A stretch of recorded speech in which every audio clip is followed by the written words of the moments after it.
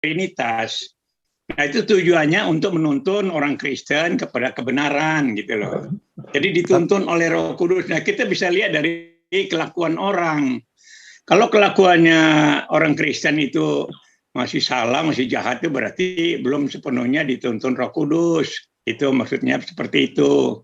Tapi kalau kita konsisten dituntun Roh Kudus, pasti bicaranya juga baik-baik, perbuatannya juga yang baik-baik. Itu aja ukurannya sederhana kok. Oh, Karena berarti judulnya kekuasaan Roh Kudus, Gurunda.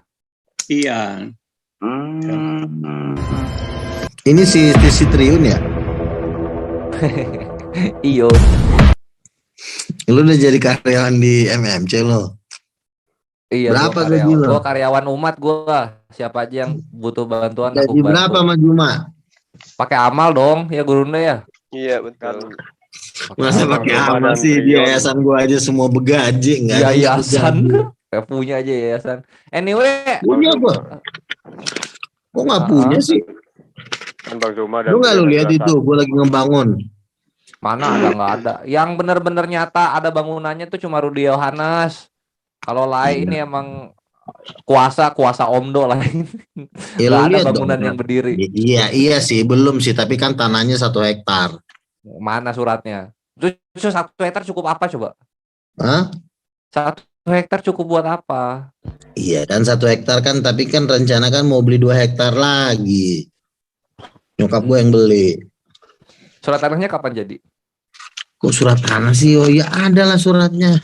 Masa mau ditunjukin? Ya tunjukin lah. Atas nama siapa surat tanahnya gitu loh. Di atas nama Lugahon Tambunan lah orang itu. Wah, pribadi dong. Ini udah menyalahi aturan kalau kayak gini. Apanya? Surat tanah dengan nama atas nama yayasan. Iya, kan ketahuan bohongnya. Bentar lagi coy, santai aja. Aduh. Yang penting kan tanah udah punya sendiri, bukan minjam. Rencana gue mau bikin festival lagu rohani Tanah Batak. Tanah Batak. Berarti Tapanuli doang ya? Aku ikut ya. Boleh. Posisi di mana nih? Ya. Habis itu konser lagi. Karena Tapanuli doang ya? Aku ikut ya. Karena gini, gue itu kan bergandengan dengan tanah-tanah keluarga gue juga. Itu total tuh habis total tuh 100 hektar. 100 hektar. Jadi nampung 2 juta orang bisa di situ, 3 juta. Bahaya. Gurunda.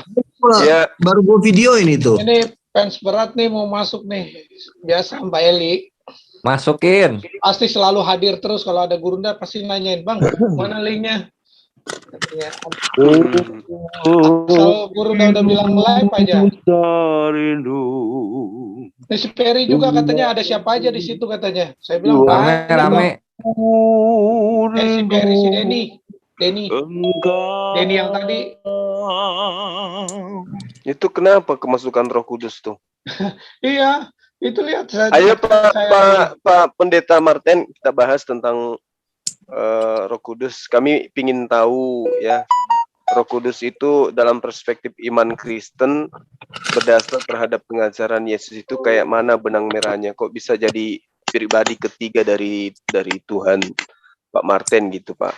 Silakan. Iya. Jadi begini, kita kembali kita lihat contoh dari kehidupan orang Yahudi saja, karena pertamanya berangkat dari sana. Pertama orang Yahudi itu diberi hukum Taurat, lalu rabi-rabinya membuat tambahan dengan syariat agama. Maksudnya supaya lebih afdol menaati hukum Taurat, begitu kan? Tapi ternyata dalam kehidupan mereka ini, mereka tidak sepenuhnya bisa menjalankan itu. Kalau ritual agamanya mereka lakukan, orang Yahudi itu sungguh-sungguh melakukan ritual agama. Tetapi dalam kehidupannya setiap hari, di sana ada melencengnya itu di situ. Makanya itu yang sering dikatakan bahwa mereka keras kepala itu karena mereka ibadahnya jalan, rutin, jalan biasa. Tapi dalam kehidupan setiap hari itu yang salah. Yang makanya banyak sekali orang bilang ada porno segala macam, itu karena menghina sikap-sikap yang tidak bergantung kepada Tuhan. Itu. Jadi disebut sebagai perjinahan rohani gitu. Itu yang sering munculkan dalam perjanjian lama. Itu sebenarnya karena sikap-sikap hidup yang tidak konsisten dengan kehendak Tuhan. Artinya bahwa karena mereka waktu itu belum ada Roh Kudus, artinya mereka masih menjalankan agama itu berdasarkan akalnya, berdasarkan kekuatan mereka sendiri. Itu persoalannya di situ. Lalu yang datang Yesus menggenapi itu. Menggenapi itu berarti pertama, dia membebaskan kita dari kuasa dosa dulu. Artinya kecenderungan kuasa dosa itu kecenderungan hati manusia yang selalu membuahkan kejahatan. Itu yang diampuni, ditebus oleh Yesus supaya kita mulai dari satu kehidupan baru yang dituntun oleh Roh Kudus gitu. Nah, Roh Kudus itu menuntun kita ke dalam seluruh kebenaran. Ya, pertama tentu Bapa sebagai pencipta, lalu anak firman yang menjadi manusia untuk penebusan dosa. Lalu setelah orang percaya kepada Yesus yang menebus dosa, dia dikaruniakan Roh Kudus. Jadi setelah dibaptis itu dikaruniakan Roh Kudus supaya dituntun oleh Roh Kudus. Jadi tidak sepenuhnya lagi menjalankan kehidupan ini berdasarkan jalan pikirannya sendiri. Itu maksudnya itu begitu. Nah, kita sering salah, sering meleset dalam hidup ini karena kita bergantung pada akal pikiran kita sendiri yang terbatas. Makanya Roh Kudus datang untuk menuntun kita supaya kita berani melakukan hal yang benar walaupun mungkin kita dirugikan juga gitu. Tapi kita berani karena iman kita percaya Tuhan Yesus, karena Tuhan Yesus itu terlibat dalam seluruh kehidupan kita. Jadi walaupun kita misalnya dianiaya orang atau diperlakukan tidak adil, itu urusannya bukan kita, urusan dengan Tuhan Yesus. Nah, itu hanya bisa dikuatkan oleh Roh Kudus. Bahwa kita harus percaya penuhnya akan keterlibatan Tuhan dalam seluruh kehidupan kita, sehingga kehidupan orang Kristen itu hanya melakukan hal yang baik-baik saja. Itu maksudnya Roh Kudus itu ke sana. Jadi tidak boleh orang Kristen melakukan hal yang salah. Gitu. Nah, bagaimana kita bisa melakukan yang benar? Kita membuka diri kita untuk dipenuhi oleh Roh Kudus, dituntun oleh Tuhan. Artinya begini praktiknya, kalau misalnya kita menghadapi sesuatu masalah dalam hubungan dengan sesama yang lain, kita kan namanya manusia itu kan ada keterbatasan kesabaran, perasaan kan gitu ya. Nah, disinilah supaya kita jangan sampai berbuat dosa, kita minta buka diri, Tuhan tolong saya, Roh Kudus bekerja supaya saya tidak melakukan hal yang salah. Nah, di situ ada pekerjaan Tuhan yang merubah hati pikiran kita sehingga kita tidak dikuasai oleh hawa nafsu itu. Kita bisa diredam hawa nafsu itu sehingga kita bisa sabar, bahkan kita bisa mengalah. Nah, itu pekerjaan Roh Kudus itu seperti itu dalam kehidupan orang Kristen. Sehingga kita bisa berjalan dalam kehidupan yang benar. Nah, kira-kira gambaran sekilasnya itu seperti itulah. Baik, mungkin Adinda Slayer mau kasih tanggapan? Oh ya, boleh Gurunda. Silakan Dek. Yang menarik ini dari tadi Bapak Martin Narle yang kami cintai membahas mengenai fungsinya Roh Kudus gitu. Iya. Yang aku pengen tahu, kata Leluga itu Roh Kudus memberikan kuasa, memberikan mujizat kepada kekristenan.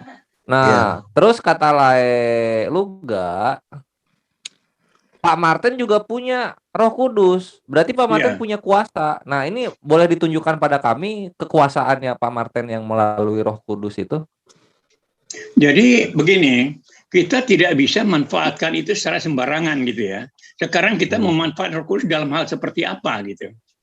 Yang saya alami sendiri bahwa kalau saya menghadapi tantangan, masalah yang harusnya yang mengganggu perasaan saya, di mana secara manusiawi saya bereaksi yang salah, yang jahat, itu saya minta diredam oleh Roh Kudus gitu. Itu kira-kira seperti itu. Oh, gitu. Jadi kuasanya Roh Kudusnya Pak Martin cuma meredam emosi ya? Antara lain, supaya dia menuntun kita ke dalam seluruh kebenaran gitu loh. Kalau Leluga dia bisa melalui kuasa Roh Kudus bisa bolak-balik neraka surga loh. Itu pengalaman pribadi masing-masing. Salah satunya terserah pribadi masing-masing ya. Begini, Roh Kudus itu banyak sekali apanya karunianya ya. Misalnya dia memberikan keberanian, dia memberikan sukacita. Sukacita yang diberikan Roh Kudus ini beda sama sukacita manusia. Sukacita manusia itu terbatas, ya kan? Makanya orang manusia itu suka gampang takut, ya. Sering gue ngeliat di video baru didatangin pocong, padahal baru pulang dari musola itu sampai kencing di celana, sampai menjerit-jerit. Kenapa sampai bisa setakut itu? Nah itulah, kalau ada Roh Kudus di dalam hati kita, ada penampakan pun kita malah, yang ada malah kita ngeludahin setan gitu loh. Itulah ada keberanian yang dari Tuhan. Tapi sering gua lihat, mau ustadz, mau anak pulang-pulang dari masjid itu ada penampakan sedikit, itu udah menjeritnya bukan main. Kenapa sampai setakut itu? Itu penyebabnya karena nggak punya Roh Kudus gitu loh. Itu salah satu ya. Lalu Roh Kudus juga memampukan kita untuk melihat hal-hal yang seperti hal-hal kerajaan sorga, seperti melihat malaikat, seperti melihat Tuhan. Nah, ini yang bisa memampukan ini hanya Roh Kudus. Makanya Anda tidak akan pernah mendengar cerita seorang ustadz melihat Tuhan duduk di atas tahta, melihat cerubim, melihat serafim, atau melihat para malaikat. Itu nggak akan pernah Anda dengar seumur hidup Anda. Karena kenapa? Jawabannya tadi, karena tidak punya Roh Kudus. Tapi kalau misalnya orang yang punya Roh Kudus, oh yang kayak gitu mah udah tiap hari kali dilihat sampai bosan. Ini lah kalau misalnya di kita tuh ya kan, kalau di kita karomah ya, kalau karena masa-masa mujizat itu berakhirnya di zaman kenabian. Jadi untuk orang-orang alim ulama yang mempunyai ilmu tinggi namanya karomah dia. Nah, salah satunya tuh kayak Sunan Kalijaga. Ketika ingin nyebrang dari Sumatera ke Pulau Jawa, Pulau Jawanya dilambaikan tangan kan mendekat ya, mendekat ke Sunan Kalijaga yang ketika itu di ujung Sumatera. Nah, itu tuh disaksikan orang-orang gitu lah. Nah, lah ada kuasa yang disaksikan orang-orang nggak melalui Roh Kudus ini? Makanya begini, salah satu contoh mujizat yang berbuat adalah Roh Kudus. Karena ada juga orang yang tidak mau menggunakan kuasa Roh Kudus, tapi bisa membuat mujizat juga kan? Seperti yang Anda bilang tadi kan, Sunan Kalijaga atau siapalah namanya itu, bisa juga membuat mujizat. Tapi perlu Anda ketahui bahwa di dalam dunia ini cuma ada dua kuasa, kuasa Roh Kudus dan kuasa iblis, atau kuasa Beelzebul. Nah, ya, jadi Yesus yang ngomong ya, bukan saya. Cuma ada dua. Aku mengusir kamu dengan kuasa Roh Allah, Matius 12:28. Lalu ahli Taurat menuduh Yesus mengusir setan dengan kuasa Beelzebul. Berarti cuma ada dua kuasa di muka bumi ini. Cuma yang dua ini yang melakukan. Bukan 3, bukan 4, bukan 5, cuma 2. Harusnya 3 dong. Yang satu itu dari iblis, artinya sumber kuasanya dari iblis. Kan kalau dari kekristenan ya Bapa, Putra, Roh Kudus. Iya, kuasa Bapa, kuasa Yesus itu tinggalnya di dalam Roh Kudus. Roh Kudus itulah kuasa, di dalam Roh Kudusnya ada kuasa itu. Berarti Roh Kudus itu ada 3 kuasa, sedangkan iblis 1 kuasa. Berarti kalah dong yang 3 kuasa sama 1 kuasa. Iblis cuma punya 1 kuasa, bisa ngimbangin yang 3. Kuasa Bapa dengan kuasa Yesus itu bukan kuasa yang berbeda. Iya. Paham nggak? Paham. Kuasanya Bapa itu namanya Roh Kudus. Kuasa Yesus namanya Roh Kudus. Itu bukan kuasanya 2 kuasa, bukan. Itu 1 kuasa. Roh Kudus, Bapa dan Yesus 3 kan lawan 1 iblis. Setara ternyata iblis lawan 3 ini. Kuasa Yesus sama kuasa Bapa lebih besar mana? Lebih besar siapa? Nggak tahu. Kuasa Bapa dengan kuasa Yesus lebih besar mana? Kuasa Yesus dong. Bapa kan cuma julukan. Salah. Kuasa Bapa dengan kuasa Yesus itu sama, karena yang melakukan itu 1 pribadi yang namanya Roh Kudus. Nah itu kan gitu. Udah bergabung menjadi 1 pribadi pun nggak bisa melebihi kuasanya iblis. Iblis cuma 1. Ada dibantu sama Roh, ada dibantu sama Bapa. Sejak kapan iblis bisa menang melawan Roh Kudus? Sejak kapan? Tadi kata lain ada 2 kuasa. Kalau nggak dari Roh Kudus ya dari iblis berarti. Berarti sama-sama berkuasa. Nah sekarang Roh Kudus dibantu Bapa sama Yesus kuasanya. Berarti 3 lawan 1. Bukan dibantu, kan? Bukan dibantu. Nggak ada sejarahnya Bapa membantu Roh Kudus tuh nggak ada. Bapak ngapain? Bapak itu cuma memerintah, mengutus Roh Kudus. Tapi yang membuat mujizat itu bukan Bapa, Roh Kudus itu sendiri. Dengan kuasa Yesus. Bukan, Bapak ini cuma nyuruh. Setelah nyuruh, udah Bapak nggak bikin apa-apa lagi sampai kapanpun. Yesus. Nah, yang memecahkan kepala setan itu Roh Kudus. Yesus. Yesus itulah yang berkata-kata, misalnya gini kan Yesus ngomong dulu nih, gue pecahin pala lo, baru Roh Kudus mecahin palanya iblis. Yesus kan cuma ngomong. Kalau misalnya Yesus Tapi yang ngomong Roh Kudus benar-benar yang mecahin nurut palanya gimana? iblis itu adalah Roh Kudus. Oh. Nah itu, kalau iblis enggak, iblis semuanya sendiri. Iya, itulah iblis tolongnya dia. memerintah, iblis ngomong-ngomong, iblis pakai kekuatannya sendiri gitu. Ini Makanya kan kalau dia ini kan enggak tiga. Kalau misalnya Bapak nggak memerintah, Roh Kudus nggak jalan. Kalau Bapak betul, memerintah, tapi Yesus nggak kalau ngomong, misalnya Roh Kudus Roh juga nggak Kudusnya nggak bergerak, jalan. Bapak juga nggak gini. Kalau Roh Kudus nggak mau bergerak nih, misalnya Roh Kudus nggak mau bergerak, Bapak juga nggak bisa ngapa-ngapain. Itu dia kan, makanya saling ketergantungan ketiga ini tuh. Iya, makanya disebut iblis cuma satu aja Tritunggal. udah bisa. Makanya Tritunggal, karena ketiganya saling ketergantungan. Itu dia, iblis nggak pakai ketergantungan, iblis ya kuasa Iya, aja suka-suka dia lah ya, mau dia nggak tergantung, dia nggak digantung nggak masalah. Yang penting dia kepalanya udah dipecahin sama Roh Kudus. Tapi masih ada orang-orang kayak dukun-dukun itu pakai bermujizat atas kuasa iblis. Itu Beelzebul, itu Beelzebul, dukun-dukun tuh Kasihan si Beelzebul. iblis ini, kepalanya dipecahin terus sama Iya, gini. Kalau tapi dipecahin dukun masih hidup loh. Ini kuasanya masih ada sampai sekarang. Coba iya, kalau Yesus makanya kan iblis kan nggak bisa naik ke sorga. Bisa nggak iblis naik ke sorga? Mau diinjak palanya sama Gabriel. Nanti kan nanti perang berontak pakai naga-naga itu kan iblis itu. Itu udah terjadi bro, itu past tense. Oh sekarang, nanti nggak akan ada lagi ya? Enggak, itu udah terjadi. Itu juga terjadi sebelum dijadikan. Jadi gini, bentar ya. Roh Kudus itu tidak pernah meminta kuasa kepada Bapa, nggak pernah. Lalu Roh Kudus membuat mujizat dari mana? Dari dirinya sendiri. Itulah menunjukkan bahwa Roh Kudus itu Tuhan. Karena berarti Bapak ngapain perintah-perintah dong? Iya, makanya kan gue udah bilang Bapak itu memang kelebihannya di pikiran, di ide. Dia bisa merancang, dia bisa mengarahkan. Kalau Roh Kudus kelebihannya bukan di ide, tapi di kuasa, di power. Jadi Bapak tugasnya cuma mengarahkan doang. Berarti Roh Kudus mempunyai kuasa, cuma nggak tahu buat apa. Iya, makanya dia dituntun oleh Bapa. Sama seperti tangan lo nih. Yang nuntun tangan lo kan pasti otak lo. Nggak mungkin tangan lo nonjok sendiri, kan enggak.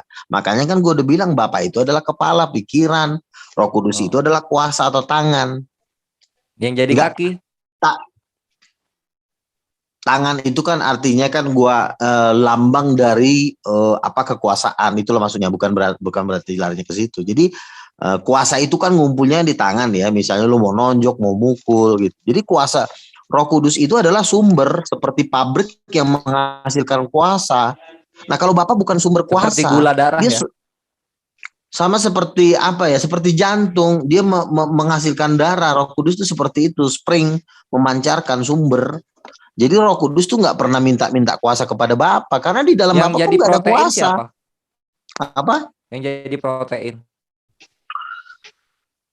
Nggak nyambung pertanyaan lo. Kan Roh Kudus seperti jantung, Bapa seperti otak, yang jadi protein. Artinya siapa? Begini, artinya Roh Kudus itu menghasilkan kuasanya sendiri dari dirinya sendiri, bukan dari Bapa, bukan dari Yesus. Iya, cuma dia nggak tahu kan itu kuasanya buat apa, tujuannya buat apa dia ngeluarin kuasa, kan gitu. Iya, kayak angin topan aja jadinya. Iya, makanya Bapa lah yang mengarahkan. Makanya ketiga ini tidak bisa bergerak sendiri, harus ketiganya bersama-sama. Lalu kalau Yesus apa? Dia adalah sumber cahaya. Dia bukan sumber kuasa, sumber cahaya. Nah, Bapa bukan sumber cahaya, bukan. Bapa itu cuma Bapak tuh ibarat kata tuh kalau di dalam kalau di dalam misalnya dunia bangunan, Bapak tuh arsiteknya, cuma bisanya merancang. Lalu rancangan itu dibeli oleh misalnya kontraktor. Nah, kontraktor itulah yang menyelesaikan rancangan itu. Seperti jadi kuli itu. Siapa? Yang kuli itu kan artinya yang melakukan tindakan-tindakan itu. Berarti Yesus dong. Oh. Yesus itu kan artinya dia cahaya. Kalau cahaya itu kan menerangi. Cahaya sama kuasa beda nggak? Apa bedanya cahaya? Apa bedanya cahaya sama kuasa? Mungkin Anda belum sanggup menjabat. Atau cahaya dengan api apa bedanya? Ya coba Bang Luga jelasin. Ya, Api cahaya apa? itu menerangi. Cahaya apa? Cahaya itu sifatnya menerangi. Kalau api bukan menerangi, walaupun dia menghasilkan terang, tapi api itu sifatnya menghanguskan, menghancurkan, membakar. Tapi kan ini loh Bang Luga, Yesus itu ke dunia kan untuk melakukan pekerjaan yang diperintahkan. Berarti dia kuli. Kan ya, saya sesuai dengan bilang sumber ide itu adalah Bapa. Bapa itu cuma, perhatikan ya, Ya, kalau Anda membaca ya Bapak Alkitab. arsitek, Yesus tukang. Yohanes 17 Bukan. pasal 4. Gini, Jadi apa dah? Gini, kan Anda bilang, ajaranku bukan dari diriku. Aku melakukan kehendak Bapakku. Artinya apa?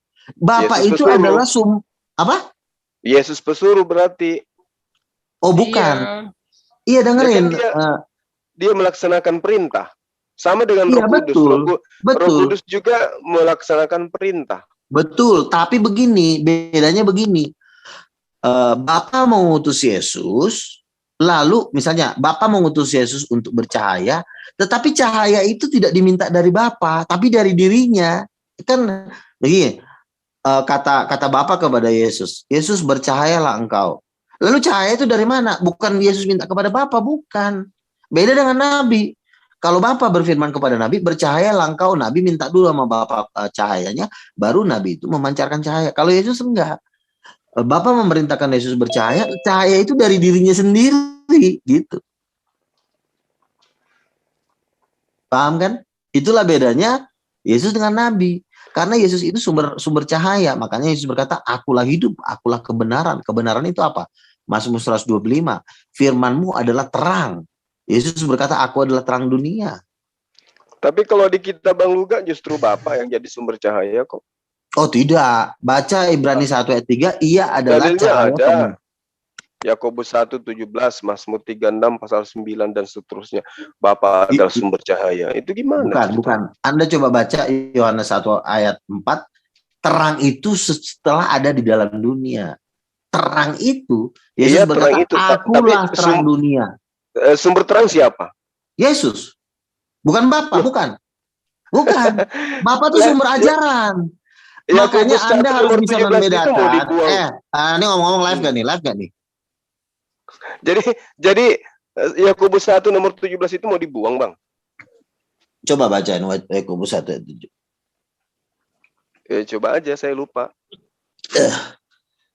Jadi gini, makanya kan saya bilang, kita kalau membaca ucapan Yesus itu harus teliti. Jangan koma. Bisa nggak baca koma bisa bahaya, bisa langsung ke neraka. Nggak lupa baca koma bisa ke neraka.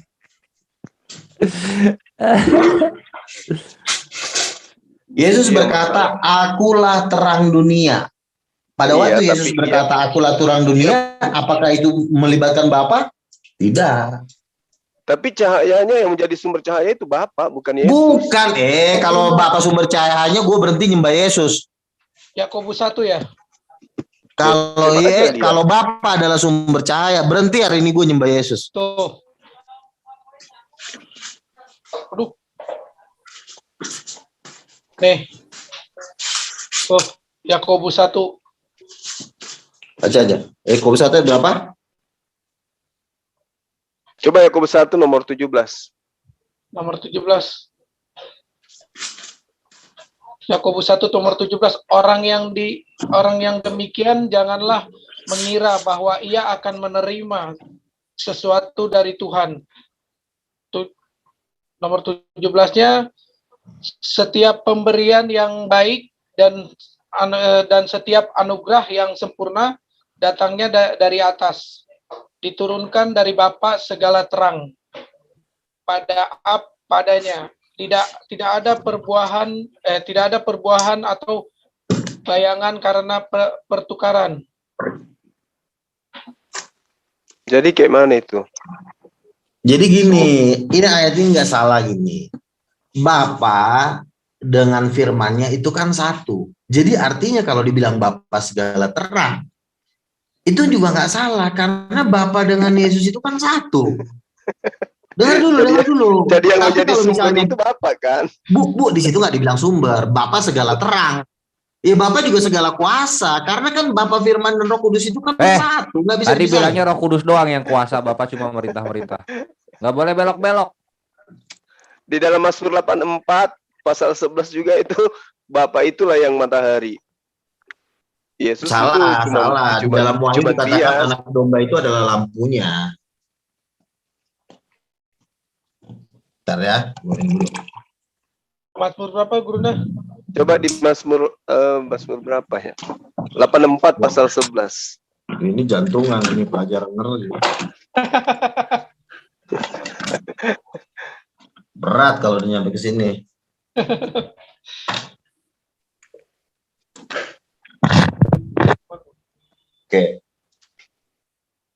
Oke, saya jelasin dulu ya. Mungkin ada mau dijelasin sama Pak Martin, silakan Pak. Oh, silakan Pak Martin. Menambahkan argumentasi dari Bang Luga yang luar biasa ini. Silakan Pak.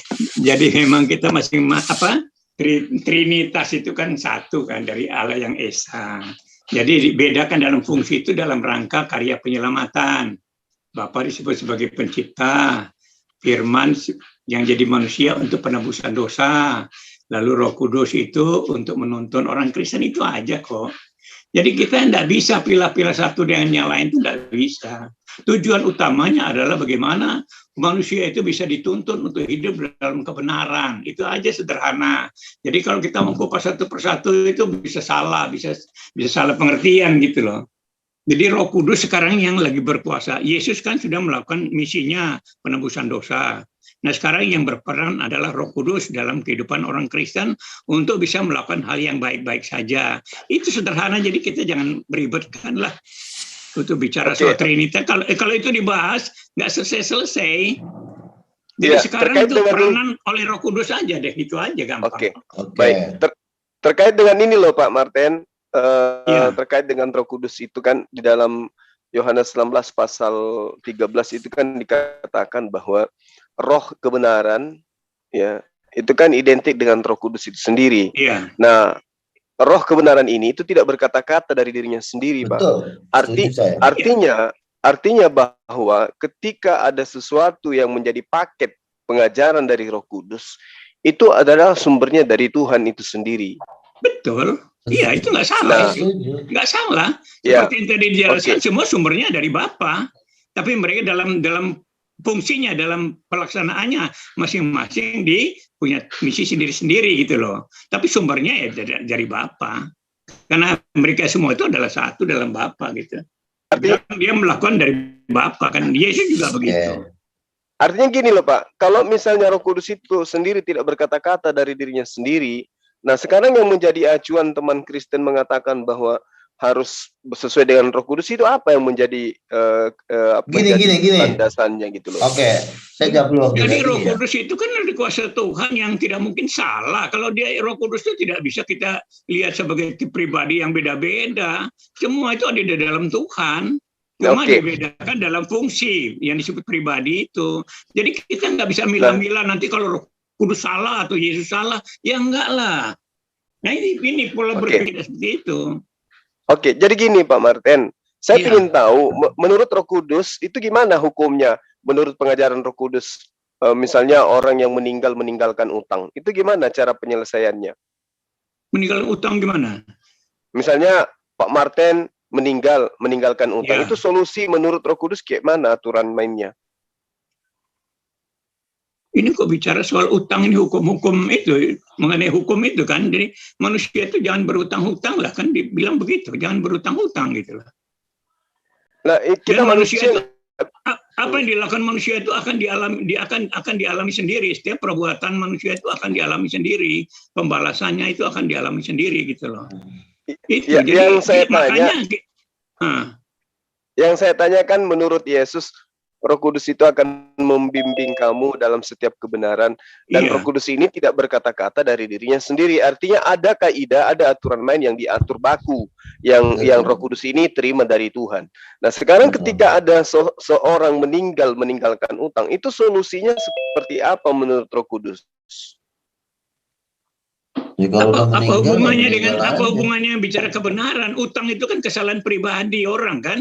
Apa hubungannya urusan dengan Tuhan? Jadi gini Pak Martin, Roh Kudus itu menurut Yesus, dia akan datang mengajarkan segala sesuatu yang terkait dengan hukum-hukum, keadilan, dan penginsapan dunia akan dosa. Itu bisa kita Iya. lihat di dalam Yohanes 16 pasal 7 sampai pasal 15. Artinya bahwa Roh Kudus itu kita tidak bisa berasumsi bahwa harus berhikmat dan seterusnya. Ada aturan main. Kenapa? Sang Roh kebenaran itu memiliki ciri-ciri. Apa ciri-cirinya?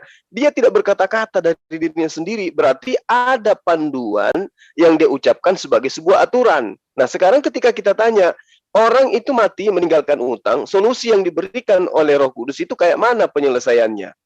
Ya suruh keluarganya yang bayar. Yang suruh berutang itu siapa? Yang suruh utang itu siapa? Ya kan istilahnya gini loh Pak. Kita dituntun dalam semua kebenaran. Nah, kebenaran yang kita cari di sini itu gimana ceritanya kemudian orang yang meninggal membawa utang itu supaya dia memperoleh kebenaran menurut Roh Kudus, aturan mainnya kayak mana gitu. Ya, kalau dia sudah mati, kalau sudah meninggal, ya nggak ada lagi yang perlu dibahas. Itu yang hutangnya gimana Bang Luga? Ini tidak menuntut. Ya orang udah meninggal, ngapain dibahas lagi? Lu tukar korek aja kuburannya. Masa gitu solusinya Roh Kudus, padahal dia nuntun kepada setiap kebenaran gimana iya, sih? kan orang ya, Roh Kudus itu kan menuntun saat orang itu hidup. Roh Kudus kan pasti bilang, utangmu bayar. Kalau dia nggak taat, dia mati, ya itu salahnya dia. Tapi kan Roh Kudus sudah ngajarin, utang itu nggak boleh utang, kan gitu. Iya, tapi ketika dia masih hidup, dia nggak bisa bayar gitu loh. Karena kondisi ada kondisi yang menyebabkan dia itu tidak mampu untuk membayar itu. Nah, ketika jadi kita bicara tentang yang diberikan oleh Roh Kudus itu kayak mana? Ini bicara kan tentang kesalahan manusia itu bermacam-macam. Kita nggak bisa lihat menurut kacamata kita lihat yang kita lihat saja. Itu ada kaitan satu dengan yang lain. Jadi yang tahu itu Tuhan gitu loh. Kita manusia ini hanya melihat apa yang bisa kita nampak untuk kita. Jadi tapi kalau kita misalnya Saudara Juma bicara soal sampai mendetail begitu, ini jatuh masalah yang memang kita nggak bisa bahas itu. Itu masalah pribadi dengan Tuhan. Gini loh Pak, Yesus itu memberitakan sebuah kabar kepada murid-muridnya ketika Yesus itu akan terangkat ke sorga, kan gitu. Nah, muridnya dia katakan, kamu jangan bersedih, akan datang roh penolong, roh kebenaran. Ia akan memimpin kamu ke dalam seluruh kebenaran. Artinya, ketika kita berbicara mengenai kebenaran, hal yang paling prinsip dalam hidup pasti diatur oleh Roh Kudus. Nah, ini yang saya tanya. Betul. Ketika orang itu merasa benar, lalu kemudian meninggalkan utang, itu gimana solusinya menurut Roh Kudus? Tuhan tidak pernah nyuruh utang. Tuhan bilang jangan berhutang. Kepada siapapun jangan berhutang gitu loh. Tapi di sini dijelaskan, ia akan memimpin kamu ke dalam seluruh kebenaran. Kalau dia dipimpin kebenaran, berarti dia tidak berhutang. Karena Tuhan larang berhutang gitu loh. Kan terlanjur, Pak. Dalilnya? Lakukan itu berarti dalilnya di mana, Pak? Pak Martin mungkin bisa tunjukkan. Bisa tunjukkan dalilnya larangan berutang. Iya, ada. Larangan tidak. Jangan kamu berhutang dengan siapapun. Itu. Ada dalilnya? Ada. Coba ditunjukkan, Bang. Kita cari dulu. Jadi begitu. Jangan berhutang pada siapapun, itu ada. Jadi kalau coba tunjukkan dalilnya. Karena kalau yang saya tahu di dalam kitab Abang ini, Pak Martin, itu diajarkan prinsip-prinsip berniaga. Itu diajarkan, Pak. Kalau kita berbicara mengenai prinsip berniaga di dalam gospel, berarti itu tidak lepas daripada utang piutang. Itu ada. Artinya kalau sahabat saya ini mengatakan tidak boleh berutang, di mana dalilnya itu? Itu nggak pernah saya temukan. Saya juga belajar Bible dan saya bertahun belajar Bible. Saya tidak pernah menemukan ada larangan berutang di dalam kitab Anda. Yang ada adalah bagaimana kemudian berniaga yang baik itu diajarkan. Nah, sekarang ketika orang ini lagi berniaga dengan baik, lalu kemudian dia meninggalkan utang, solusi yang diajarkan oleh Roh Kudus menurut pemahaman sahabat Kristen yang selalu berhikmat, mengajarkan ini dan itu seperti apa? Karena kami sebagai orang Muslim, mohon maaf saya harus katakan, Roh Kudus yang dimaksud di situ adalah makhluk gaib yang datang kepada seorang penolong, di mana penolong ini menerima suatu kabar tentang pewahyuan di mana Roh Kudus ini tidak berkata-kata darinya sendiri, tetapi apa yang disampaikan adalah aturan main dari Tuhan yang disampaikan kepada penolong lain untuk dijabarkan kepada manusia, sehingga hukum-hukum itu nyata. Hukum perniagaannya ada, hukum pewarisannya ada, hukum bernegaranya ada. Nah, ini kalau kita berbicara mengenai Roh Kudus perspektif Kristen, menghadapi masalah seperti ini belepotan jadinya. Roma 13 ayat 8, silakan baca. Ya, apa yang diterangkan di situ, Pak? Janganlah kamu berhutang apa-apa kepada siapapun juga, tetapi hendaklah kamu saling mengasihi. Sebab barang siapa mengasihi sesamanya manusia, ia sudah memenuhi hukum Taurat. Jadi mengasihi itu memenuhi seluruh hukum Taurat dan kita para nabi. Kita para nabi dan hukum Taurat itu dijawab oleh kasih. Kalau Anda mengasihi orang, Anda tidak akan berhutang apapun. Tidak punya masalah dengan sesamanya. Itu tekanannya di sana gitu loh. Iya, ya? Tapi data sebelumnya kan ada, Pak. Bayarlah kepada semua orang yang harus kamu bayar. Artinya bayar kepada kaisar, bayar kepada Tuhan apa yang punya Tuhan, kan begitu kan? Iya, betul. Pajak kepada orang yang berhak menerima pajak, cukai kepada orang yang berhak menerima cukai, rasa takut kepada orang yang berhak menerima itu.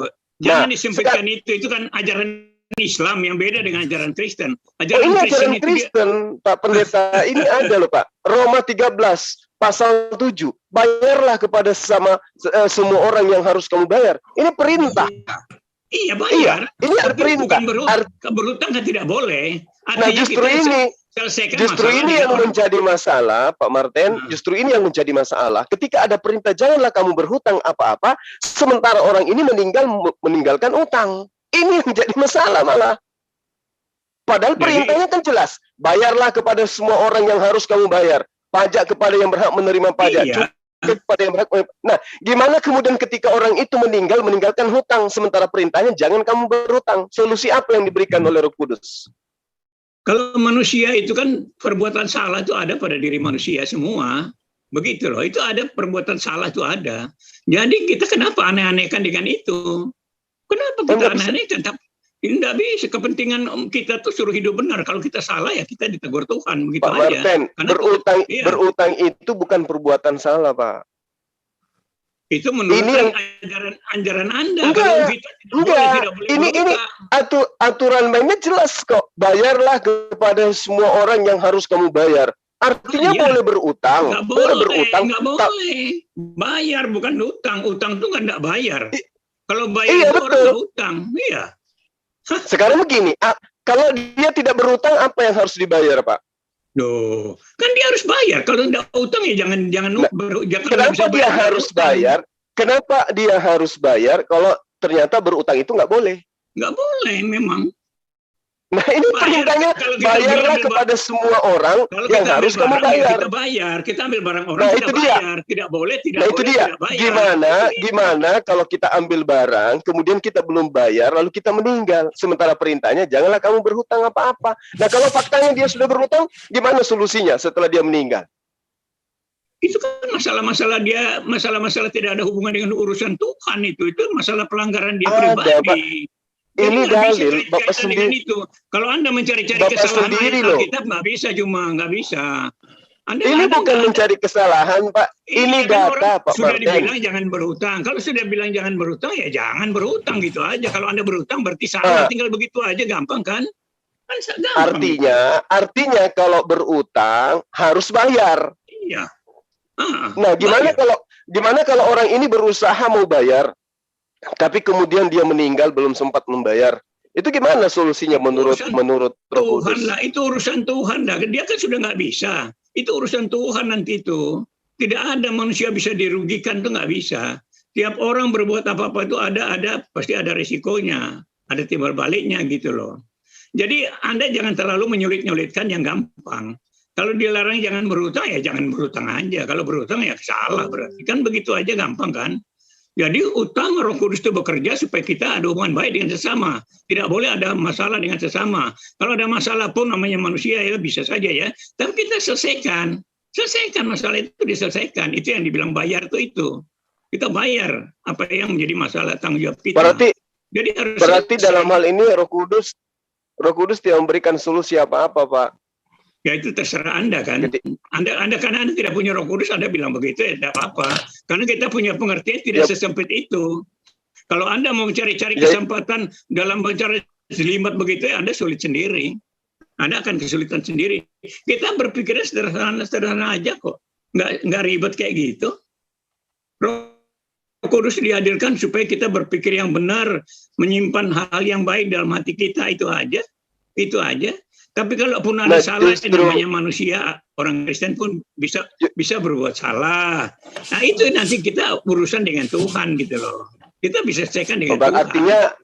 Artinya dalam hal ini Roh Kudus tidak memimpin dalam kebenaran. Roh Kudus versi Bapa. Karena nggak bisa kasih solusi gitu. Namanya manusiawi itu kadang-kadang begini, manusia itu punya kelemahan. Jadi melalui kesalahan kita, Tuhan juga telanjangi itu di muka kita gitu loh.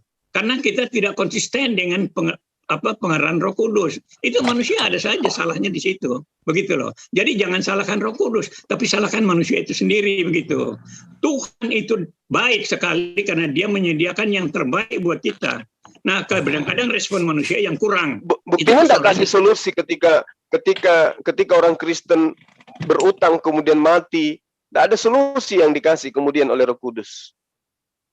Ya orang Islam juga banyak yang begitu kan banyak. Lalu apa selesainya di mana? Orang Islam mati-mati kalau banyak kan, apalagi boleh berhutang. Misalnya, bagaimana orang Islam kalau bapak, coba Anda jelaskan kalau tentang Islam bapaknya sendiri. ngutang, anaknya yang bayar, gitu aja kok susah amat sih Juma. Itu bisa Jadi coba Anda ribet sendiri. Apa sih sebenarnya yang ditanya si Juma ini? Orang Islam itu tidak mati bawa utang. Jelas. Apa orang Islam itu kalau mati tidak bawa utang? Anda ngomong begitu, jangan hanya orang Kristen aja. Ini kan hal-hal yang biasa dalam kehidupan manusia. Tanya yang lain. Ini kayaknya nggak jelas nih bicara. Iya tanya kan? Yang lain Kenapa aja. Bang? Gak usah ngomongin utang. Mending kamu tanya tadi itu benar. Ngomongin doktrin aja. Misalnya kan kamu bilang gini kan. Roh Kudus menerima arahan. Gini. Roh Kudus menerima kata-kata dari Bapak. Betul. Roh Kudus diperintah Bapak, betul. Tapi satu doang yang tidak bisa dilakukan oleh Bapak. Apa yang tidak bisa dilakukan oleh Bapak? Yaitu memberikan kuasa kepada Roh Kudus, itu nggak bisa dilakukan oleh Bapak. Satu-satunya yang nggak bisa dilakukan oleh Bapak di alam semesta ini adalah memberikan kuasa kepada Roh Kudus. Karena Bapak nggak punya apa-apa untuk diberikan kuasa kepada Roh Kudus. Itu doang. Tapi kalau Bapak memerintah Roh Kudus, benar. Bapak mengajari Roh Kudus, benar. Tapi kalau Bapak memberikan kuasa Roh Kudus, itu doang satu-satunya yang tidak bisa dilakukan oleh Bapak. Disitulah menunjukkan bahwa Roh Kudus itu Tuhan. Enggak bisa dianggap sebagai Tuhan, Bang. Enggak boleh. Karena sekarang mana ayatnya Bapak memberikan kuasa kepada, tidak ada ayatnya Bapak memberikan kuasa kepada Roh Kudus, itu enggak ada. Karena Roh Kudus itu sumber kuasanya. Itu. Gimana ceritanya Bang Luga? Lawang murid-murid Yesus aja nggak tahu apa itu Roh Kudus, Bang. Loh kan sudah diajarin. Coba baca dalam Kisah Para Rasul 19 pasal 2 itu. Ya itu kan yang kan kamu gitu. Perlu dengerin adalah ucapan Yesus, bukan pendapat orang. Itu kan pendapat orang. Kami belum pernah mendengar, ya wajar mereka belum belajar, mungkin belum belajar pelan-pelan, belum mengerti banget. Gitu loh. Yang pasti itu adalah ucapan Yesus. Yesus berkata, aku akan memberikan Roh Kudus kepadamu. Nah, masalah orang yang nggak ngerti itu salahnya dia, bukan salah Yesus. Kita kan ngikutin standar omongan Yesus, bukan omongan standar orang. Kisah Para Rasul cuma menjelaskan bahwa ada orang-orang yang bingung tentang Roh Kudus itu yang mana. Itu benar, memang ada orang bingung. Jangankan hari ini juga banyak orang yang bingung Roh Kudus itu sebenarnya apa sih. Tapi kan Rasul Petrus kan berkata, aku akan menumpangkan tangan lalu Roh Kudus turun. Berarti Rasul Petrus ngerti. Nah kalau yang ditumpangin tangan nggak ngerti, ya wajar lah. Orang tukang sate mungkin mereka nggak ngerti Roh Kudus. Yang penting kan Petrus dan dengan 12 rasulnya kan ngerti kan. Bahkan Petrus berkata, aku akan menumpangkan supaya Roh Kudus turun. Paulus pun Roh Kudus turun pada waktu aku berdoa. Nah lalu murid-murid yang mana nih? Murid-murid yang di luar 12 rasul. Kami belum pernah mendengar kalau Roh Kudus ada. Karena kenapa? Karena Di zaman perjanjian lama itu memang disebutnya Roh Allah. Jadi mereka mungkin ada sebutan baru Roh Kudus, mereka mungkin bingung. Jadi mereka bilang nggak pernah kami dengar gitu. Simpel aja. Jadi gini loh Bang Luga, kalau misalnya kemudian teman-teman Kristen menganggap Roh Kudus itu adalah Tuhan itu sendiri, ya harusnya kalau kita berbicara mengenai data yang ada di dalam kitab Anda, kita lihat di dalam Matius 3 pasal 16 sampai 17, Markus 1 10 sampai 11, Lukas 3 pasal 21 sampai 2, Yohanes 1 ayat 3 pasal 32. Di situ dijelaskan setelah Yesus itu dibaptis baru ada pesertaan Roh Kudus kan? Iya kan? Bukan, artinya begini. Waktu Yesus saja lahir dari Roh Kudus. Roh Kudus akan turun maka Maria hamil. Nah, tetapi artinya itu kan bahasa baru ya. Artinya karena Yesus sudah resmi menjadi memulai pelayanannya, maka dikatakan Roh Kudus turun. Itu secara simbolik aja, bukan berarti Roh Kudus sebelumnya. Nah, itu dia Yesus. Itu artinya kan secara simbolik pada waktu Yesus faktanya dibaptis. Begitu, datanya begitu, Bang. Bukan, Yesus itu pun lahir dari Roh faktanya Kudus. Begitu. Nah, kalaupun dikatakan Yesus lahir dari Roh Kudus itu karena Maria ini. Saya pamit dulu nih. Kenapa Pak Martin? Pak Martin, makasih Pak Martin. Pak Martin. Ya. Saya ada acara nih, saya ada acara. Maaf ya, nanti saya sambung lagi deh ya. Nanti saya nih kayaknya sementara saya juga Bang Luga dulu ya. Oke. Sementara dia Bang Luga dulu deh. Iya. Iya. Oke Pak, nanti kita ada sesi tanya jawab tentang Roh Kudus. Jadi gini Bang Luga. Mati lampu. Jadi gini Bang, yang dimaksud kemudian kedatangan Roh Kudus kepada Yesus itu kan sama. Ketika juga Zakaria penuh dengan Roh Kudus, kemudian Simeon juga penuh dengan Roh Kudus, Elizabeth penuh dengan Roh Kudus, itu sama. Tapi terkait dengan Yohanes Pembaptis, iya, terkait dengan Yohanes Pembaptis, itu dia sudah kepenuhan Roh Kudus mulai dari rahim ibunya.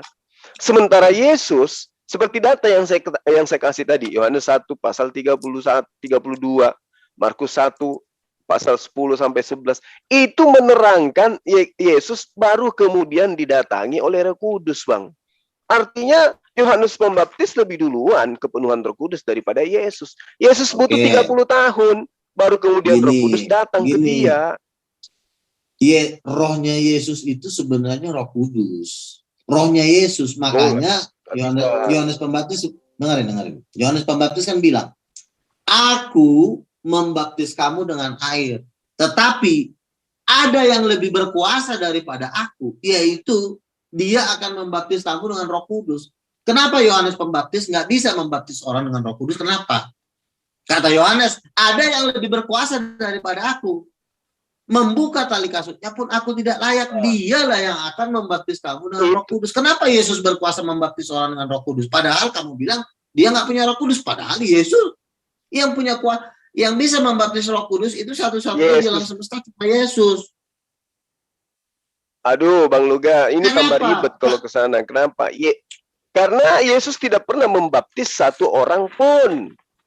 Itu masalahnya, Bang Luga. Kalau kemudian Bang Luga mengatakan bahwa iya, Yesus tidak pernah membaptis dengan apapun terhadap siapapun, gitu loh. Itu yang perlu Abang paham. Yang ada Yesus yang dibaptis. Nah, sekarang ketika berbicara mengenai Roh Kudus, di dalam kitab Anda itu nyata sekali yang dimaksud Roh Kudus itu adalah makhluk. Dan dia adalah makhluk gaib. Itu yang kemudian dikatakan bahwa Yohanes Pembaptis itu penuh dengan Roh Kudus mulai dari rahim ibunya. Sementara Yesus nanti setelah dia dibaptis oleh Yohanes, barulah makhluk gaib yang berupa Roh Kudus itu datang kepada Yesus. Enggak salah. Yang datang ketika yang datang kepada Maria itu kan kedatangannya untuk Maria, bukan kedatangannya untuk Yesus. Roh Kudus datang untuk berbicara kepada Maria bahwa dia akan hamil. Tapi dia belum bekerja dalam diri Yesus pada masa itu. Nanti bekerja pada saat dia sudah dibaptis. Itu loh, Bang. Jadi Yohanes Pembaptis kan bilang, aku yang penuh Roh Kudus nggak punya kuasa membaptis kamu dengan Roh Kudus. Tetapi ada yang datang Dialah yang punya kuasa membaptis orang dengan Roh Kudus. Artinya kenapa? Kenapa Yohanes Pembaptis yang penuh Roh Kudus tidak punya kuasa, tidak punya wewenang membaptis orang dengan Roh Kudus? Tetapi yang bisa berwewenang Hilang suaranya Bang Luka. Halo. Jelas nggak? Jelas nggak? Halo? Ya, udah. Ya. Jadi yang berkuasa membaptis orang. Hilang lagi Bang Luka. Roh Kudusnya Pak Martin kayaknya bekerja tuh. Udah belum? Ada. Masih putus. Bang Zuma mungkin ada masalah kali ya, device ya atau signal. Karena dia, Oh iya, saya di kantor Roh soalnya. Kudus. Nah, jadi gini ya. Yang berkuasa membaptis Roh Kudus itu bukan Yohanes Pembaptis, tetapi cuma Yesus. Nabi-nabi pun nggak punya kuasa membaptis Roh Kudus, makanya Yohanes Pembaptis bilang, aku membaptis kamu bisanya cuma pakai air. Tapi kalau pakai Roh Kudus gua nggak sanggup, bro. Yang bisa sanggup membaptis pakai Roh Kudus itu cuma Yesus. No, buka tali sepatunya pun gua kagak mampu, kata Yohanes. Nah, kenapa Yesus bisa membaptis orang dengan Roh Kudus? Karena Roh Kudus itu nafasnya Yesus. Masih ingat gak di Yohanes 20 tuh Yesus bilang gini, terimalah Roh Kudus, ditiup. Roh Kudus itu nafasnya Yesus. Makanya Yohanes 14 ayat 26, Roh Kudus itu turun atas namaku dan tanda tangan atas namaku. Yohanes 14 ayat 26. Jadi Roh Kudus yang turun seperti burung merpati itu cuma secara simbolik bahwa Roh Kudus ini menyertai Yesus. Bukan berarti sebelum turun dia seperti merpati, di dalam diri Yesus nggak ada Roh Kudus. Karena Roh Kudus itu bukan cuma Yesus penuh Roh Kudus, itu nafasnya sendiri. Nafasnya sendiri. Nah, sekarang masalahnya siapa? Siapa yang dibaptis oleh Yesus? Itu yang jadi masalah sekarang. Yesus tidak membaptis orang, tetapi dia menyuruh murid-muridnya untuk membaptis. Ada ayatnya. Tetapi Yesus membaptis orang dengan Roh Kudus. Tahu nggak? Bisa bedain nggak? Membaptis dengan air dengan membaptis dengan Roh Kudus? Berarti orang Kristen itu nggak punya Roh Kudus karena Yesus tidak pernah membaptis siapapun dengan Roh Kudus. Itu masalahnya. Nah, sekarang kalau Yesus tidak pernah membaptis dengan Roh Kudus, lalu siapa yang bisa membaptis dengan Roh Kudus? Yesus. Paulus aja nggak pernah membaptis kecuali 2 orang loh. Yang membaptis Paulus hanya membaptis 2 orang loh, Bang. Iya, Yesus itu dia tidak membaptis orang dengan air. Dia cuma nyuruh murid-muridnya membaptis orang dengan air. Tetapi untuk membaptis orang dengan Roh Kudus itu cuma Yesus. Makanya Yohanes 14 ayat 26, Roh Kudus yang diutus oleh Bapa dalam namaku garis bawahin. Bukan nama Paulus. Iya, berarti kan belum ada manusia di muka bumi ini selain Yohanes Pembaptis yang penuh dengan Roh Kudus. Makanya tadi Pak Martin saya tanya, makanya bingung dia. Kan faktanya gini loh Bang. Dengar dulu Bang. Yang bisa membaptis dengan Roh Kudus itu cuma Yesus. Ya. Fakta, histori menyatakan Yesus tidak pernah membaptis siapapun. Ayo. Paulus bahkan tidak pernah diperintah oleh Yesus untuk membaptis. Dia hanya membaptis 2 manusia. Ya. Coba. Paulus hanya membaptis 2 manusia. Krispus dan juga Gaius. Sementara Bang Luga, siapa yang baptis Bang Luga? Orang-orang Kristen yang ada di Indonesia ini dibaptis dengan air, tapi tidak pernah dibaptis dengan Roh Kudus. Tapi mereka mengaku penuh dengan Roh Kudus. Ketika ditanya, mereka masih bawa utang, itu gimana solusinya dari Roh Kudus? Kabur. Kenapa orang penuh dengan Roh Kudus? Karena yang baptis mereka Yesus. Makanya sebenarnya baptisan air itu adalah Yesus tidak pernah membaptis satu manusia pun. Itu dulu. Membaptis dengan Roh Kudus. Yesus tidak pernah membaptis. Kan sudah 10 kali saya bilang. Iya betul. Mau dia pakai Roh Kudus, mau pakai roh apapun. Intinya Yesus tidak pernah membaptis satu manusia pun. Titik. Kan Yesus berkata, terimalah Roh Kudus. Lalu Yesus mengembuskan nafasnya kepada murid-murid. Itu kan membaptis dengan Roh Kudus namanya. Nah, berarti murid-muridnya juga penuh dengan Roh Kudus. Berarti dia juga berarti dia Tuhan juga dong. Begini bro, kan gue udah bilang Gimana tuh, Roh Bang? Kudus ini adalah nafasnya Bapa dan nafasnya Yesus. Kalau nafas gua tiupin ke murid gua, bukan berarti murid gua jadi gua. Cuma hanya memenuhi, tetapi pemilik Roh Kudus, karena itu adalah nafasnya Bapa dan nafasnya Yesus, itu adalah pemiliknya adalah Yesus. Roh itu adalah milik Yesus. Makanya Yohanes 14:1-6, Roh Kudus akan diutus oleh Bapa dalam namaku. Kenapa dalam namaku? Karena pemiliknya adalah Yesus. Makanya ditiup Yesus. Penuh lo dengan Roh Kudus. Karena Roh Kudus itu nafasnya sendiri.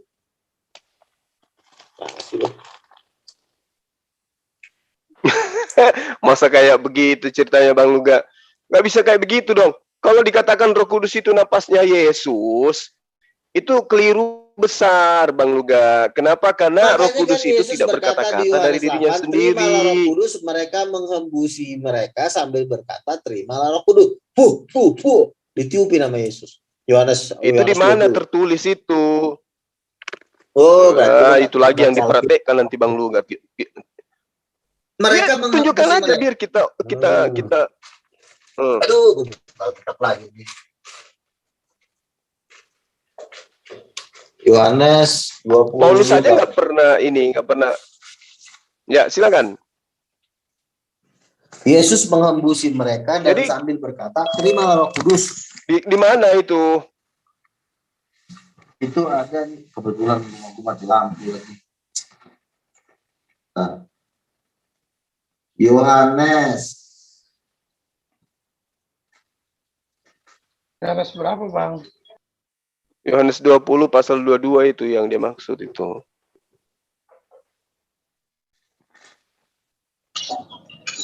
Ini. Yohanes 20 Bang, nggak usah lama-lama. Yohanes 20 ayat 22. Dan sesudah berkata demikian, ia menghembusi mereka dan berkata, terimalah Roh Kudus. Nah, artinya apa itu Bang Luga? Artinya apakah Roh Kudus itu Tuhan dengan model seperti itu Bang? Kan gue udah itu bilang, kok kayak orang jampi-jampi Bang. Begini. Bapak itu tidak bisa membangkitkan orang mati, Bang Jul, nggak bisa. Bapak itu cuma Gimana bisa ceritanya nggak bisa Bang? Ya ampun, kan tidak Lazarus ada. itu bangkit itu karena Yesus itu berdoa Bang Luga. Iya berdoa. Jangan kayak gitu napa sama Tuhan. Bapak mengizinkan lalu yang membangkitkan bukan Bapak, Roh Kudus yang bangkitin. Nah kalau Bapak nggak mengizinkan, Yesus mampu nggak membangkitkan Lazarus? Gini ya, perhatikan baik-baik ya. Bapak itu kerjanya cuma mau diperhatikan. Nih, perhatikan ya. Bapak itu kemampuannya cuma mengizinkan, nggak ada kemampuan Bapak selain mengizinkan. Kalau bagian mengizinkan, nah kalau Bapak nggak mengizinkan gimana Bang? Ya kalau Bapak nggak diizinkan sama Bapak, ya nggak ada yang terjadi. Gimana? Nggak ada yang terjadi kalau nggak diizinkan sama Bapak. Jadi segala sesuatunya itu sumbernya dari yang mengutus Yesus itu. Bukan, nah sekarang kalau Anda mengatakan, coba baca di Yohanes 20. Begini. Gue udah paham maksud lo gini. Perhatikan sekali lagi gini. Alhamdulillah. Bapak itu di dalam Alkitab keempat Injil, pekerjaannya dia cuma satu, mengajarkan dan mengizinkan. Tetapi yang membuat mukjizat itu bukan Bapak, bukan. Roh Kudus yang membuat mukjizat di bumi itu Roh Kudus. Atas izin siapa, Bang? Atas izin Bapak, tapi Bapak nggak bisa membuat mukjizat. Bapak nggak bisa, cuma mengizinkan doang. Gimana sih lo? Nggak bisa kayak begitu, Abang itu menyalahi aturan main nggak boleh. Tuhan itu maha kuasa, Bang. Iya maha kuasa, makanya kan diajarin lo berkali-kali. Allah itu Tritunggal sifatnya. Bapa, Firman, dan Roh Kudus, karena Roh Kudus itu pun rohnya Bapa. Makanya gue bilang yang membuat mukjizat itu adalah rohnya Bapa. Rohnya Bapa itu nama lain daripada Roh Kudus. Roh Kudus itu sebenarnya rohnya Bapa, tapi karena disebutnya Roh Kudus, lo jadi merasa bahwa nggak bisa begitu, Bang Luga. Coba, Bang Luga, begini Bang Luga. Kalau dikatakan bahwa Roh Kudus itu rohnya Bapa, itu betul. Kenapa? Betul. Karena itu adalah makhluknya Bapak, ciptaannya Bapak. Itu saya pakai bahasa Bang bukan Luga, ya. Ciptaannya, Bang. Tunggu dulu Bang, tunggu dulu Bang. Oke. Waduh, Bang Luga nggak bisa kayak gitu dong. Gini, kejadian 35 pasal 11. Tuhan berfirman, akulah Allah yang maha kuasa. Itu perintahnya Allah dan itu proklamirnya Allah, legitimasi Allah terhadap dirinya sendiri. Bahwa akulah yang maha kuasa. Tidak ada lain selain daripada aku. Itu fakta. Nah, kalau kemudian kemahakuasaannya Allah, dengar dulu, kemahakuasaannya Allah kemudian mengutus manusia dengan bermukjizat, mengutus Roh Kudus dengan mampu bermukjizat dan seterusnya, itu karena Allah sang pengutus itu maha kuasa. Bukan berarti Roh Kudus itu adalah rohnya Tuhan. Tuhan itu tidak butuh roh untuk hidup. Tuhan itu bukan makhluk sehingga dia hidup. Oke, sekarang saya tanya. Hanya makhluk yang sekarang saya tanya balik. Saya tanya balik. Roh Kudus tidak apakah Bapak bisa eksis? Bisa. Enggak bisa. Bisa. Enggak bisa gimana? Kalau Bapak bisa eksis. Gimana ceritanya? Bang Luga. Allah sudah menerangkan dirinya. Di dalam Kejadian 35 pasal 11, dia berkuasa atas segala sesuatu. Iya, nggak Allah bisa, yang Bang. dimaksud begini loh, Bang. Allah yang dimaksud di kitab Jangan Kejadian bolak-balik. dengerin. Allah Ini yang kitab. dimaksud dengerin dulu. Allah yang dimaksud di kitab Kejadian itu bukan Allah yang dimaksud di dalam Al-Qur'an. Jadi beda cara kerjanya. Itu beda. Kan saya bilang Allah di dalam kitab Kejadian itu duanya Gini loh. Coba saya kasih dulu materi ke Abang, nanti ditanggapi. Ulangan 10 pasal 17. Sebab akulah segala Tuhan. Akulah Tuhan segala yang maha kuasa. Tuhan segala apa yang dipertuhankan. Aku maha besar. Aku maha kuat, aku maha dahsyat dan tidak memandang bulu ataupun menerima suap. Kemudian dalam Ayub 11 nomor 7 dikatakan begini, dapatkah engkau memahami hakikat Allah, menyelami batas-batas kekuasaan yang maha kuasa? Mazmur 115 pasal 3 dikatakan begini, aku ini adalah Allah. Aku melakukan apa yang ku kehendaki.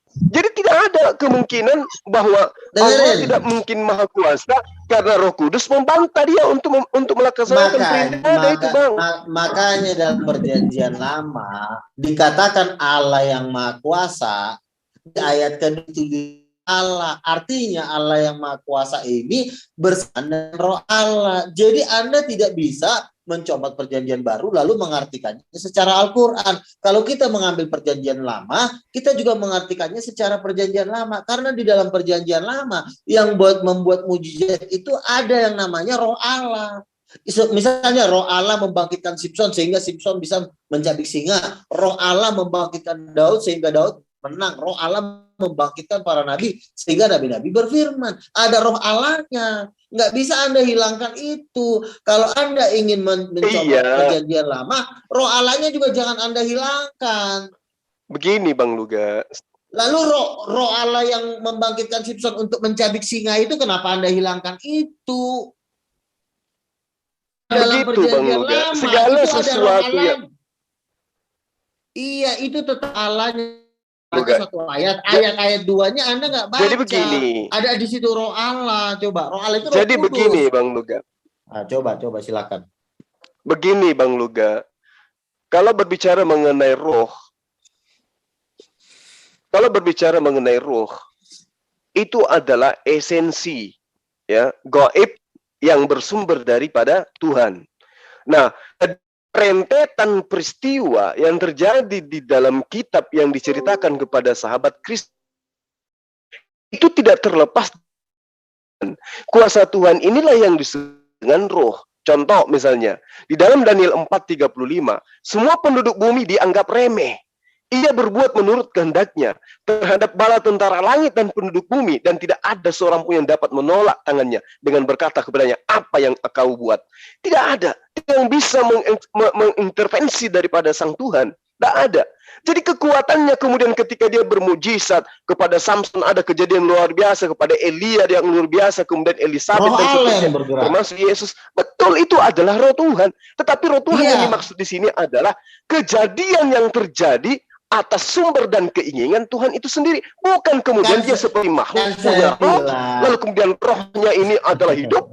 Kemudian Anda bisa menggambarkan itu seperti roh makhluk hidup yang ada saat sekarang. Nggak bisa. Jadi begini roh Tuhan, sebenarnya. Roh Tuhan Iya, itu begini. artinya kekuatan Tuhan. Bukan berarti Tuhannya mengeluarkan rohnya dari dirinya lalu gentayangan. Bukan kayak begitu, Bang. Bukan begini. Roh Tuhan itu bisa berbicara loh. Artinya roh Tuhan itu satu pribadi. Tuhan beda lagi. Bang Luka putus-putus di tempat saya ya. Gimana? Bagus nggak suara saya? Jaringan saya kali ya. Iya, Gurunda, Luga bagus kok di sini. Bagus di sini. Lanjut. Gini, jaringan saya berarti. Gini ya. Di dalam perjanjian lama, Tuhan berfirman. Setelah Tuhan berfirman, yang kerja bukan Tuhan lagi, tapi roh Allah semua yang kerja. Roh Allah membangkitkan Musa, roh Allah membelah laut, roh Allah membuat semua mujizat. Lalu Tuhan yang berfirman tadi kerjanya ngapain aja? Kerjanya cuma berfirman, bukan lakukan. Makanya ada perbedaan antara roh Allah dengan Tuhan, antara roh Tuhan dengan Tuhan. Tuhan itu kerjanya mengutus, berfirman, ya, mengarahkan. Setelah itu ngapain? Udah stop, nggak ngapa-ngapain lagi. Yang bekerja cuma roh Tuhan. Roh Tuhan membangkitkan roh mati, roh Tuhan. Bahkan seakan-akan roh Tuhan inilah yang spektakuler. Karena dia yang langsung ke lapangan. Karena dia yang memutarbalikkan langit, membaptis orang, menyembuhkan orang. Lalu roh Tuhan ini sebenarnya siapa? Jadi inilah pribadi yang pada di dalam perjanjian baru disebut Roh Kudus. Di perjanjian lama disebutnya roh Allah atau roh Tuhan. Tuhan sama dengan roh Tuhan ada bedanya enggak? Ada bedanya. Bedanya apa? Seperti yang gue bilang tadi. Tuhan itu adalah mindset. Roh Tuhan itu adalah kuasa. Dan roh Tuhan juga bukan hanya sekedar kuasa. Roh Tuhan itu suatu pribadi. Kenapa dia disebut pribadi? Karena dia bisa ngobrol. Dia bisa sakit hati. Kalau dia cuma kuasa, dia nggak mungkin kuasa bisa sakit hati. Tetapi kuasa itu bernaung di dalam roh Tuhan. Nah, Tuhanlah yang mengutus roh Tuhan ini untuk membuat tanda-tanda mujizat. Dari mana kuasa roh Tuhan ini? Dari Tuhan? Bukan. Dari dirinya sendiri. Makanya gue bilang Roh Kudus itu adalah Tuhan. Makanya Yesus berkata, aku mengusir setan dengan kuasa roh Allah. Roh Allah itu apa? Roh Kudus. Bentuknya seperti burung merpati. Kalau di hadapan tahta Tuhan, dia 7 obor yang menyala-nyala. Nah, 7 obor ini memiliki kuasa sendiri untuk membuat semua mujizat. Dia dapat kuasa dari mana? Dari Bapa? Bukan. Bapa cuma nyuruh dia, tapi kuasa itu dari dirinya sendiri. Paham nggak? Ya, jadi gini. Saya ngerti, Bang, saya ngerti. Saya paham. Kasih tahu 2 detik lagi. Roh Kudus tidak pernah meminta kuasa kepada Bapa. Itu garis bawahnya itu. Roh Tuhan tidak pernah meminta kuasa kepada Tuhan. Roh Tuhan itu semua terjadi karena yang menghendaki adalah Tuhan. Bahkan Bang Luga bisa ke neraka itu karena Tuhan yang menghendaki. Tapi yang luar biasanya apakah Bang Luga? Bukan. Bang Luga enggak luar biasa. Yang luar biasa itu adalah Tuhan itu sendiri. Nah, begitulah yang terjadi terhadap yang Anda maksud sebagai Roh Kudus. Roh Kudus mampu begini, Roh Kudus mampu begitu. Yesus juga mampu begini, mampu begitu. Itu karena siapa? Karena dia punya Tuhan. Dia orang dekat dengan Tuhan. Dan dia kebetulan mendapatkan tugas untuk melaksanakan pekerjaan yang diperintahkan Bapa untuk ia kerjakan. Kan Tuhan sudah mengatakan, Bang, tunggu dulu. Di dalam Yeremia 32 pasal 17 dikatakan begini, Tuhan Allah, sesungguhnya engkaulah yang telah menjadikan langit dan bumi dengan kekuatanmu yang besar dan lenganmu yang terentang. Tiada satupun yang mustahil untukmu. Jadi kalau Tuhan menghendaki Roh Kudus itu melakukan sesuatu yang mujizat, sesuatu yang luar biasa, bukan karena Roh Kudus itu Tuhan, tapi Sang Tuhan yang telah memerintahkan Roh Kudus untuk melakukan hal tersebut. Begitu, Bang Luga. Oke, gini. Saya harus ulang lagi gini ya. Roh Kudus membuat mujizat bukan minta kuasa dari Bapa. Enggak pernah Roh Kudus minta kuasa dari Bapa. Kalau Roh Kudus minta kuasa hari ini saya murtad saya. Karena memang dia sudah satu paket, Bang, perintahnya. Dia coba Anda lihat bagaimana dengerin. Bang Luga, sedikit lagi Bang Luga. Begini Bang Luga. Begini Bang Luga. Yesus itu ketika dia datang kepada Bani Israel apa? bahwa Roh Kudus ketika datang, dia tidak berkata-kata dari dirinya sendiri, tetapi apa yang dia sampaikan adalah apa yang diperintahkan untuk ia lakukan. Artinya bahwa Roh Kudus ini pun adalah orang yang didikte, makhluk yang didikte. Dan Anda bisa lihat di dalam Yohanes 16 pasal 13. Itu data, Bang. Oke, gini. Oke, saya tajamin lagi ya. Roh Kudus cuma menerima perintah dan kata-kata. Nah, garis bawah ini tuh. Garis bawah ini tuh. Roh Kudus, saya garis bawahi bahkan garis tengahnya juga. Silakan. Ya, hanya memerintah perintah dan kata-kata. Stop hanya sampai di situ. Kata-kata dengan kuasa itu sesuatu hal yang berbeda. Paham? Anda bisa membedakan kata-kata dengan kuasa?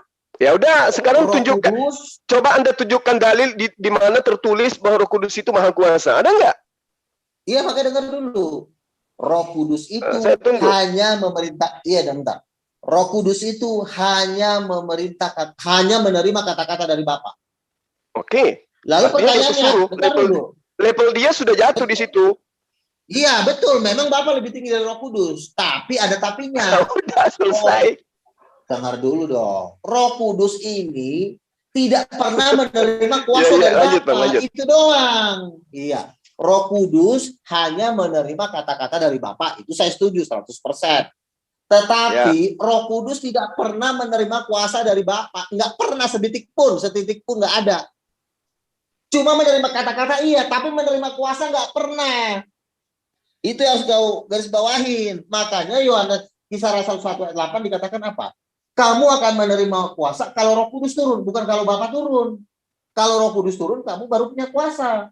Lalu gimana kalau Bapa turun, Roh Kudus nggak turun? Ya nggak dapat apa-apa. Karena Roh Kudus itulah sumber dari kuasa Bapa. Atau kata lain, Bapa itu tuh pakai kuasanya Roh Kudus untuk nonjok orang.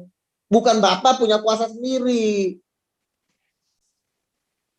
Bapa itu memakai kuasa Roh Kudus. Oke. Gini loh, Bapa ini minjem. Kalau bahasa lebih ekstrim lagi minjem atau pakai lah. Gua pakai kuasa Roh Kudus. Itu Anda merendahkan. Itu Anda merendahkan Tuhan namanya, Bang Luga. Sekarang begini. Kalau Anda sekarang begini, Bang Luga. Kalau misalnya Bang Luga mengatakan Allah Bapa meminjam kuasa ke Roh Kudus, coba yang maha kuasa siapa sebenarnya? Roh Kudus atau Bapa? Makanya kan menurut Alkitab ya, menurut yang tertulis ya, sumber kuasa itu bukan ada pada Bapa tetapi ada pada Roh Kudus. Tetapi ada tapinya memang. Roh Kudus ini yang mengutus Bapa. Lalu sumber kuasanya bukan pada Bapa, pada Roh Kudus.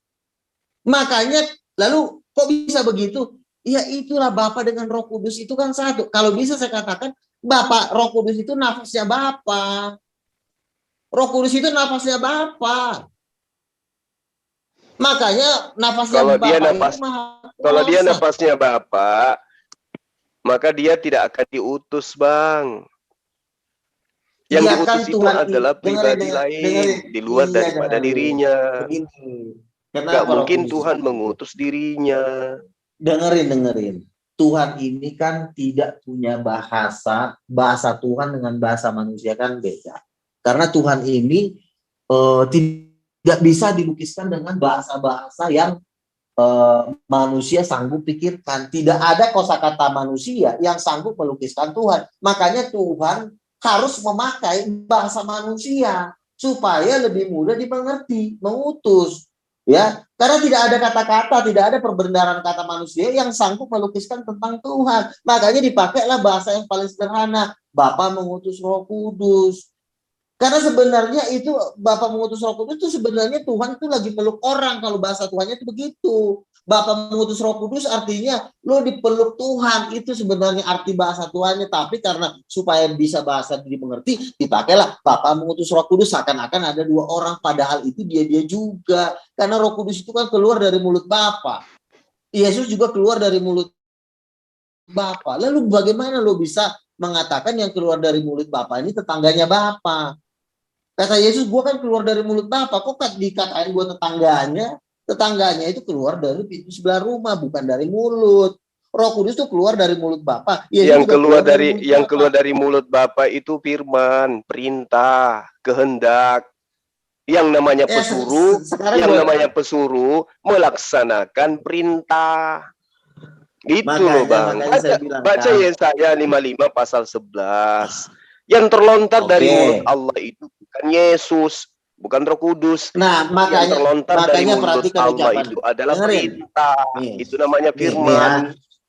Perhatikan ya ucapan Yesus. Bapa, Roh Kudus akan diutus oleh Bapa dalam nama Bapa atau dalam nama aku? Kenapa bukan dalam nama Bapa? Ya, dalam Roh Kudus. Loh, kan yang punya Roh Kudus kan Bapa, harusnya dalam nama Bapa dong. Kenapa harus dalam nama Yesus? Yohanes 14:26. Ya kan Yesus sebagai penyampai firman kepada Bani Israel. Penyampai itu Yesus bukan pemegang otoritas. Dan yang meminta kepada Bapa itu kan Yesus. Aku akan minta kepada Bapa. Yang meminta itu pasti bukan Tuhan. Kamu nggak bisa mengatakan seperti itu, yang meminta pasti bukan Tuhan. Kamu nggak bisa secepat itu mengartikan. Karena kita lihat semua. Ya, memang kayak begitu faktanya Bang. Iya. Kalau cuma meminta langsung jadi bukan Tuhan. Nah lalu semua tindakan-tindakan Tuhan ada pada Roh Kudus. Berarti bertentangan dong. Kan tidak. Tindakan-tindakan Roh Kudus itu enggak Bang, Tuhan. Dia kan pesuruh. Kalau dia pesuruh, dia nggak akan mungkin. Dia kan pesuruh. Jangankan sekarang ada nggak pesuruh bisa membangkitkan orang mati? Ada nggak? Ada nggak pesuruh bisa membangkitkan orang mati? Makanya tadi kutanya, apakah dia berdoa? Sebelum dia membangkitkan orang mati, apakah Yesus berdoa meminta? Kan saya bilang, kan minta ada nggak Bang? Iya minta. Harusnya kalau minta kuasanya dari Bapa dong. Misalnya gini, gue minta duit sama lo. Ya kan, gue minta duit sama lo, harusnya lo ngasih duit dong sama gue, betul nggak? Itu. Nah ini Yesus kan minta nih, Bapa sembuhkanlah dia. Nah harusnya Bapa dong ngasih kuasa ke Yesus. Ini enggak, yang ngasih kuasa ke Yesus Roh Kudus. Misalnya gue minta. Ya kan nggak mungkin Bapa nusuk ke bumi Bang juga. Ya kan nggak mungkin Bapa turun ke bumi Bang. Dia maha tinggi, nggak mungkin dia turun ke bumi. Iya, harusnya kan kuasanya dong yang turun. Ini ternyata bukan kuasanya yang turun, Roh Kudus yang melakukannya. Roh Kudus yang melakukannya atas nama Yesus, perintah, bukan atas perintah. Atas Bapak, perintah siapa? Nah, itu dia. Berarti yang punya otoritas tertinggi di sini adalah Allah. Itu loh Bang. Ini saya kasih contoh ya, sama seperti seorang ketua yayasan ingin membangun suatu, misalnya membangun suatu pesantren, ya. Ketua yayasan mengatakan saya akan membangun pesantren. Nah, lalu dananya dari mana? Ya kan? Dananya dari donatur, bukan dari pesantren yang owner pesantren. Sama kayak gue nih sekarang ketua yayasan. Gue mau bangun King of King Hall dengan anggaran dana 7 triliun. Iya, gue yang membangun, betul. Ini ide gue, betul, semua ide gue. Tapi yang ngedanain siapa? Yang ngedanain adalah misalnya Haritanu Sudibyo. Nah, itu sama seperti Roh Kudus. Idenya semua dari Bapak, tapi donaturnya adalah Roh Kudus. Bang Luka sepelekan kuasa daripada Bapak kalau begitu. Kuasa segala dari sesuatu, itu komponen apapun itu. Begini, kuasa Roh Kudus itu pesuruh Bang. Dia disuruh, tapi dialah yang punya kuasa karena Roh Kudus itu owner. Dia disuruh tapi dia owner. Makanya begini. Dengerin ya, gini ya. Gua kasih contoh sama lo. Makanya Yesus gini. Asal lo sabar aja gini. Gua kasih contoh, makanya Tuhan itu memang luar biasa ya. Dia kasih perumpamaan yang sederhana tapi kena luar biasa. Pertama, dia suruh pembantunya, tolong bikin suatu rumah di situ katanya. Dia suruh pembantunya, digaji 2 juta. Ya kan? Lalu yang kedua, yang terakhir, dia suruh anaknya. Anaknya ini juga disuruh. Tapi apa bedanya? Iya, anaknya ini juga owner. Itu loh. Tuhan menyuruh Roh Kudus, Tuhan menyuruh para nabi beda. Kalau Tuhan menyuruh para nabinya bukan owner. Tapi kalau Tuhan menyuruh Yesus atau Roh Kudus, ya Roh Kudus sama Yesus itu ownernya. Sama seperti gua nyuruh anak gua, tolong bangunkan di situ hall harga 7 triliun. Anak gua ini nggak akan minta duit ke donatur. Iya, duitnya gua ya duitnya anak gua, karena gua dengan anak gua itu satu. Satu apa? Satu darah, satu kepemilikan. Kan punya anak kan punya bapaknya. Demikian juga Yesus. Firman dan Roh Kudus disuruh betul. Tapi disuruhnya disuruh sebagai anak. Disuruhnya bukan disuruh sebagai pembantu. Makanya Yesus berkali-kali ngomong, aku ini anak. Kalau kita ngomong anak, berarti darah Bapa sama darah dia sama. DNA-nya sama. Berarti Yesus itu bagian dari Bapa. Makanya Yesus itu owner. Roh Kudus juga owner, karena kuasanya ya punya dia sendiri. Kuasa itu miliknya, bukan miliknya Bapa. Tapi kalau Bapa nyuruh membantu, kuasa itu milik Bapa. Tapi kalau Bapa nyuruh anak, kuasa anak itu ya punya dia sendiri, bukan punya bapaknya. Ya kalau punya Bapa kan punya anak ya punya Bapa. Seperti itu. Bapa mengutus Roh Kudus, kuasanya dari mana? Ya kuasa dari Roh Kudus itu, bukan dari Bapa. Karena itu adalah anaknya. Seperti itu gambarannya. Jadi gini Bang Luga, yang Maha Kuasa itu adalah Bapa. Roh Kudus itu hanya pesuruh. Tunggu dulu ya, jangan ditanggapi dulu. Nah, kemudian ketika Bang Luga mengatakan Roh Kudus itu punya kuasa, lalu kemudian karena dia kuasa maka dia owner daripada kuasa itu. Anda menyepelekan Tuhan yang telah mengatakan dirinya Maha Kuasa. Nah, Anda kemudian lari Maha Kuasa apa? Roh Kudus itu adalah Bapa itu sendiri. Nah, ini gimana ceritanya? Kalau kita melihat dalam Yohanes 20 pasal, dengar dulu Bang. Yohanes 20 pasal 22. Kalau Roh Kudus itu adalah Tuhan itu sendiri, ketika Yesus mengatakan, aku akan menghembusi mereka. Apa? Iya, Yesus menghembusi mereka. Lalu Yesus berkata, terimalah Roh Kudus. Apakah itu maksudnya bahwa terimalah Tuhan, terimalah Bapa, lalu kemudian orang tersebut kerasukan Bapa gitu. Lalu orang itu menjadi Tuhan. Inilah yang tadi membuat Pak Pendeta Martin kelimpungan ketika saya tanya. Roh Kudus yang adalah Tuhan yang berserta dengan kamu, memberikan pengajaran, solusi ketika ada masalah di dalam sebuah pengajaran. Dikatakan bahwa dia akan memimpin kamu dalam semua pengajaran, memimpin kamu dalam sebuah kebenaran. Nah, dia lari kepada kitab Roma. Katanya ada larangan di situ berutang. Nah, karena itulah kemudian, kalau tidak boleh berutang, gimana solusinya orang yang mati meninggalkan utang? Menurut Roh Kudus. Kalau Roh Kudus itu Tuhan. Lagi nih. Nah, saya kasih tahu lagi salah satu contoh yang membantu ya. Ya memang harus ada perumpamaan, karena Yesus pun selalu menceritakan orang dengan perumpamaan. Misalnya gini, Bang Jul sekarang udah punya anak belum, Bang? Udah. Belum. Oke. Bang Jul ini kan Bang Jul ini kenapa bisa dihormati? Karena ada anaknya. Orang segan sama Bang Jul, ya Bang Jul ini diseganin kan karena punya anak, apalagi punya anak laki-laki. Orang di zaman dulu, sekalipun dia laki-laki, tapi kalau dia nggak punya anak, dia pasti dihina. Makanya Abraham sampai rela mengawini pembantunya hanya untuk demi sebuah kehormatan. Artinya apa? Anak itu adalah kehormatan buat bapak. Bapak itu dihormati karena punya anak. Nggak ada di dunia ini bapak dihormati kalau anaknya nggak ada itu namanya cerita bohong, cerita palsu. Bapak bisa terhormat gara-gara ada anak nggak ada, bapak jadi bujang lapuk atau jadi jomblo, dihina. Makanya bapak itu terhormat. Itu udah benar Bang Luga. Makanya dengerin dulu kenapa. Betul. Kenapa bapak bisa terhormat gara-gara anak? Misalnya kalau Bang Jul mau dipukul orang, pasti Bang Jul nggak akan turun, karena satu, udah tua, udah nggak punya kekuatan. Anak yang pasti mukulin orang, ya kan? Anak kita dihormatin gara-gara kita ada anak. Demikian juga Bapak. Bapak itu cuma menang di kehormatan, tetapi kalau kuasa itu dipegang oleh anaknya. Kalau nggak ada anak, Bapak tempe, biar kamu tahu. Ya, jadi gini Bang Luga, manusia itu Tuhan dulu, bentar. Tuhan menciptakan kita ini sebenarnya sudah menjelaskan tentang Tuhan. Kenapa kalau kita nggak punya anak kita nggak dihormatin? Pernah nggak kamu bertanya begitu? Ya, kenapa kalau kita punya anak kita dihormatin? Nah, karena kenapa? Karena seperti itulah Tuhan. Anak itu kan berasal dari darahnya, iya kan? Yesus itu adalah darahnya Bapa, rohnya Bapa, satu dengan Bapa. Makanya Yesus itu owner. Bahkan dia bilang lagi, kepadaku telah diberikan gantian dulu dong, Bang. di bumi di surga. Bang Luga, gantian dong. Bentar.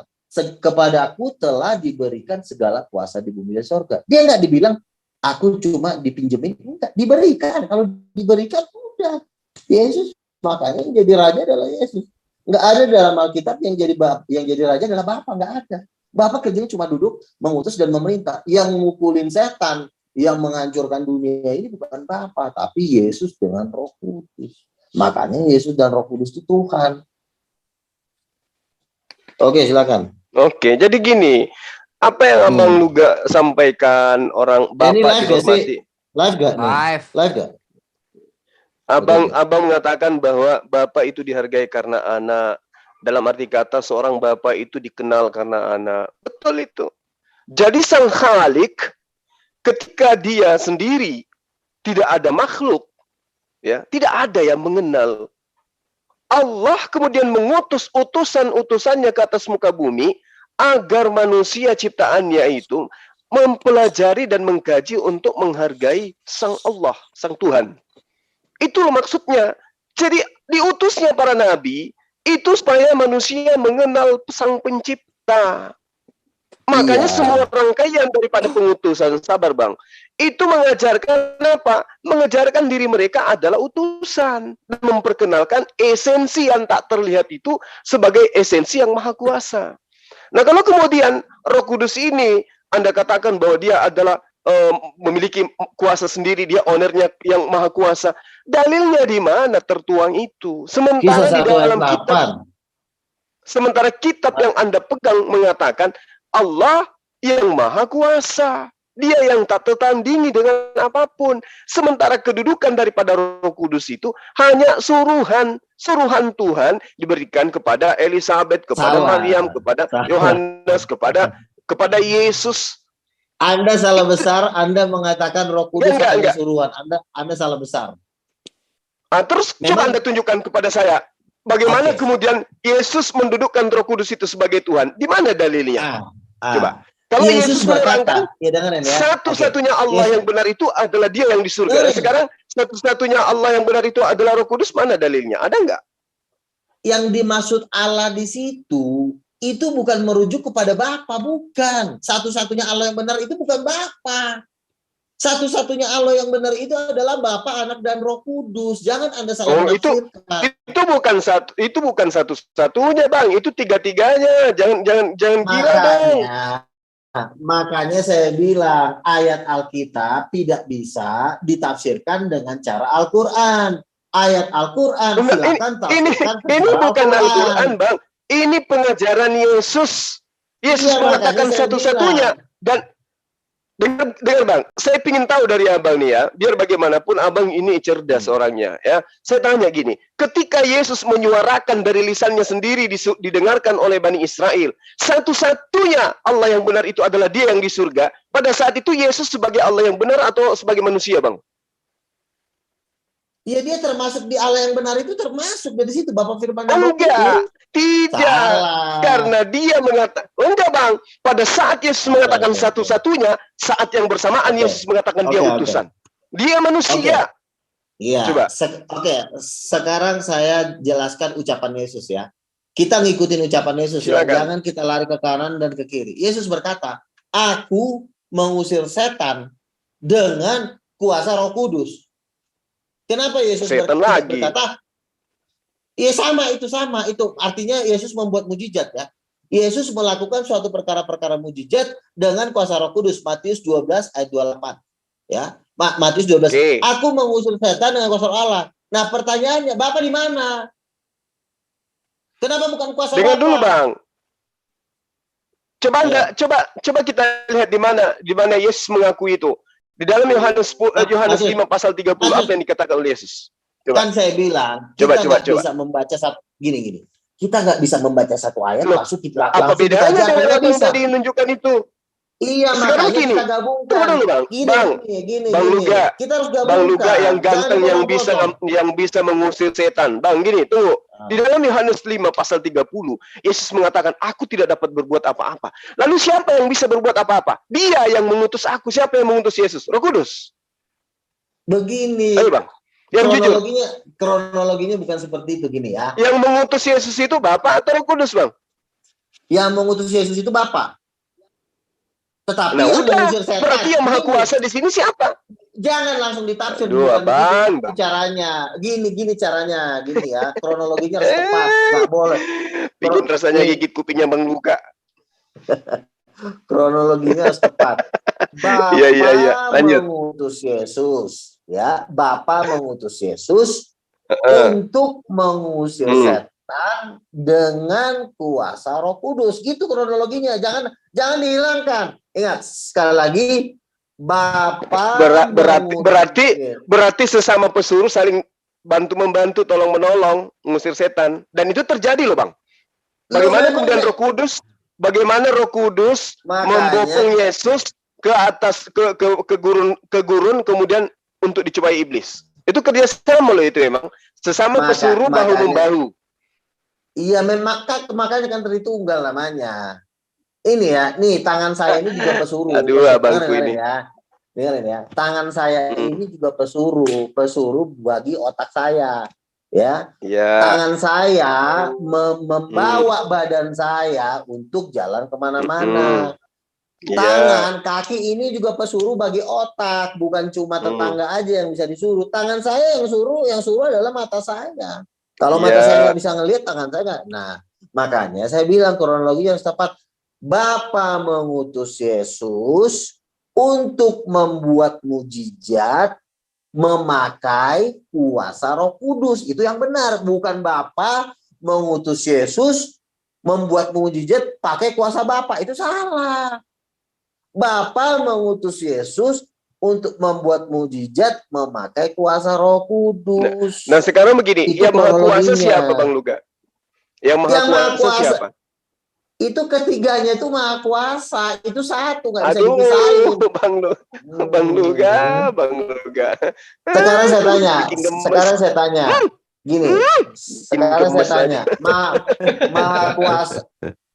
Ini ya, nih. Saya harus sabar ngadapin orang-orang yang memang perlu ditolong. Aduh, yang sabar itu saya, Bang.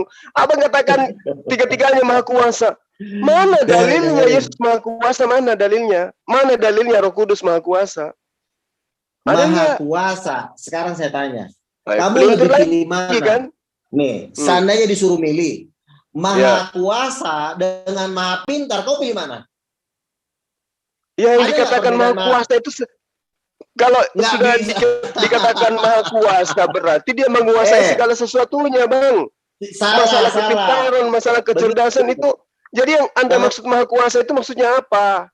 Kuasa itu berbicara tentang kekuatan, bukan berbicara tentang kepintaran. Itu kamu harus sanggup membedakannya. Contoh misalnya si John Kay. Oh, sorry Bang, maaf.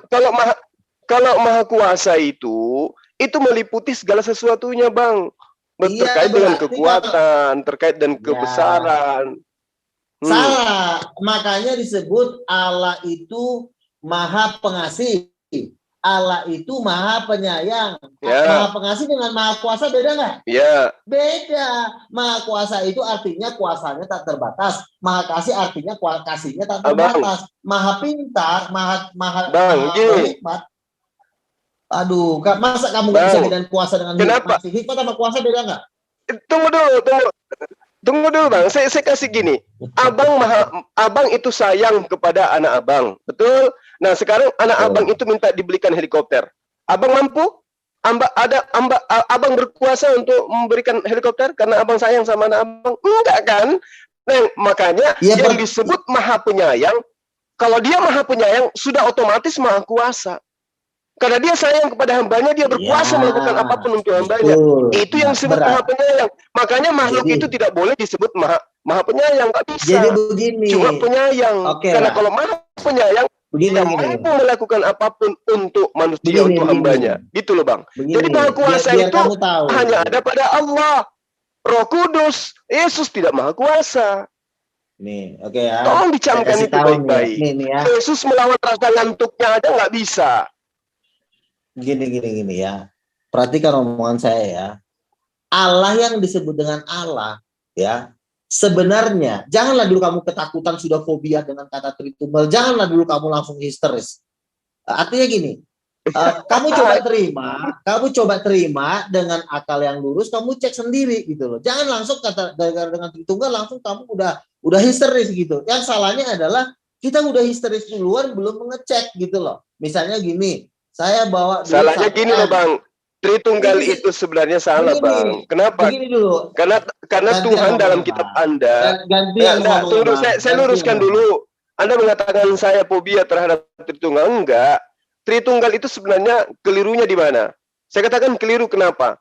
Karena dikatakan Tritunggal karena Tuhan pernah menjelma menjadi Yesus. Nah sekarang ada Tuhan yang Anda imani pernah menjelma menjadi manusia datang kepada Abraham. Tuhan menjelma menjadi api. Tuhan menjelma menjadi awan-awan, menjadi tiang awan dan seterusnya. Kenapa masih Tritunggal sementara Tuhan Anda pernah menjelma menjadi ini, menjadi itu, menjadi ini, menjadi itu? Itu kelirunya di situ. Jadi saya tidak pernah trauma atau takut terhadap Tritunggal itu. Itu yang Anda harus pahami. Gini, sebenarnya begini ya. Sebenarnya ya, kadang-kadang salahnya manusia, hancur di manusia itu karena sudah ditakut-takutin duluan. Jadi sebelum dia mempelajari, dia udah takut duluan. Makanya dia bikin perlawanan. Harusnya dia tenang, dia slow, nggak usah takut mati. Sebenarnya Allah itu terdiri dari 3 bagian. Apa itu bagiannya? Bagiannya pertama adalah hikmat, yang kedua adalah cahaya, yang ketiga adalah kuasa. Di dalam kealahan ada ketiga unsur ini, yaitu hikmat. Hikmat ini artinya mengarahkan, memerintah, mengutus. Itulah Allah Bapa. Lalu yang kedua, cahaya, kebenaran. Itulah firman. Karena perkataan pun kalau pintar pun kalau nggak benar nggak ada gunanya. Misalnya nih, kamu pintar ngomong, tapi semua yang kamu ngomongin bohong, kan nggak ada gunanya. Makanya perlu ada kebenaran. Kebenaran itu ada pada Yesus, ada pada firman, bukan pada Bapa.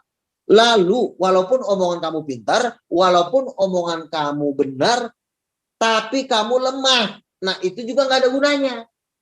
Karena Tuhan itu juga Maha Kuasa. Nah, Maha Kuasa ini diwakili oleh Allah Roh Kudus. Maha terang, maha cahaya diwakili oleh Yesus sebagai firman. Lalu maha bijaksana, maha hikmat, maha baik itu diwakili oleh Bapa. Jadi sebenarnya ketuhanan itu seperti itu, sama seperti manusia. Maha pintar diwakili oleh otak. Maha benar, kebenaran diwakili oleh perkataan atau hati.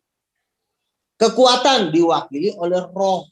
Jadi sebenarnya ketiganya itu ada di dalam satu orang manusia. Karena manusia itu diciptakan menurut rupa dan gambar Allah. Sebenarnya seperti itulah mengenal Tuhan. Gak usah ketakutan dengan Tertullianus ngomong Tritunggal. Kita ini manusia bro. Ya, kamu diciptakan Tuhan, habis berasnya Tuhan ngasih kamu makan. Kamu nggak mau belajar tentang Tuhan, Tuhan rugi nyitain kamu. Kata Tuhan, beras gue udah habis, nih anak kamu diajarin, mending lo ke neraka. Iya dong, habis dia beras Tuhan habis lo makanin tiap hari lo, tapi lo nggak mau nggak bisa mengenal Tuhan lo. Betul. Iya, Oke. Jadi gue bikinlah mengenal Tuhan itu sesimpel mungkin, sesederhana mungkin. Oke. Jangan ditakut-takutin. Terakhir dari saya, Bang Nuga. Memang di dalam kitab Abang itu nggak ada pernyataan bahwa Yesus itu Maha Kuasa, Roh Kudus itu Maha Kuasa. Ada nggak dalilnya? Ada nggak dalilnya? Ada. Coba Kisah Rasul 1 ayat 8 dan Lukas 3. Roh Kudus akan turun ke atasmu dan kuasa yang maha tinggi akan menaungi engkau. Artinya kuasa yang maha tinggi ini sebenarnya tinggal di dalam Roh Kudus. Makanya dia bentuknya itu 7 obor. Enggak, data yang mengatakan Roh Kudus itu Maha Kuasa. Itulah. Ada enggak? Kan Gabriel mengatakan kepada Maria, bagaimana mungkin aku bisa hamil? Aku aja belum punya anak. Lalu kata Gabriel apa? Roh Kudus akan turun ke atasmu. Dia nggak bilang Bapa lo yang turun. Roh Kudus yang turun, bukan Bapa yang turun. Enggak, aja baca. Itu tertera di mana? Di Lukas 2 kan? Lukas 3, Lukas 1 ayat 33 itu. 31, 32. Gabriel mengatakan Roh Kudus akan turun ke atasmu dan kuasa yang maha tinggi akan menaungi engkau. Lalu kisah 1 ayat 8. Maha tinggi di situ siapa? Maha tinggi di situ siapa, Bang? Apa? Maha tinggi di situ siapa? Bapa. Tapi Ya, kan berarti yang bukan Roh Roh Kudus. Kudus kan? Aduh. Iya, Roh Kudus Kan saya akan bilang, nih ya. saya minta dalilnya. Saya kasih Yesus. contoh perumpamaan. Apa? Saya minta Saya kasih. dalilnya. Roh Kudus Ya. itu Maha Kuasa. Ada nggak dalilnya? Abang nggak tunjukkan. Ya Maha Kuasa Kan saya ternyata Bapa. bilang, Kisah Rasul 1 ayat 8, Kisah Rasul 1 ayat 8, kamu akan menerima kuasa jikalau Roh Kudus turun ke atas kamu. Jadi kuasa itu sumbernya dari Roh Kudus. Tapi disebutnya yang mati gini. Misalnya kamu gini ya. Misalnya kamu foto misalnya foto apa tuh? Pas foto kan? Pas foto yang difoto kan muka kamu. Ada nggak pas foto yang difoto seluruh badan? Kan nggak ada. Artinya kan, walaupun badan kamu yang membuat kamu hidup, kaki kamu yang membuat kamu bisa berdiri, tetapi kan yang tetap diambil kan muka kamu. Mewakili badan kamu, mewakili kaki kamu. Artinya begini. Kisah 1 itu hanya mengabarkan bahwa siapa yang didatangi oleh malaikat itu akan memperoleh kuasa dari Sang Pencipta. Yang didatangi oleh malaikat Tuhan itu akan memperoleh kuasa dari Pencipta. Makanya ketika Abang mengatakan mendapatkan kuasa itu dari Roh Kudus itu salah. Artinya orang yang didatangi malaikat Tuhan itu akan memperoleh kekuatan dari Tuhan. Sekarang saya tanya, Roh Kudus turun atas nama siapa? Roh Kudus turun atas nama siapa? Atas nama Bapa atau atas nama Yesus? Pada saat data yang Anda gunakan, dengar dulu. Pada saat data yang Anda gunakan itu, sebelumnya Yesus meminta kepada Bapa agar Bapa mengutus Roh Kudus. Nah, atas nama Yesus karena dia yang minta. Aduh. Benar nggak Yesus meminta? Benar, tunggu dulu Bang. Benar nggak Yesus meminta? Ayo, yang jujur. Yesus itu jikalau penghibur yang akan kuutus dari Bapa, yaitu Roh kebenaran, dia yang bersaksi tentang aku. Sebelumnya diterangkan di dalam Yohanes 14 pasal 16. Aku akan minta kepada Bapa. Apa yang dia minta? Roh penolong lain. Itulah yang disebut roh kebenaran. Itulah yang Anda ibaratkan Roh Kudus. Nah, sekarang, ketika Roh Kudus itu datang atas nama siapa? Yesus, karena dia meminta. Berarti Roh Kudus turun nama Yesus kan?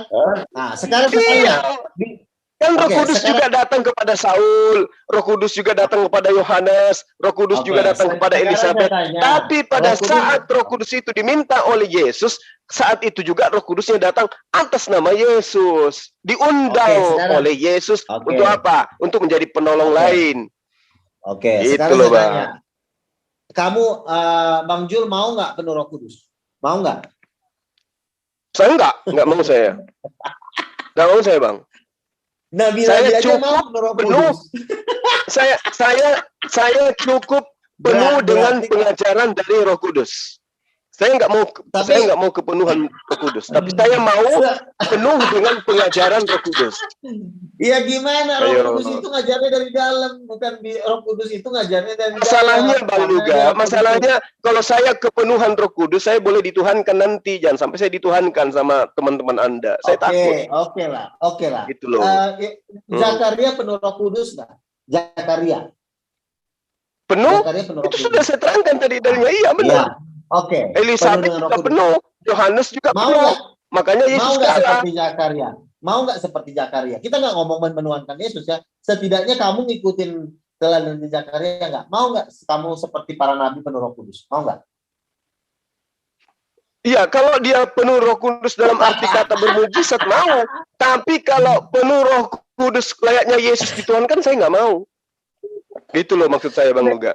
Atau penuh Roh Kudus lantas ngaku pergi ke neraka, saya nggak mau. Oke, sekarang saya tanya, Muhammad penuh Roh Kudus seperti Zakaria? Muhammad Shallallahu Alaihi Wasallam itu tidak penuh dengan Roh Kudus, tetapi Rasul Muhammad Shallallahu Alaihi Wasallam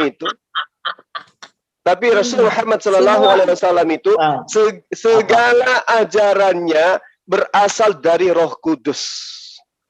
Gimana karena Roh Kudus itu bisa ajaran dari Roh Kudus, Muhammad aja nggak penuh Roh Kudus. Oh, itu salah. Anda salah. Yang dimaksud dengan penuh Roh Kudus itu, adalah penuh ketawaduan untuk menerima pengajaran dari Sang Roh Kudus, yaitu malaikat. Salah. Zakaria aja dari perut mamanya udah penuh Roh Kudus. Kenapa Muhammad dari perut mamanya penuh Roh Kudus? Kenapa? Ayo lo, bisa jawab. Itu dia. Yang dimaksud dengan Roh Kudus itu adalah orang yang hidup di dalam kebenaran. Kan gitu, Bang. Salah. Itu sudah sangat jelas itu. Bagaimana Zakaria itu udah penuh Roh Kudus dari perut emaknya. Jadi dia di dalam emaknya udah penuh Roh Kudus. Bisa nggak Muhammad dari perut emaknya Roh Kudus? Bisa nggak? Ya, tunggu dulu. Kita lihat dulu apa itu Roh Kudus menurut Islam. Nggak bisa Anda gunakan Roh Kudus Kristen masuk ke Islam, nggak boleh. Iya kan, Anda tadi kan mengatakan. Kalau Roh Kudus di dalam Kristen itu kan makhluk yang kayak gentayangan gitu, terus kemudian ditiupkan masuk ke dalam tubuh Anda. Itu di Kristen, kayak ajaran politeisme. Kalau Islam, Roh Kudus itu wahyu, Roh Kudus itu ilham, Roh Kudus itu firman Allah, Roh Kudus itu malaikat Jibril. Itu di Islam. Berarti yang salah Islam. Kalau dalam agama Anda beda. Sekarang saya tanya. Berarti jadi Zakaria penuh Roh Kudus bohong nggak menurut Anda? Bohong nggak? Itu kan kitab Anda, Bang Luga. Enggak. Kitab Anda yang menceritakan, kitab Anda mengatakan Elizabeth, Zakaria penuh Roh Kudus. Saya katakan iya berdasarkan kitab Anda. Nah, justru itulah yang meruntuhkan ketuhanan Yesus. Kenapa?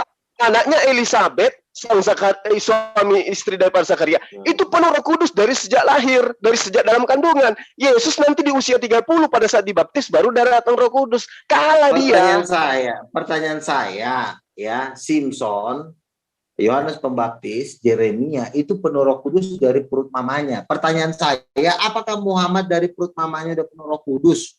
Ya, tunggu dulu, Roh Kudus yang kayak mana dulu ini? Nah, berarti ada yang bohong di sini. Kira-kira yang bohong menurut Anda siapa? Ada yang ajarannya beda, ini ajarannya beda. Kira-kira yang bohong siapa? Saya tidak perlu mengatakan bohong atau tidak, Bang Luga. Saya hanya ingin tahu, kita uraikan saja, Kristen mendapatkan kata Roh Kudus itu dari mana? Itu aja dulu poinnya. Lalu kemudian diartikan berdasarkan pengajaran politeisme, penyembahan terhadap roh-roh. Nah sekarang, sekarang Bang Luga mendapatkan kata Roh Kudus itu ambil dari mana?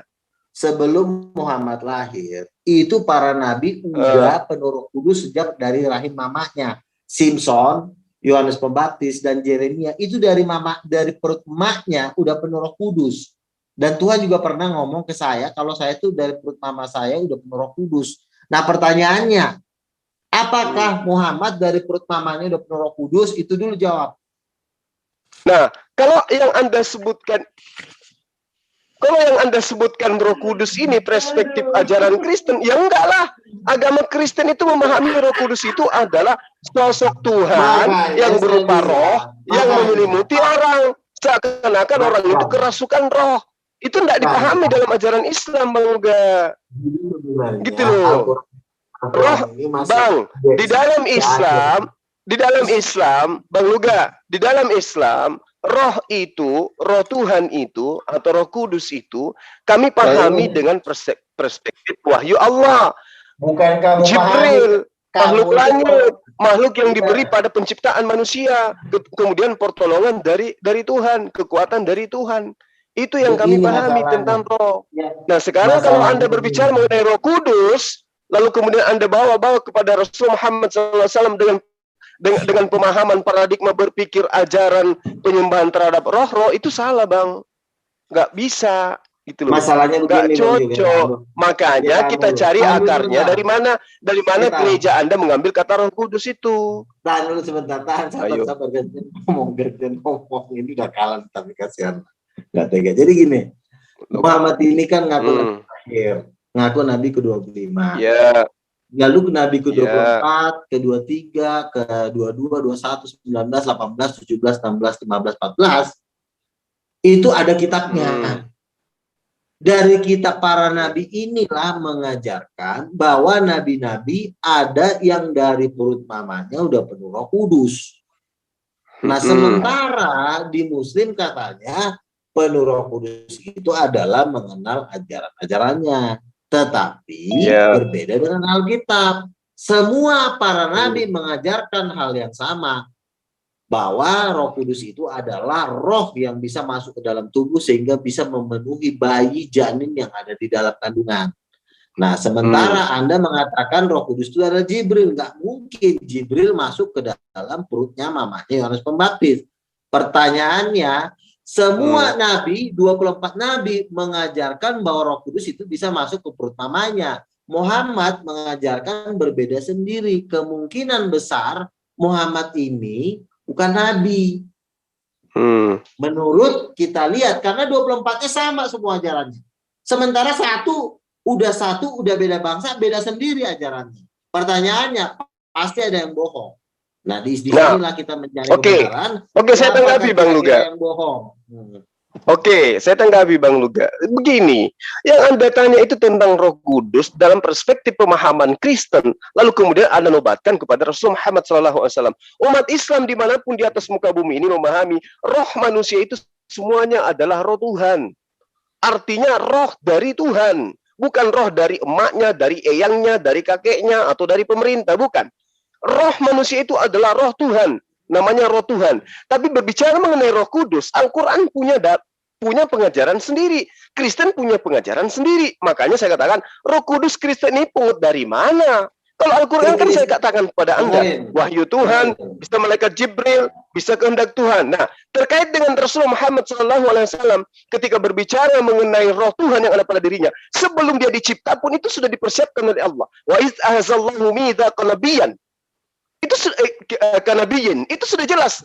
Lama ataitukum min kitabin wa hikmah, thumma ja'akum rasul musaddiqan lima ma'akum la tu'minunna bihi wa la tansuruna. Itu sudah jelas di dalam pengajaran umat Islam. Jadi tidak ada kemudian keraguan sebelum Rasul Muhammad SAW itu sudah dilantik dia menjadi rasul di penghujung kehidupan para rasul. Itu makanya dikatakan qala fashadu wa ana ma'akum minasyahidin. Seluruh para nabi bersaksi bahwa kami bersaksi engkau akan mengutus seorang rasul, yang inilah kemudian yang kami sebut khatan nabiyyin. Kalau itu yang Anda minta. Tapi sekarang yang Anda tanya itu Bang Luga, perspektif gereja Anda yang mana Roh Kudus itu adalah Tuhan yang datang kemudian ditiupkan kepada orang, kemudian orang itu mendapatkan sesuatu yang luar biasa. Itu tidak dipahami di Islam. Yang kami tahu itu yang makanya saya bilang kesurupan itu namanya, Bang. Oke, saya bilang kan begini.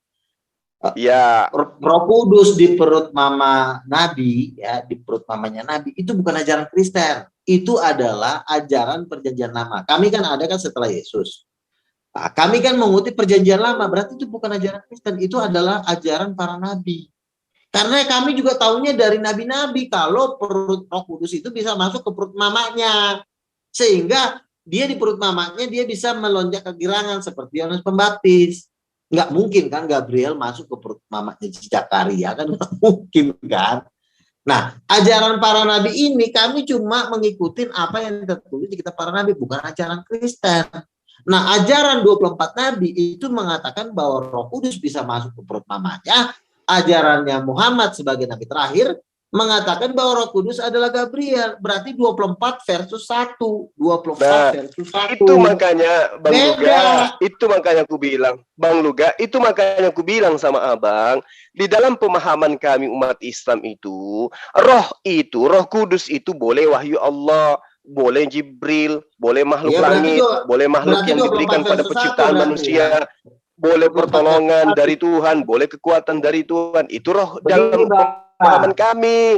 Nah, sekarang kalau di Kristen itu disapu rata. Yang namanya Roh Kudus ya Tuhan. Jadi sehingga ketika dikatakan Roh Kudus datang kepada Elizabeth, Anda Anda mengimani Tuhan datang kepada Elizabeth. Padahal yang dimaksud Roh Kudus itu adalah Roh Suci.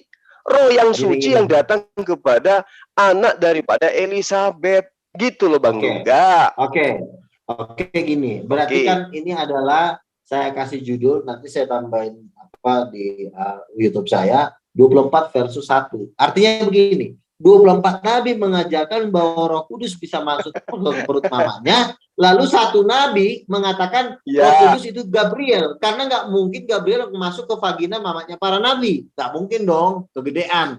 Lalu pertanyaannya, karena beda ajarannya Muhammad dengan ajaran dengan 24 nabi, maka lebih baik Muhammad membuat kerajaan sendiri. Nggak usah ngaku Nabi Oh, salah Bang bilang Luga. aja Nabi pertama. Salah Abang.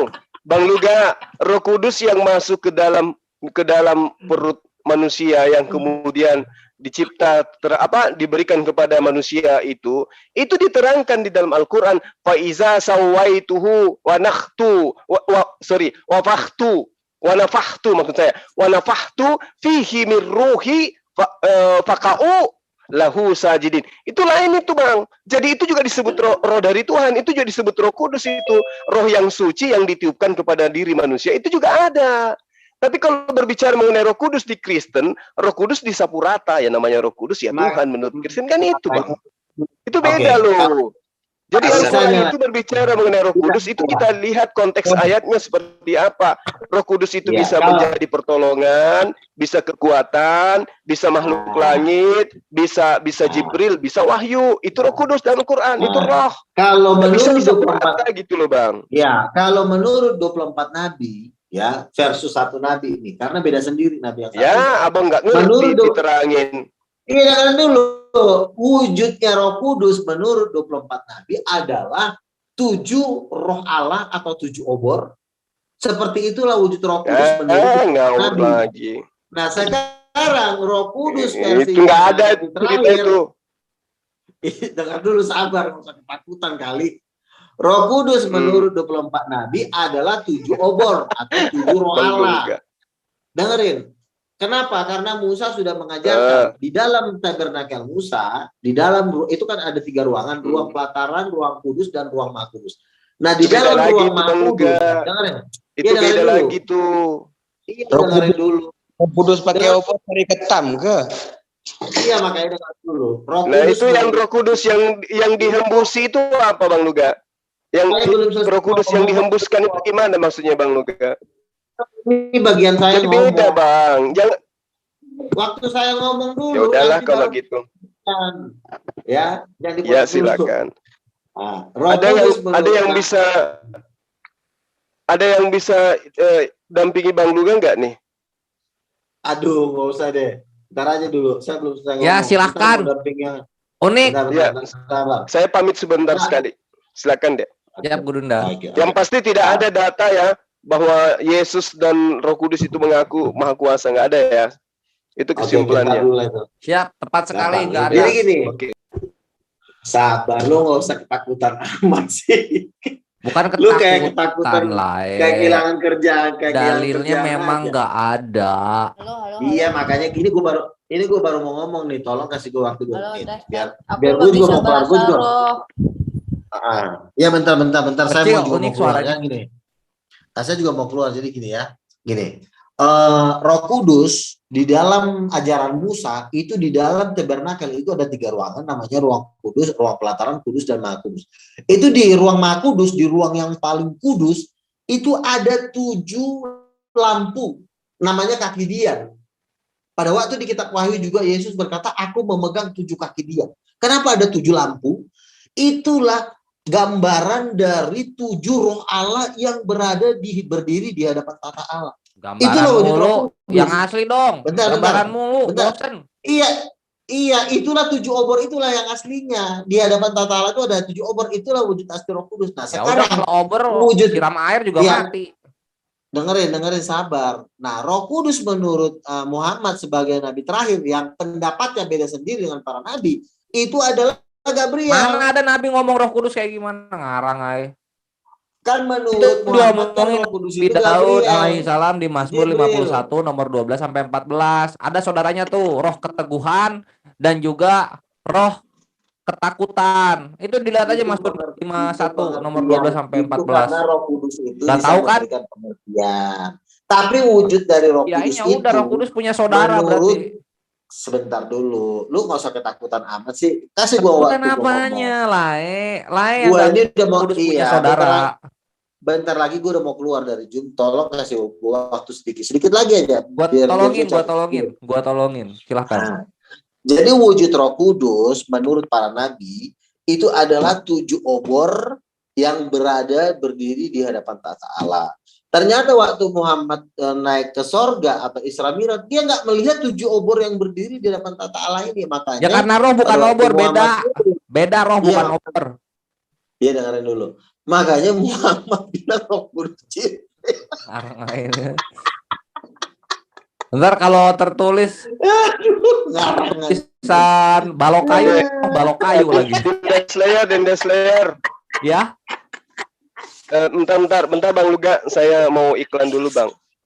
Oke, iklan 1 menit. Ya. Mohon kepada teman-teman netizen Zulkifli M. Abbas Official ya untuk mensubscribe channel daripada Adinda Triyun Slayer dan juga Alwan TV ya. Yang niar siapa aja? Termasuk ini ada Alwan TV, ada Triyun Slayer Comment Center Gurunda. Ya, ini dipromosiin aja deh. Bang Luga punya channel, kemudian Bang Zuma, channel Ustadz Akal Sehat. Ya, Akal Sehat, Riva MOW. Riva saya pantau. Riva saya pantau channelnya kok nggak live, kenapa rupanya? Live Bang, tadi saya live kan. Tapi karena Luga ngawur, saya tidak mau merusak otak netizen, makanya saya berhentiin aja. Saya live kan tadi. Enggak, saya juga live pasar. Akang Satria TV. Dia lagi beli cabai tadi. Akang Sehat TV, Akang Satria TV ya teman-teman, supaya kita lebih meriah di dalam menyampaikan kebenaran, baik kebenaran versi Bang Luga maupun kita Muslim. Oke, dilanjut, silakan. Ya, thank you Gurunda untuk iklannya. Ya, Laya juga terima kasih ya. Ini ada Brethren Vivo juga nih. Mari. Channel gua dulu. Oh iya. Tolong di subscribe dan didukung untuk juga pembangunan markas King of King, di support dan supaya sukses dan dahsyat. Ya, mohon didoakannya channel. Supaya Laya Luga ini menjadi orang yang berarti di kehidupannya dengan cara pembangunannya jadi gitu. Sebuah apa namanya? Yayasan King apa nama rumahnya?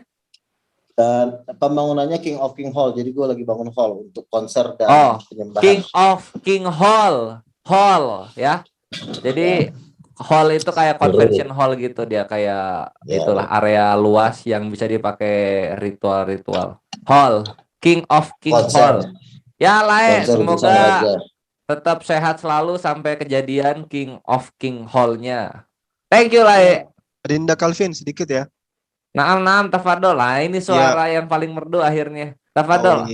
Saya gini ya. Pertama kita dari Makassar Mu'alaf Center Indonesia ingin menyampaikan belasungkawa yang sebesar-besarnya.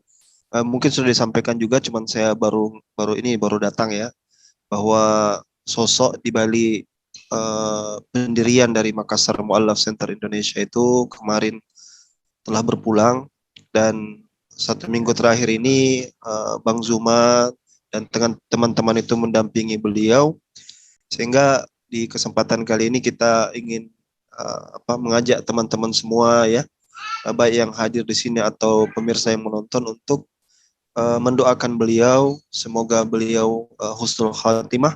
Ya Allah maghfir lahu warhamhu wa'afihi wa'fu anhu wa akrim nuzulahu. Jadi kita berharap beliau diterima di sisi Allah Subhanahu wa taala. Amin. Allahumma amin. Terus kita lanjutkan sedikit masalah masalah kalau misalnya bapak tidak punya anak, maka bapak itu tempe ya. Itu mungkin topik yang menarik ya. Ini bisa jadi tempe? Ya, itu pernyataan dari Luga Tambunan ya. Makanya kan Tritunggal itu tidak bisa bergerak sendiri, mereka bergerak secara bersamaan. Sama seperti suami istri. Ya, suami pengen punya anak, tapi istrinya nggak mau. Akhirnya suami menggesek kemaluannya ke pohon. Yang lain bukannya anak. Menarik. Jadi ibaratnya hubungannya seperti apa? Hubungan biologis kah atau hubungan yang seperti apa? Sama seperti seorang suami. Dia sama seperti seorang suami. Sebentar, jangan lupa juga kata pengantar channel. Itu channelnya pengelola organizer terbaik dalam dialog lintas agama. Punyanya Kang Alwi. Tafadhol, silakan di subscribe. Kata pengantar channel. Yuk, jazakallah khair untuk perhatiannya. Yuk, Lai, gimana tadi? Iya, cuma karena nih mati lampu, handphone gue udah lowbat. Ini nggak tahu nih tokennya apa-apa nih, nggak tahu. Coba ntar gue cek. Jadi gini,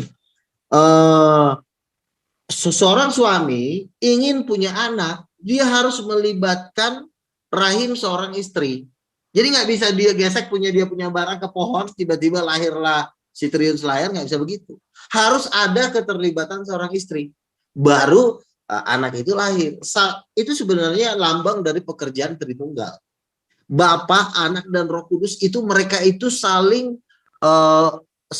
bersatu sehingga lahirlah suatu firman. Karena firman itu pun terdiri dari 3 unsur, yaitu ada ide, ada cahaya, ada kuasa gitu loh. Jadi kalau misalnya satu tidak mau, misalnya Bapa memberikan perintah, tapi Roh Kudus nggak mau, ya semua ketiga-tiganya jadi sayur, bukan Tuhan lagi, yang ada tempe tahu. Makanya Tuhan itu menegakkan hukumnya supaya dia berdiri sebagai Tuhan. Contoh, waktu Yesus mau disalib, kan dia bilang, Bapak sekiranya cawan ini lalu daripadaku. Seandainya Yesus nggak mau disalib, ketiganya resmi jadi tempe, bukan Tuhan lagi. Tapi Yesus berkata, bukan kehendakku, bukan kehendakku, tetapi kehendakmu. Makanya tanpa Yesus pun Bapa bukan siapa-siapa. Tanpa Bapa, Yesus pun bukan siapa-siapa. Tanpa Roh Kudus, Yesus dan Bapa juga bukan siapa-siapa. Tanpa Roh Kudus, Bapa dan Yesus punya siapa-siapa. Tanpa Bapa, Yesus dan Roh Kudus juga jadi tukang sayur. Dipahami, berarti mereka harus gotong royong ya. Betul. Betul. Nah, misalnya kalau mereka gotong royong, pertanyaan saya seperti ini. Kalaulah misalnya ada bapak seorang diri itu nggak bisa melakukan sesuatu tanpa kerja Yesus ya. Nggak bisa. Karena kan yang menebus dosa manusia kan darah Yesus, bukan darah Bapa. Iya, betul. Pertanyaan saya gini, waktu Yesus belum ada, kan Yesus bersama-sama dengan Bapa, kan pada mulanya bersama-sama dengan Allah. Iya, tapi kan Yesus belum turun mengampuni dosa. Sebelum era itu, Bapak ngapain? Dia nggak bisa apa-apa kan?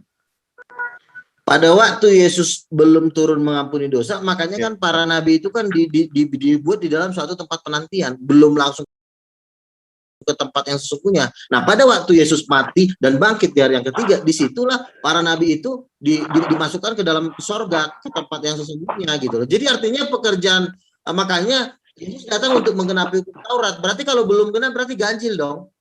Namanya juga menggenapi berarti sebelum genap ganjil, berarti masih setengah. Pekerjaannya belum kelar. Berarti nabi-nabi yang dijanjikan sebelumnya, ketika mereka nabi-nabi sebelumnya ketika menjanjikan kepada umatnya surga itu bohong ya, karena Yesus belum ada kan? Bukan bohong, ibarat kata belum sepenuhnya. Artinya belum ada jaminan yang pasti. Makanya Yesus berkata, makanya para nabi itu kan masih menanti-nanti kedatangan Mesias. Ngapain mereka menanti-nanti kalau memang perkataan Tuhan sudah kelar?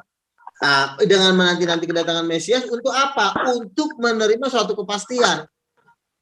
Iya. Makanya nabi-nabi itu menunggu kedatangan Mesias supaya kemenangan itu bisa terjadi, karena kemenangan itu terjadi pada waktu Yesus mati di kayu salib, baru resmilah ketuhanan itu akan berkibar untuk selama-lamanya. Gitu. Berarti yang dinikmati orang-orang dahulu beda dengan yang dinikmati setelah Yesus datang. Makanya kan Yesus berkata, aku datang untuk menggenapi hukum Taurat. Kalau belum menggenapi kan berarti ganjil, berarti masih ada yang kurang. Kenapa masih kurang? Karena gini, omongan para nabi itu masih hanya sebatas mimpi dan penglihatan. Kalau mimpi dan penglihatan apa sih artinya? Masih bayangan kan? Masih bayangan, bukan bohong, tapi masih dalam bentuk bayangan. Setelah yang nyata mata berapa bulan tak lembur. Ini tuh lagi Kenapa ini? Kau dapat jadayan.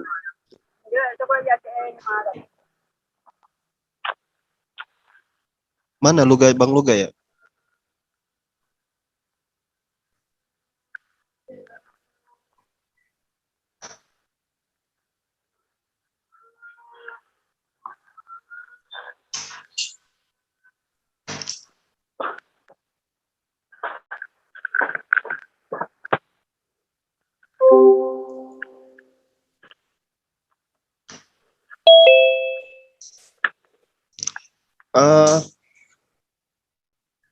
Mana suara ya? Cuman gak ada suara ya? Halo? Gak ada. Luganya mana Luga? Mana Luga? Lu keluar ya kayaknya. Oh ya udah Brethren Vivo silahkan dilanjut. Luga mungkin terculik. Brethren Vivo. Ya, halo, selamat siang, selamat sore. Selamat sore. Apa kabar? Sore, ya betul, sore. Lanjut. Apa Anda lanjut? Mengenai Roh Kudus ini, gimana Roh Kudus ini sebenarnya sepak terjangnya dalam keimanan? Dikit ya, Dinda, Calvin. Naam? Karena si Luga nggak ada, lanjut. kita konfirmasi ke ini aja dah, ke Vivo aja. Benar nggak Bapak itu nggak bisa bikin apa-apa tanpa Yesus? Coba koneksi saya kurang.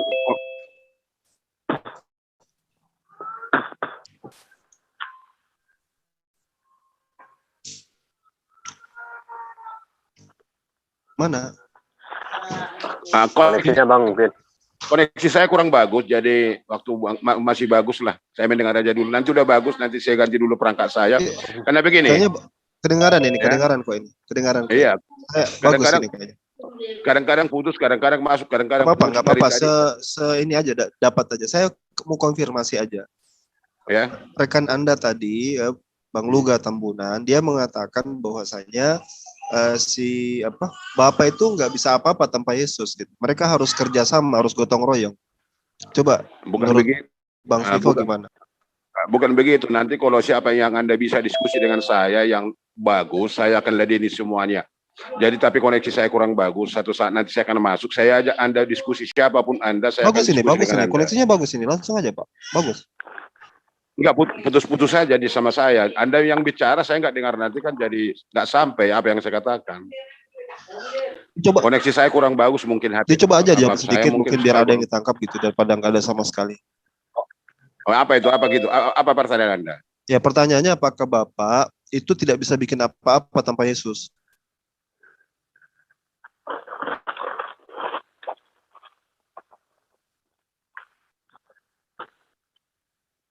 Anda katakan putus-putus ya. Apa Anda katakan tadi? Halo. Apakah Bapak tidak bisa bikin apa-apa tanpa Yesus? Nah, tidak bisa berbuat apa-apa. Oh, Bapak tidak bisa berbuat apa-apa tanpa Yesus gitu? Ya. Di mana itu tertulis? Kata Luga. Ya. Anda bicara dengan saya, Anda libatkan Luga, gimana kan ini?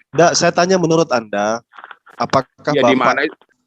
di mana? Referensi dari mana Anda ambil? Ini pertanyaan. Saya bertanya, kan Bapak mengerti Bible kan? Bapak mengerti Bible kan? Bukan. Saya bertanya sebagai, sebagai yang di luar daripada orang Kristen aja lah. Anggap saya orang awam aja. Teman Kristen. Apakah Bapak itu tidak bisa berbuat apa-apa tanpa Yesus atau bisa? Ini pertanyaan biasa aja, standar. Yang di mana referensinya Anda katakan seperti itu? Kita bahas saya tidak lagi buat statement, Pak. Saya lagi tidak buat statement, jadi saya tidak bawa bukti. Saya bertanya, ini pertanyaan ya. Pertanyaan saya, menurut Bapak, menurut Biblos yang Bapak imani dan Bapak percayai dan Bapak yakini, apakah Bapak itu menurut Alkitab ya, Bapak kan lebih ngerti Alkitab Bapak ini. Menurut Alkitab yang Bapak yakini, apakah Bapak itu tidak bisa berbuat apa-apa tanpa Yesus?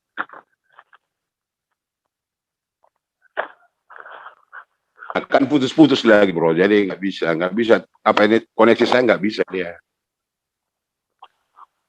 Mana ini jadinya nggak bisa, tapi kalau bisa tadi udah saya masuk, tapi saya coba tadi kan kurang bagus, putus. Tapi pertanyaan saya ditangkap enggak barusan ini? Saya tangkap, Anda katakan tadi apa? Ya, Bapak itu tidak bisa berbuat apa-apa tanpa Yesus. Apakah Bapak tidak bisa berbuat apa-apa tanpa Yesus? Jadi Bapak harus selalu butuh Yesus, gitu. Harus ada referensinya untuk menjawab itu, karena pertanyaan itu kan referensinya di mana? Karena begini bro. Alkitab itu tentang Tuhan Kristen, Tuhan saya, tidak bisa dikarang-karang, tidak bisa diucapkan. Kalau memang tidak ada referensinya, paling tidak mendekati ayat itu untuk itu. Kalau saya buat nanti saya jawab, berarti saya Tuhan. Kan nggak gitu kan? Referensi dari Alkitab apa, baru referensinya itu kita pelajari. Makanya saya ajak Anda pun nanti kalau bagus koneksi saya ajak Anda diskusi dengan saya. Maksud saya sepanjang Bapak baca Biblos sampai umur sekarang ini, Bapak belum pernah menemukan yang seperti itu. Bapak tidak bisa menjelaskan pertanyaan itu ya?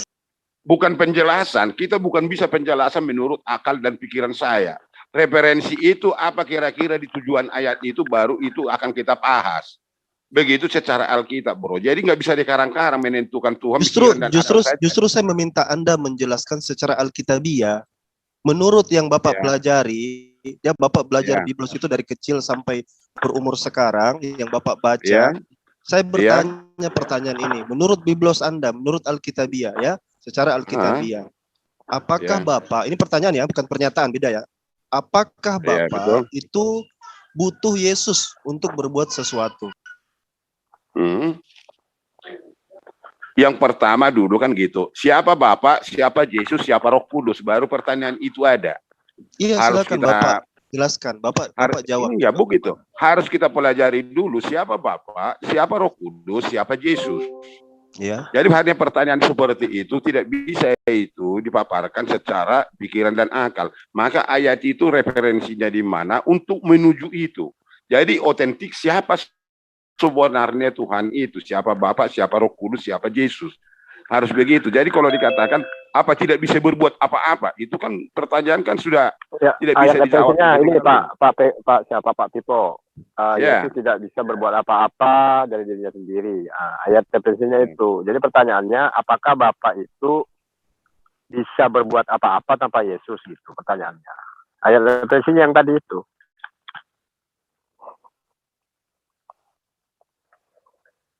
Nah, kan Yesus mengatakan bahwa Yesus tidak dapat berbuat apa-apa dari dirinya sendiri. Nah, gimana kalau kebalikannya gitu? Apakah Bapak bisa berbuat apa-apa tanpa Yesus gitu mungkin pertanyaannya? Ya, saya paham pertanyaan Anda, tapi untuk memaparkan itu harus alur itu ada siapa Bapak, siapa Roh Kudus, siapa Yesus.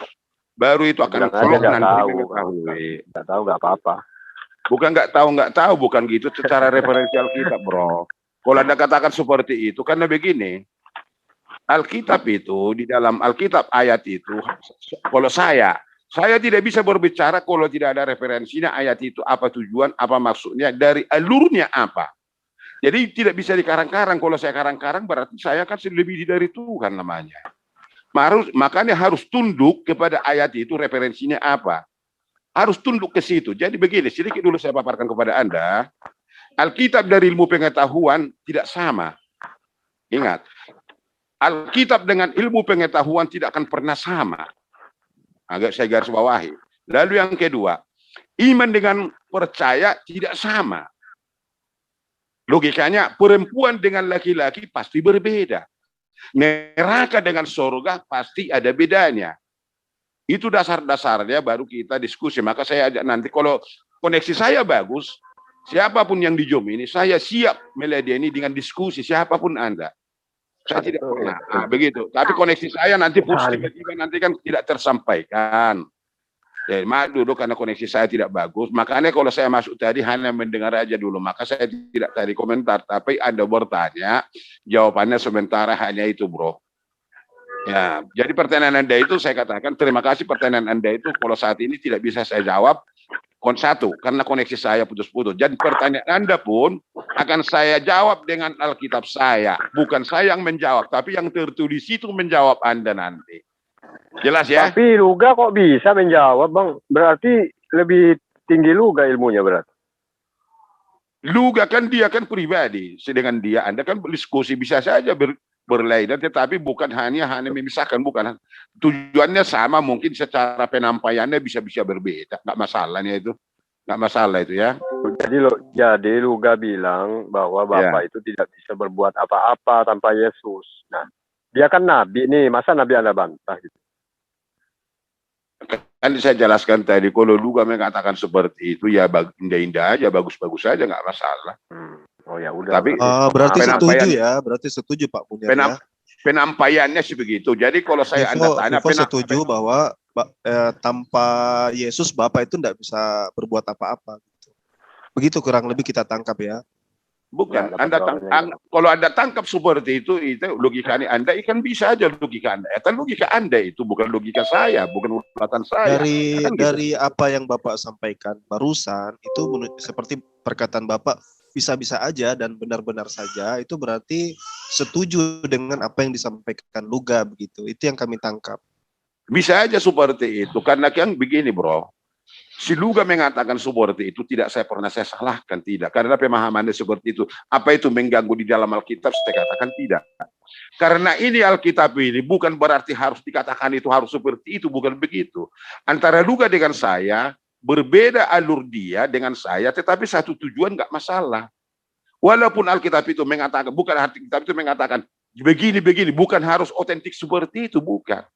Tetapi pengetahuan dia, nalar dia, iman dia dengan saya bisa-bisa terjadi ada perbedaan, tetapi bukan untuk memisahkan. Karena manusia di dalam diri Tuhan, kalau Tuhan itu mengatakan bukan satu alur dengan satu kata-kata. Contoh kita makan, bukan harus makan, kan ada makan namanya tapi belum makan. Jadi alur masing-masing ada, tapi bukan berbeda. Paham maksud saya kan? Jadi kalau saya berbicara melalui diskusi di dalam Alkitab, harus saya pegang dulu referensi Alkitab itu, kata-katanya tujuannya apa, dan alur cerita di dalam ayat itu untuk apa, untuk siapa, apa akibatnya, bagaimana untuknya. Jadi kalau bagi saya, kalau saya baca Alkitab, maka itu cermin bagi saya di mana posisi saya. Posisi saya, Alkitab itu menentukan saya di mana posisi saya. Posisi dengan pengertiannya, apakah saya sudah beriman atau sudah baik atau jahat, akan ditentukan yang saya pelajari dari Alkitab itu diri saya. Begitu alur Alkitab ya, begitulah pengetahuan tentang saya ketuhanan itu. Jadi kalau kata, apakah saya pikir kan dari tadi juga saya mengulang-ulang pertanyaan saya dan saya mengulang-ulang memberikan kesempatan kepada Bapak Vivo untuk menjelaskan secara Alkitabiah kan. Kita nggak bilang dari akal pemikiran Bapak asumsi kan tidak. Terus Bapak bilang saya belum ada referensi untuk itu, berarti belum bisa menjawab. Tetapi saya bisa setuju dengan Luga. Ya, artinya kalian berdua setuju bahwa Bapak itu butuh Yesus untuk berbuat sesuatu gitu. Ini mau kita pegang. Sebentar Pak. Ini mau kami pegang karena ini menarik sebenarnya. Menarik bahwa ada satu konsep ketuhanan di mana Bapak itu butuh Yesus. Ini sebuah pernyataan yang mesti kita kuliti. Bapak itu butuh Yesus. Nah, kalau nggak ada Yesus, Bapak itu tempe. Itu pernyataan dari Luga Tambunan. Bapak itu tempe. Artinya tempe sayur, artinya bukan siapa-siapa. Karena Bapak dengan Yesus kan nggak bisa dipisahkan. Bagaimana memisahkannya kan nggak bisa. Di dalam ayat Alkitab kan gitu, nggak bisa dipisahkan itu. Bagaimana kita mengatakan itu? Begitu kan? Persis. Makanya nanti nanti bisa kita bahas di sini, ada banyak teman-teman, bisa kita diskusi semua. Karena kalau pernyataan ini betul disepakati oleh seluruh umat Kristen, ini menarik begitu loh. Bukan menarik lagi, memang kehidupan kekal untuk itu tujuannya. Bukan menarik, di bawah menarik belum apa-apa. Kalau menarik untuk apa menarik? Bukan itu tujuannya. Harus sampai kepada kehidupan kekal dari situ. Kalau menarik ya siapa aja pun menarik. Gimana Anda itu? Iya kan? Betul? Halo? Kalau menarik Anda katakan semua menarik. Apa yang kita lihat kan menarik, tapi bukan seperti itu. Alur dia ceritanya di dalam diri itu, di dalam ketuhanan Yesus atau apa dengan Bapaknya, harus menentukan siapa dia dan untuk apa dia, dan membawa apa dia untuk manusia. Tujuannya satu, sampai harus ke kehidupan yang kekal. Bukan hanya menarik. Untuk apa kalau menarik? Kan nggak ada faedahnya, hanya menarik. Iya kan? Menarik untuk dibahas itu maksudnya Pak Tipo. Oh, jadi itu pun Anda salah itu. Kalau Anda katakan menarik dibahas, bukan harus menarik dibahas, bukan itu tujuan di Alkitab ini. Bukan harus menarik dibahas, bukan menarik atau tidak kita menentukan seperti itu, bukan itu. Kebenaran itu harus keluar dan tercermin yang ada di Alkitab. Kebenarannya apa? Itu yang penting. Jadi di dalam kebenaran itu maka dia orang yang menerima dia akan benar. Kebenaran di Alkitab itu membenarkan orang. Jadi kebenaran itu Tuhan, maka orang kebenaran itu maka dia akan bersama dengan kebenaran itu, maka dia sampai kehidupan yang kekal. Begitu alurnya, bro ya. Paham kan sedikit, walaupun nggak paham ya terserah Anda lah ya kan. Katanya tadi, jangan Anda bingung, jangan Anda bingung. Ya. Enggak ada yang bingung, Pak. Ini bro cuma. Begini bro. Katanya tadi Yesus dan Bapa nggak bisa dipisahkan. Loh, Yesus sendiri teriak sampai suaranya melengking. Eli Eli lama sabaktani, gimana sih abang ini? Di mana itu tertulis? Mana tertulis bro? Bapakku, mengapa engkau meninggalkan aku? Di kitab abang itu dalam Matius ada, Lukas juga ada. Begini bro Juma. Pernah saya katakan kepada rekan kita yang di situ, tolong dulu saya diskusi dengan Cijuma namanya. Makanya saya ingin berdiskusi dengan Anda. Ingin ya, bukan menantang. Garis bawahi. Saya ingin berdiskusi dengan Anda tentang Alkitab dengan dua alur antara Al-Quran dengan Alkitab. Saya ingin. Tapi koneksi saya kurang bagus. Ini hanya sekilas saja kita kalau kupas ini. Pakai timer kita dengan tujuan kita bikin judulnya. Kalau udah bagus koneksi saya nanti pas nanti semua saya ajak Anda. Siap Anda berdiskusi dengan saya? Ya, siap-siap aja lah dia mah. Oh, siap, pasti siap, Bang. Si Juma dulu yang jawab, bukan siapa Anda itu kok yang dia yang jawab. Iya kan Anda yang sering waktu itu sering bilangin saya suruh sampaikan ke dia. Oke. Saya ajaib. Lupa. Iya. Maaf. Enggak, kan suara Anda lain dari yang dulu saya lihat. Ini suaranya agak apa? Merdu suara dari. Ya? Oh, makasih. Makasih lanjut. Makasih bro. Iya, saya siap Bang, saya siap. Kapan? Apa temanya gitu? Enggak, kalau pas sudah koneksi saya bagus dulu, saya akan hubungi Anda melalui Zoom ini. Kita diskusi temanya, terserah di situ nanti kita bikin temernya, bikin apa nih perinciannya sampai di mana. Bukan saya menantang, saya hanya diskusi. Makanya persiapkan diri.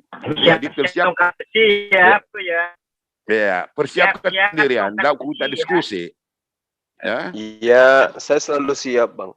Karena begini mungkin, bukan saya sombong, maaf, saya tidak manusia yang lemah, semua kesalahan ada dalam diri saya, tapi mungkin dengan Anda belum pernah saya diskusi, mungkin dengan orang lain Anda sudah diskusi, mungkin lain dengan saya Anda diskusi nanti. Maka saya katakan, siapkan diri Anda untuk diskusi kebaikan dan kebenaran di dalam diri kita masing-masing, oke? Oke. Jelas ya. Nah, jadi supaya lupa bawa sabuk pengaman, Pak Tipo. Apanya? Bawa sabuk pengaman. Oh iya, saya siapkan. Dan sabuk pengaman nanti. Oke. Baik, siapapun si Juma ini pun. Betul. Pak Pipo. Siap-siap gigi ya. Dan si Juma pun siapkan. Nah, dan si Juma pun siapkan. Kalau di kursi dia ikat pinggangnya, nanti jatuh dia. Jangan jatuh dia. Pak Pipo katanya mau mana ditunggu-tunggu Mbak Ajaib, katanya dari kemarin 2 hari 3 hari katanya mau datang tapi nggak datang nggak ngechat mau kemari. Enggak.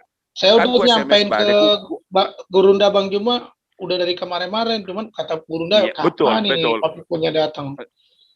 Betul, maaf. Saya bilang nunggu angin topan kali, saya bilang. Kemungkinan gitu pikiran saya. Waktu itu kan saya balas lagi kan masih sibuk, saya ada urusan penting nggak bisa tinggal dan lagi pula koneksi saya kurang bagus, itu yang buat bro ya, bukan saya malah di-blok nomor saya. Iya. Saya hargai Anda menampaikannya sama guru Anda itu kan. Nah, saya hargai. Ya, makasih banyak atas kesampaian kepada Anda. Makanya saya ingin jumpa dulu dan diskusi dengan Bro Juma. Cuma satu mohon saya.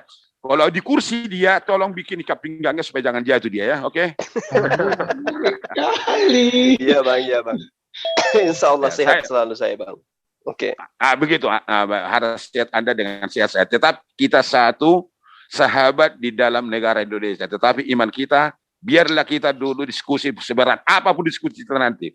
Netizen nanti akan tahu di mana kebenarannya, siapa dia yang diskusi, oke? Baik.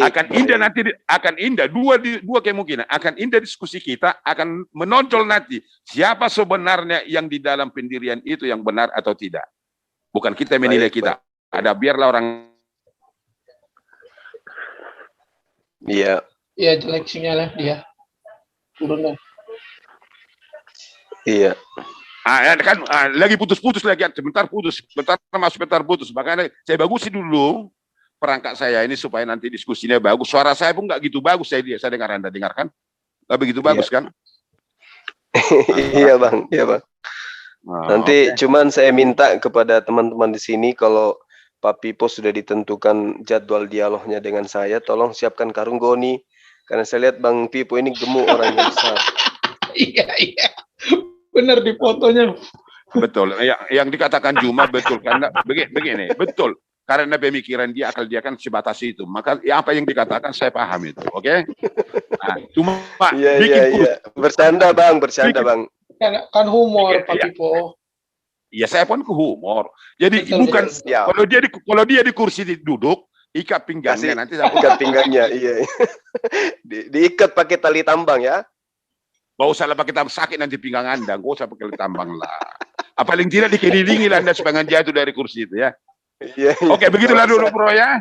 Iya. Oke, begitulah dulu bro. Pesannya cuma karung goni aja Bang, nggak apa-apa. Kalau saya enggak. Pak Pipo udah save ini linknya kan? Udah. Makasih atas linknya yang dikasih sama saya.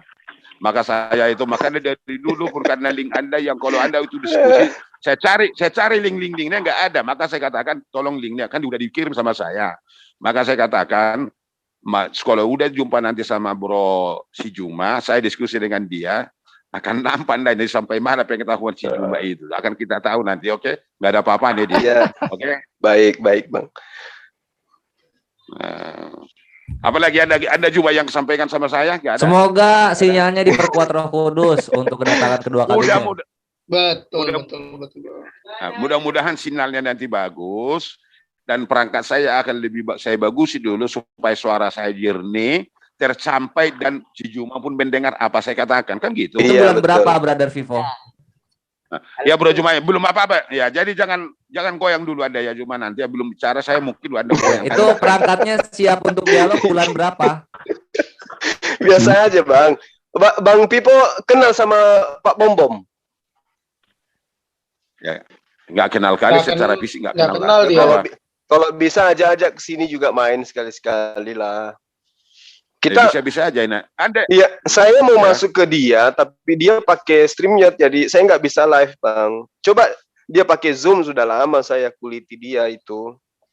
Jadi supaya kalau ada waktu rame-rame Bang. Iya, ajak ke sini sekali-sekali. Gitu. Nggak bisa jam 3 Guru dah dia. Kalau ada waktu nanti saya akan hubungi dia. Jam 3 subuh. Hubungi dia dan kita akan diskusi. Iya Bang. Jadi ini mungkin nanti satu pelajaran bagi Anda, siapa yang Anda lawan diskusi itu Anda pun, maka saya katakan dari awal. Saya harus latihan dari sekarang kayaknya.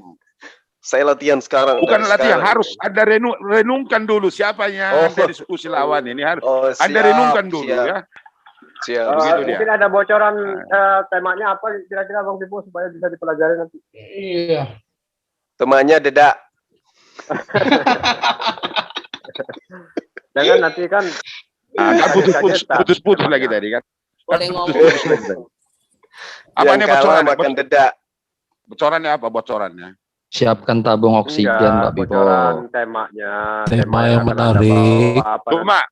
Tema yang menarik adalah ya. Iya Bang. Mengapa masyarakat Kristen dunia meninggalkan gereja dan Bible? Kalau kita nanti itu diskusi Bro Juma, halo, ini saya mohon, ini permohonan Anda laksanakan atau tidak terserah Anda. Jangan pernah kata-kata otak dan segala macam. Kalau itu Anda katakan akan berbalik kepada kita masing-masing ya. Halo. Kalau bisa. Makasih nasihatnya. Supaya lebih bagus karena dikatakan saya di sini saya lihat otak enggak sampai ke situ katanya. Saya enggak pernah katakan itu. Tapi kalau saya dipancing untuk itu lebih dari situ akan datang. Paham ya? Lebih dari situ akan datang. Kita dialog santai aja. Begitu santai kita tetapi terarah dan tujuan ada. Ya, betul. Nah, ini saya suka ini. Pak Pipo. Halo. Mengapa masyarakat Kristen dunia meninggalkan gereja? Itu yang penting. Apanya? Mengapa masyarakat dunia Kristen meninggalkan gerejanya sekarang ini? Bukan gitu yang dibahas. Gimana Anda ini? Kalau Anda bahas sih, kalau Anda hari Minggu gitu. Karena bukan hari Minggu. Jangan dikasih yang berat-berat. Bang Pipo itu cukup yang ringan-ringan yang bisa Bang Pipo kuasai. Kalau Anda bukan aja jawabannya Bang Pipo, karena bukan hari Minggu, hari ini. Bukan. Kalau Anda katakan seperti itu, kenapa hanya keluarga Lot yang keluar dari Sodom, kenapa hanya keluarga Nuh yang harus diselamatkan di Batra? Kan terbalik Anda katakan dia. Makanya Anda pemahaman Anda itu masih kerdil, nggak apa-apa, ya. Belum ngerti apa-apa Anda. Dia kurang makan dedak ya Bang ya? Bukan. Pengetahuannya sebatas itu. Jadi perlu diajari dulu dia tentang Alkitab, bukan kalau dikatakan karena dia di Alkitab itu nol besar gitu. Iya. Udah kejang-kejang Pak Vivo udah. Judulnya aja dibacakan udah kejang-kejang. Bukan kejang. Belum apa-apa kayak gitu sama saya, bisa kejang dari mana. Secara saya bicara kan Anda tahu siapa saya. Iya, betul. Ya. Bang Pipo ini orangnya cerdas kulihat dia. Wih, cerdas sekali kelihatannya. Pintar. Ini penting karena putus masuk gitu ini koneksi saya. Makanya persiapkan aja diri Anda semuanya. Kalau Anda dengar nanti saya diskusi dengan Juma, karena saya pikir nanti mungkin Juma akan nanti sendiri dia. Saya nggak tahu. Tapi tidak akan tahan dia menahan apa yang kita bicarakan nanti. Oke? Sinyalnya diikat, Pak. Udah manas-manas sih ya, Pipo ya. Sinyalnya ini jadi masalah. Atau mungkin saya nanti tidak di tempat ini mungkin. Saya akan pindah ke tempat lain supaya lebih bagus sinyal. Maka saya cari dulu yang momen yang benar. Cari tower. Towernya Indosiar bagus. Atau mungkin channelnya sampai ke pelosok. Ini kan simpati atau Excel nanti saya buat supaya pas bagus. Jadi si Juma mendengar apa yang saya katakan. Pak Pipo manjat kelapa aja supaya sinyalnya kuat. Masih lab ya Gurunda? Apa maksudnya manjat kelapa gimana? Aku masih manjat ini pohon kelapa supaya sinyalnya kuat. Aku masih biar netizen siap-siap menunggu Bang Pipo. Anda saya enggak dibilang enggak Anda kawan. Jadi ceritanya kan Bang Pipo ini ngajak kita dialog kan gitu ya. Kita hargai beliau. Bang Duma. Bang Pipo gimana mau? Iya, kawan. Pak Pipo gimana mau debat ngomong aja susah. Begini tadi kawan Anda Juma katakan tadi Pak Pipo panjat ke kelapa kata. Dari tadi udah saya katakan jangan sampai kata-kata seperti itu kan Anda sudah buat nanti terbalik kepada Anda jegang. Cek sinyalnya bagus Pak Pipo. Ya, jadi halo. Cepat tersinggung Pak Pipo, cepat tersinggung. Bukan tersinggung. Cek. Kalau Anda katakan saya majak kelapa, maka saya jawabnya anakmu dan istrimu suruh majak kelapa. Pak Pipo, kenapa kok darah tingginya cepat kali naik? Benar. Begini, Bang Pipo, Bang, bisa nggak nanti pada saat tunggu. Bisa nggak nanti pada saat kita dialog saya pada sesi-sesi tegang saya katakan nenekmu kiper, bisa nggak? Kalau Anda katakan seperti itu lebih dari situ akan berbalik kepada Anda. Ingatkan. Berarti nggak boleh. Oke, Pak striker. Pak Pipo. Nenekmu kiper itu kan artinya mustahil. Boleh nggak saya katakan itu? Nenekmu kiper itu mustahil ya. Kalau Anda katakan seperti itu lebih dari situ akan saya katakan kepada Anda. Oh iya. Tapi saya tidak pernah. Maksudnya saya katakan nenekmu kiper itu pada saat apa kira-kira balasannya apa yang Anda sebutkan itu karena begini masuk akal gitu. Begini metode saya begini kalau diskusi. Ya. Apa yang saya ucapkan akan berbalik kepada saya. Apa yang saya tanam akan saya tuai. Itu jadi makanya saya tidak pernah kata-kata yang tidak benar saya katakan nanti kalau kita diskusi dengan Anda. Tapi kalau Anda katakan seperti itu akan lebih parah dari situ akan berbalik kata-kata itu kepada Anda. Itu muncul kata-kata itu muncul akibat daripada ada ayat abang yang tanam ada penyebabnya gitu. Satu. Maka saya katakan kalau saya diskusi akan indah walaupun berbeda. Tapi kalau kata-kata Anda yang seperti Anda katakan tadi lebih dari situ akan berbalik kepada Anda kata-kata itu saya balik. Halo. Enggak, maksudnya kalau ayatan terhadap tampar pipi kiri kasih pipi kanan mana tuh? Itu kayaknya lucu ini. Kenapa lucu? Ya. Ya antara udah, kalau gitu agama nggak usah. Islam dan Kristen. Saling memperdebatkan soal agamanya masing-masing. Saling membenarkan ajaran agamanya masing-masing. Saya ingin bertanya, apakah agama Islam benar? Benar. Apakah agama Kristen benar? Benar juga. Apakah agama Buddha, Hindu benar? Maka saya katakan enggak. Kalau Maka saya katakan tadi. Kalau saya jawab tidak. Agama Islam tidak benar. Agama Buddha tidak benar. Maka saya agama Kristen tidak benar. Dengerin dulu. Dengerin dulu. Silakan. Jadi yang benar yang mana? Apa yang benar? Itu yang tadi tuh dia bilang semua agama nggak benar. Agama. Ulang lagi kamu ngomong, buka mute-mu. Apa yang benar? Kamu aja yang benar sendiri. Ayo buka mute-mu itu. Jadi yang benar yang mana, Bang?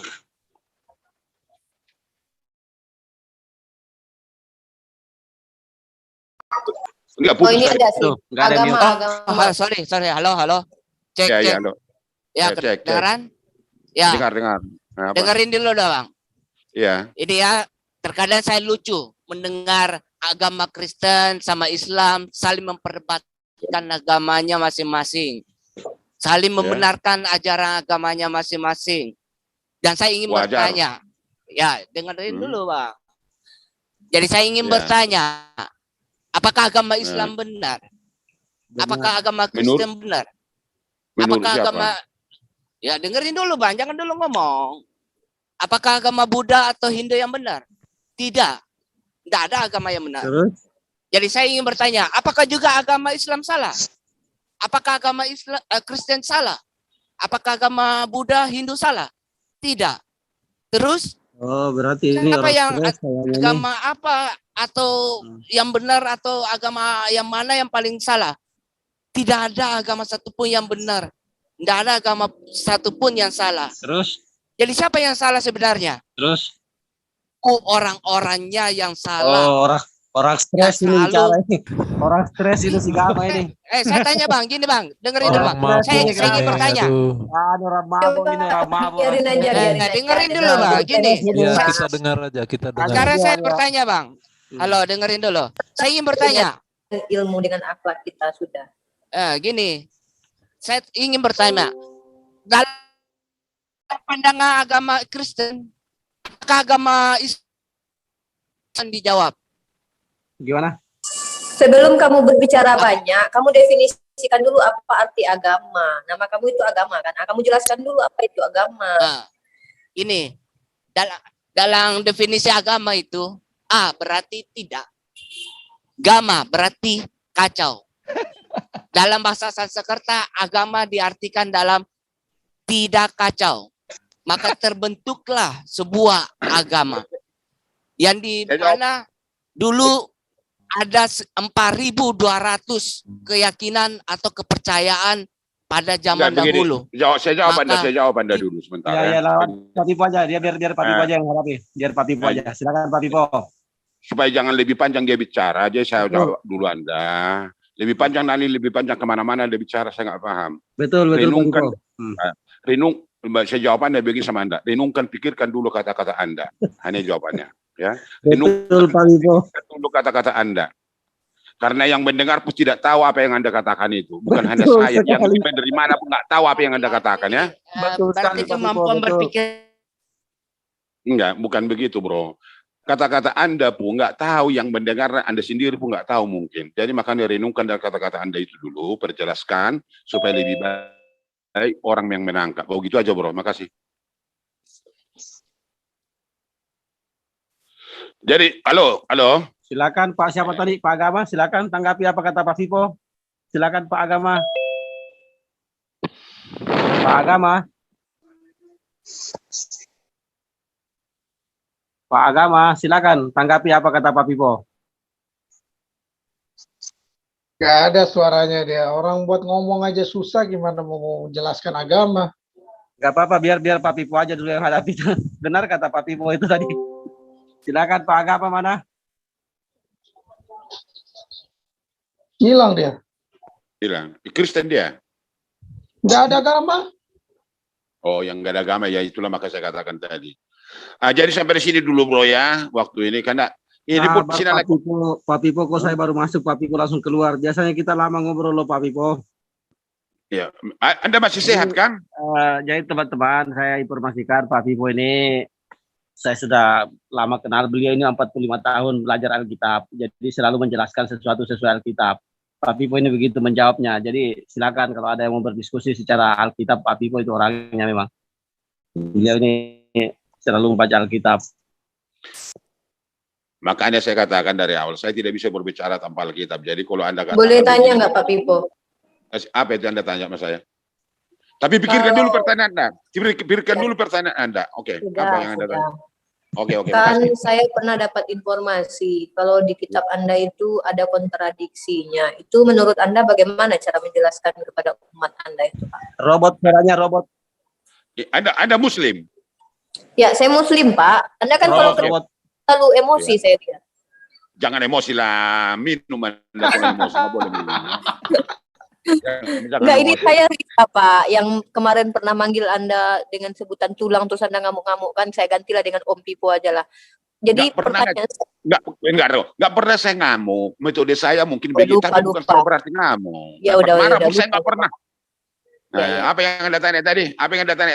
Gini, saya kan baca-baca Pak Om Pipo. Jadi saya lihat katanya kitab Anda itu ada kontradiksinya. Sementara kan Kristen percaya kitab suci Anda ditulis oleh oleh manusia, saksi-saksi yang dipenuhi Roh Kudus. Itu bagaimana cara menanggapinya itu Pak Pipo? Om Pipo maksudnya. Kalau Anda katakan kontradiksi, itu benar apa yang Anda katakan, karena akal pikiranmu sebatas itu, bro. Itu nggak saya bantah Anda. Hanya sebatas itu dan pikiran akalmu mengetahui itu pasti. Sebatas akal maksudnya gimana ini Om? Hanya membaca terus nggak bisa dikatakan kontradiksi begitu? Harus ada bagaimana? Makanya bagaimana cara memahaminya kontradiksi makanya waktu kita diskusi baru saya terangkan itu semanda mendetail. Kalau Anda dikatakan kontradiksi, benarnya tidak. Tapi kalau Anda katakan itu kontradiksi, pengetahuan akalmu hanya sebatas itu, oke saja menurut kau. Boleh nggak saya kasih contoh satu? Apa itu contoh? Nah, sebentar. Saya cari ayatnya dulu. Om Pipo standby dulu ya. Jelaskan aja nanti sama saya secara Alkitabiah. Om Pipo kan Alkitabiah orangnya. Tapi jangan goyang Anda nanti akhirnya. Kan nggak enak juga nanti kalau Anda goyang. Ya, ini kalau ngomong dengan Pak Pipo, katanya kita harus kencangkan ikat pinggang ke kursi. Biar betul. Terguncang nanti. Kalau begini, kalau jatuh ke depan nggak apa-apa, jatuh ke belakang yang bahaya. Itu dia. Sama-sama, Pak Pipo juga kencangkan tali pinggang, jangan sampai terguncang. Sama-sama kencangkan tali pinggang lah, iya kan? Ada mulai pandai kok dengar bicara, ada mulai pandai itu bicara. Karung yang diusulkan Bang Zuma itu untuk Pak Pipo. Mana ayatnya, bro?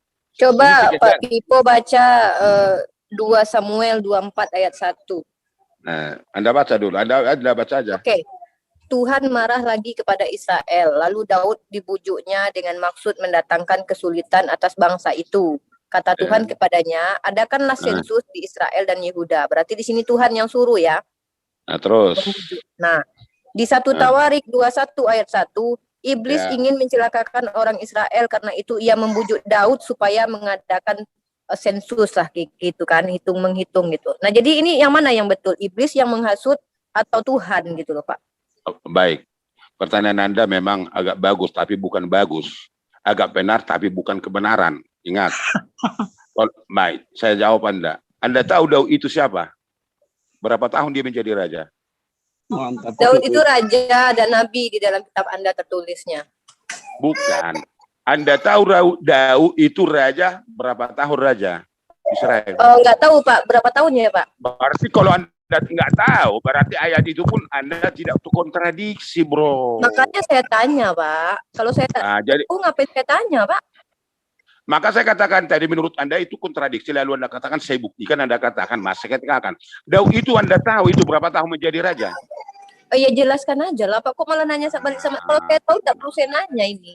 Pelajari dulu, Daud berapa tahun menjadi raja? Kalau saya pelajari berarti saya udah tahu, ngapain saya tanya? Saya mau belajar sama Bapak, gimana sih Pak? Karena Anda katakan tadi kontradiksi. Anda tidak tahu si Daud, tapi Anda katakan ucapannya kontradiksi.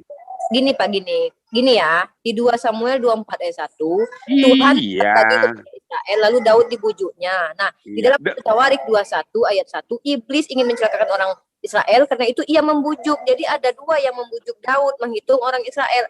Satu Tuhan, satu iblis. Yang betul yang mana gitu loh. Iya, betul yang Anda katakan, yang Anda baca betul menurut Anda. Tapi harus Anda tahu dulu, Daud itu menjadi raja berapa tahun? Waktu tahun berapa dia mengambil Betseba menjadi istrinya? Waktu itu Huria dibunuh. Harus tahu alur semuanya, baru tahu nanti ayat itu kontradiksi atau tidak. Paham? Bapak lah jelaskan kepada saya. Maka waktu diskusi nanti saya jelaskan. Kalau Anda tidak tahu Daud itu berapa tahun dia menjadi raja, nggak usah ngomong kau tentang Daud. Udah paham kau? Lah kalau gitu Opung, saya mau tanya Opung. Ya, maka Anda dengar dulu. Maka satu dulu. Selesaikan dulu. Dengar dulu. Silakan. Makanya kalau nggak paham kita tentang Daud, jangan kau cerita Daud. Umur berapa dia, tahun berapa dia menjadi raja, sebelum raja siapa dia. Lalu akan kita tahu ucapannya itu di dalam ayat itu tujuan apa. Jadi bukan hanya ayat itu. Dari silsilah Daud itu umur berapa dia menjadi raja di Israel, sampai kapan, akhirnya bagaimana dia, lalu kata-kata dia, ucapan dia yang dituliskan di situ akan kita pahami. Jelas ya? Jangan-jangan kalau saya tanya tentang Yesus Tuhan atau tidak, Bapak suruh lagi, kau cari tahu dulu berapa puluh tahun Yesus tidak ada, kau cari dia kemana, baru kau cerita tentang Yesus. Kayak mana ini? Iya, ini kan kajian tekstual. Daud dulu yang Anda katakan. Oke. Tanya oleh Bang Rizky, tolong satu-satu, ada yang resen. Selesaikan dulu Ibu Rifa, baru kita pindah. Silakan dulu, maaf Bang Rizky. Begini. Silakan dulu Ibu Rifa. Jadi yang tadi yang saya bertanya itu, jadi saya katakan Anda nggak usah kau mengatakan Daud pun nggak paham Anda berapa tahun menjadi raja. Jadi nggak ada ngerti pun kau katakan itu karena kau tidak memahami Daud. 40 tahun Pak, udah aku temukan. Nah, aku tengok di Google 40 tahun. Kenapa rupanya? Coba jelaskan dulu kontradiksi apa enggak itu ayat itu. Udah tahu kau 40 tahun dia udah dari Google kau ambil. Iya, aku ambil lah Pak, Google, dari mana lagi coba Pak? Bapak aja nggak mau jawab, dari Google lah terpaksa. Dengar, ya begitu. Anda mulai belajar kan, berarti Anda mulai paham sedikit kan? Begitu. Kalau yang saya setuju, memang benar 40 tahun menjadi raja. Betul. Nah, latar belakangnya kenapa dia menjadi raja di Alkitab kan ada. Iya. Nah, jadi itu kalau Anda katakan tradiksi, terlalu jauh kita kupas itu. Kontradiksi bukan kontradiksi. Anda pahami Daud 40 tahun benar. Alkitab mengatakan 40 tahun dia menjadi raja. Benar.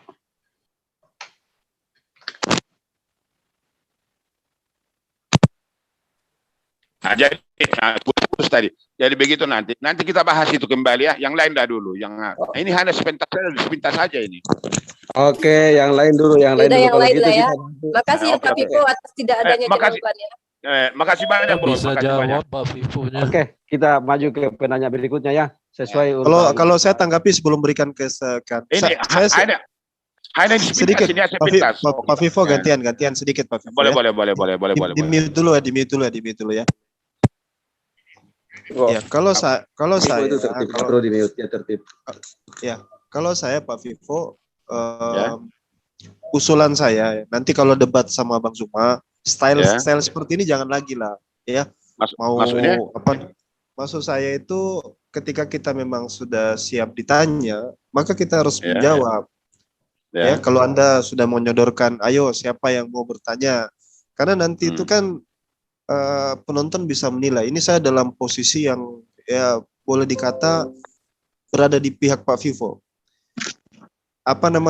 Penonton itu akan melihat gitu. Oh, ini Pak Vivo ini akan menjawab soalan atau dia tidak akan menjawab soalan. Oh, Pak Vivo ini coba untuk lari dari pertanyaan atau tidak. Nah gitu. Jadi sebagai teman yang baik, saya tuh berikan saran sama Pak Vivo itu, nanti misalnya ya kalau debat sama Bang Zuma itu jangan muter-muter Pak. Fokus aja, konsisten, ditanya apa itu yang dijawab, langsung dijawab. Kalau memang tidak tahu, tadi kan seperti saya tanya itu apakah Bapak sebegini sebegitu, terus Bapak Vivo muter-muter, ujungnya akhirnya bilang saya belum bisa menjawab. Nah, kalau usul saya katakan lagi, nanti kalau bisa ditanya itu langsung to the point, langsung ke inti daripada jawaban ya. Itu masukan aja ya buat Pak Vivo ya. Oke, terima kasih Bang Alwan. Oh ya, makasih Bang Alwan. Baik, mohon maaf Pak Vivo, nanti tanggapi, nggak perlu tanggapi itu. itu kan bicara nanti katanya kalau diskusi dengan Bang Juma nanti aja. Sedikit dulu saya tanggapi, sedikit dulu baru saya tanggapi ya. 1 menit Pak. Saya akan ikuti saran Anda itu dan bagus selama saya mendapatkan suatu pengetahuan dari yang Anda katakan. Tapi ingat, jangan pernah Anda katakan kontradiksi. Kalau Anda katakan kontradiksi, maka jawabannya akan lain. Karena Anda menentukan kontradiksi ayat itu, sementara ayat itu tidak pernah Anda pelajari, Anda katakan kontradiksi, maka jawabannya seperti yang saya katakan tadi dari awal. Maka saya katakan, yang mau diskusi dengan saya mungkin beda dengan orang lain. Mungkin, saya nggak tahu. Tapi ingat, jangan pernah di Alkitab itu Anda katakan menentukan kontradiksi. Karena Anda mengatakan itu kontradiksi tidak ada. Maka jawabannya nanti akan seperti itu. Ingat ya. Tapi kalau Anda tanyakan bagaimana penjelasan ayat ini, saya jelaskan. Saya detailkan.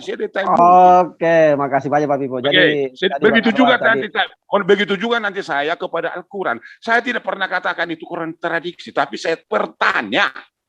Lalu alurnya nanti akan nampak akhirnya apa yang dituju di dalam diskusi itu. Jelas ya bro? Terima kasih Pak Pipo. Tadi Bang Arwad tidak ada ngomong kontradiksi. Mungkin nanti Ubi Riva. Jadi teman-teman di sini kalau mau bertanya ke Pak Pipo, tolong dihindari bahasa kontradiksi, tapi minta penjelasan aja. Karena memang beliau ini memang 45 tahun. Karena memang beliau ini. Anda boleh terima kasih Pak Pipo. Kan saya paling pertama diskusi dengan Pak Pipo di Zoom ini, jadi saya sangat mengerti. Selanjutnya selanjutnya yang berikutnya mohon maaf Bang Bilis karena di Indonesia Tengah sudah mau maghrib. Jadi kita dahulukan Bang Yusuf dulu. Bang Yusuf dulu yang bertanya. Silakan Bang Yusuf. Oke. Bang Bilis.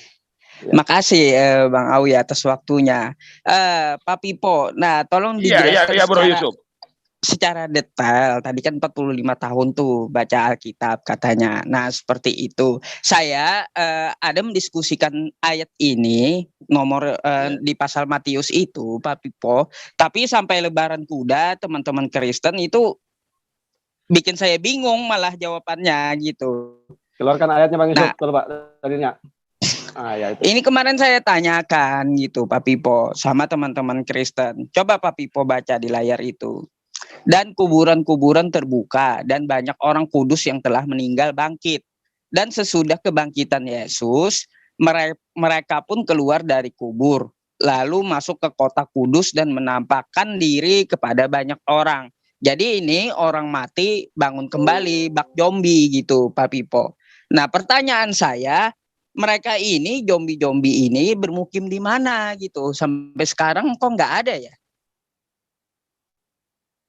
Oke, silakan Pak Pipo, mohon penjelasannya atas Matius 27 ayat 52, nomor 52. Saya tanya sampai Lebaran Kuda loh Pak ini Pak, nggak ketemu jawabannya.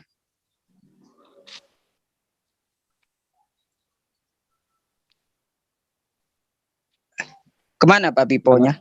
Bang Yusuf harus tahu dia lagi dibaca. Siapa, berapa tahun mereka hidup sebelum jadi zombie, baru jangan biarkan Pak Pipo. Pak Pipo pasti bisa jelaskan ini. Pak Pipo kan yang penting ada dalilnya ayatnya, dia bisa jelaskan. Enggak apa-apa, katanya kan 45 tahun tuh Pak Pipo baca kitab. Nah, sekarang coba dijelaskan ayat ini.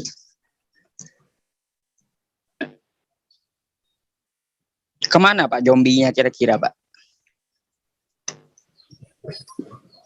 Putus-putus bro tadi. Jadi pakai masuk mutu.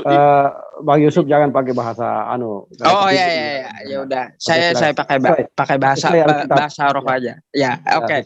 Gini Pak Pipo, saya pertegas kembali ya pertanyaannya. Iya. Nah, di Matius 27:52. Nah, ini saya kemarin diskusi sama teman-teman, cuma jawabannya nggak jelas gitu. Saya tanyakan ke Pak Pipo, tolong jelaskan secara detail gitu ya. Nah, di Matius 27:52, dan kuburan-kuburan terbuka dan banyak orang kudus yang telah meninggal bangkit. Nah, jadi orang mati bangkit gitu Pak Pipo. Dan sesudah kebangkitan Yesus, mereka pun keluar dari kubur. Lalu masuk ke kota kudus dan menampakkan diri kepada banyak orang. Pertanyaan saya, di mana orang yang udah mati ini lalu hidup kembali, mereka bermukim gitu. Itu dulu.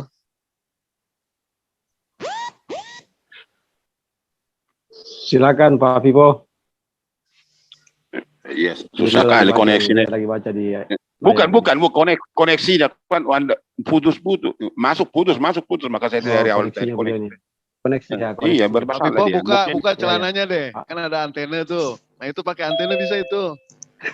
Baik, yang mana tadi ya? Baik, yang di Matius 27. Matius. Ya. 27 ayat 52 tadi ya. 52 53. 52 53. Ya, betul. Baik. Saya bacakan dulu ya. Mulai dari jam 12 kegelapan meliputi seluruh daerah itu sampai jam 3. Kira-kira jam 3 berserulah Yesus dengan suara nyaring. Bukan. Dari situ ya Bapak baca ya. Dari 45 ya. Oke, nggak apa-apa. Yang saya tanyakan 52 53-nya, Pak. Pasti beliau baca dari atas terus itu. Putus-putus, Bro. Kenapa? Yusuf, kenapa?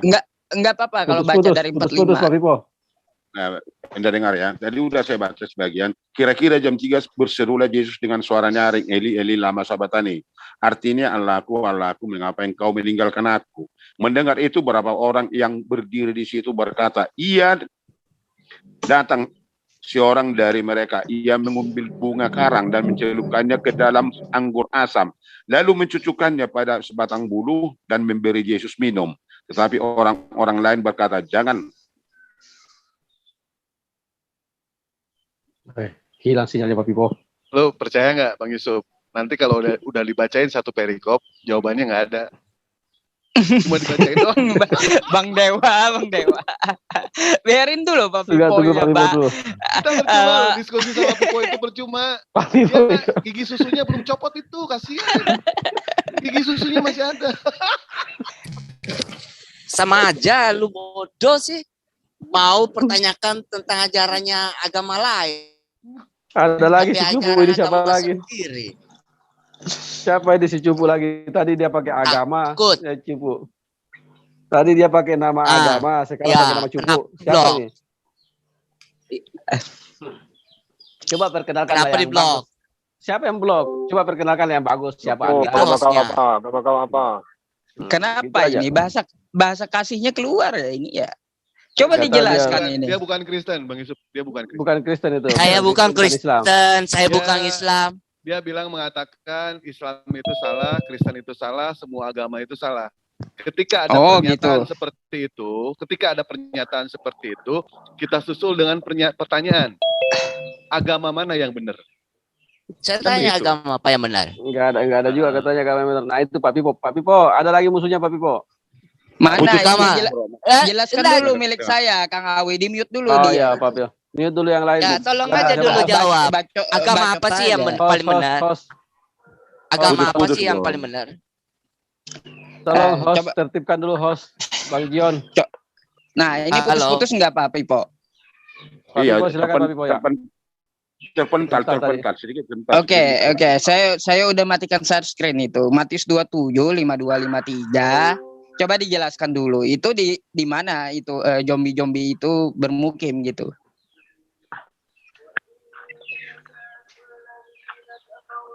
Nah, oke lah, Bro Yusuf, mungkin nggak bisa putus-putus, nanti masuk terpental lagi. Kalau saya terpental nampak di situ kan enggak? Nampak. Makanya terpental, masuk begitu kan gitu dia. Jadi bukan saya tapi yang sebatas saya bisa dulu. Di mana terputus nanti akan begitu. Nah, jadi saya bacakan tadi, dan segeralah datang seorang dari mereka mengambil bunga karang dan mencelupkannya ke dalam anggur asam, lalu mencucukkannya pada sebatang bulu pohon dan memberi Yesus minum. Tetapi orang-orang lain berkata, jangan, baiklah kita lihat siapa. Apakah Elia yang datang menyelamatkan dia? Yesus berseru pula dengan suara nyaring, lalu menyerahkan nyawanya. Dan lihatlah tabir bait suci terbelah dua dari atas sampai ke bawah, dan terjadilah gempa bumi dan bukit-bukit batu berbelah dan kuburan-kuburan terbuka, dan banyak orang kudus yang telah meninggal bangkit, dan sesudah kebangkitan Yesus bangun lagi Pak ya. Bangun lagi itu orang yang meninggal bangun lagi. Dengar ayatnya dulu. Kan belum ada saya bacakan. Satu perikop itu.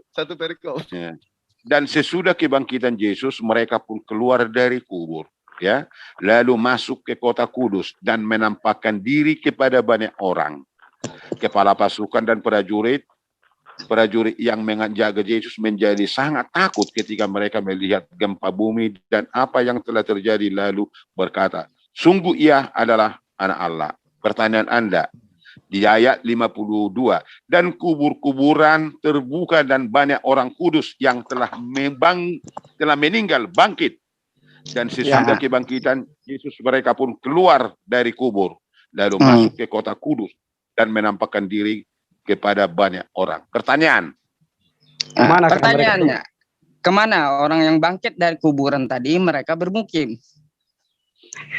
Dan sesudah bangkit Yesus mereka pun keluar dari kubur lalu masuk ke kota kudus dan menampakkan diri kepada orang.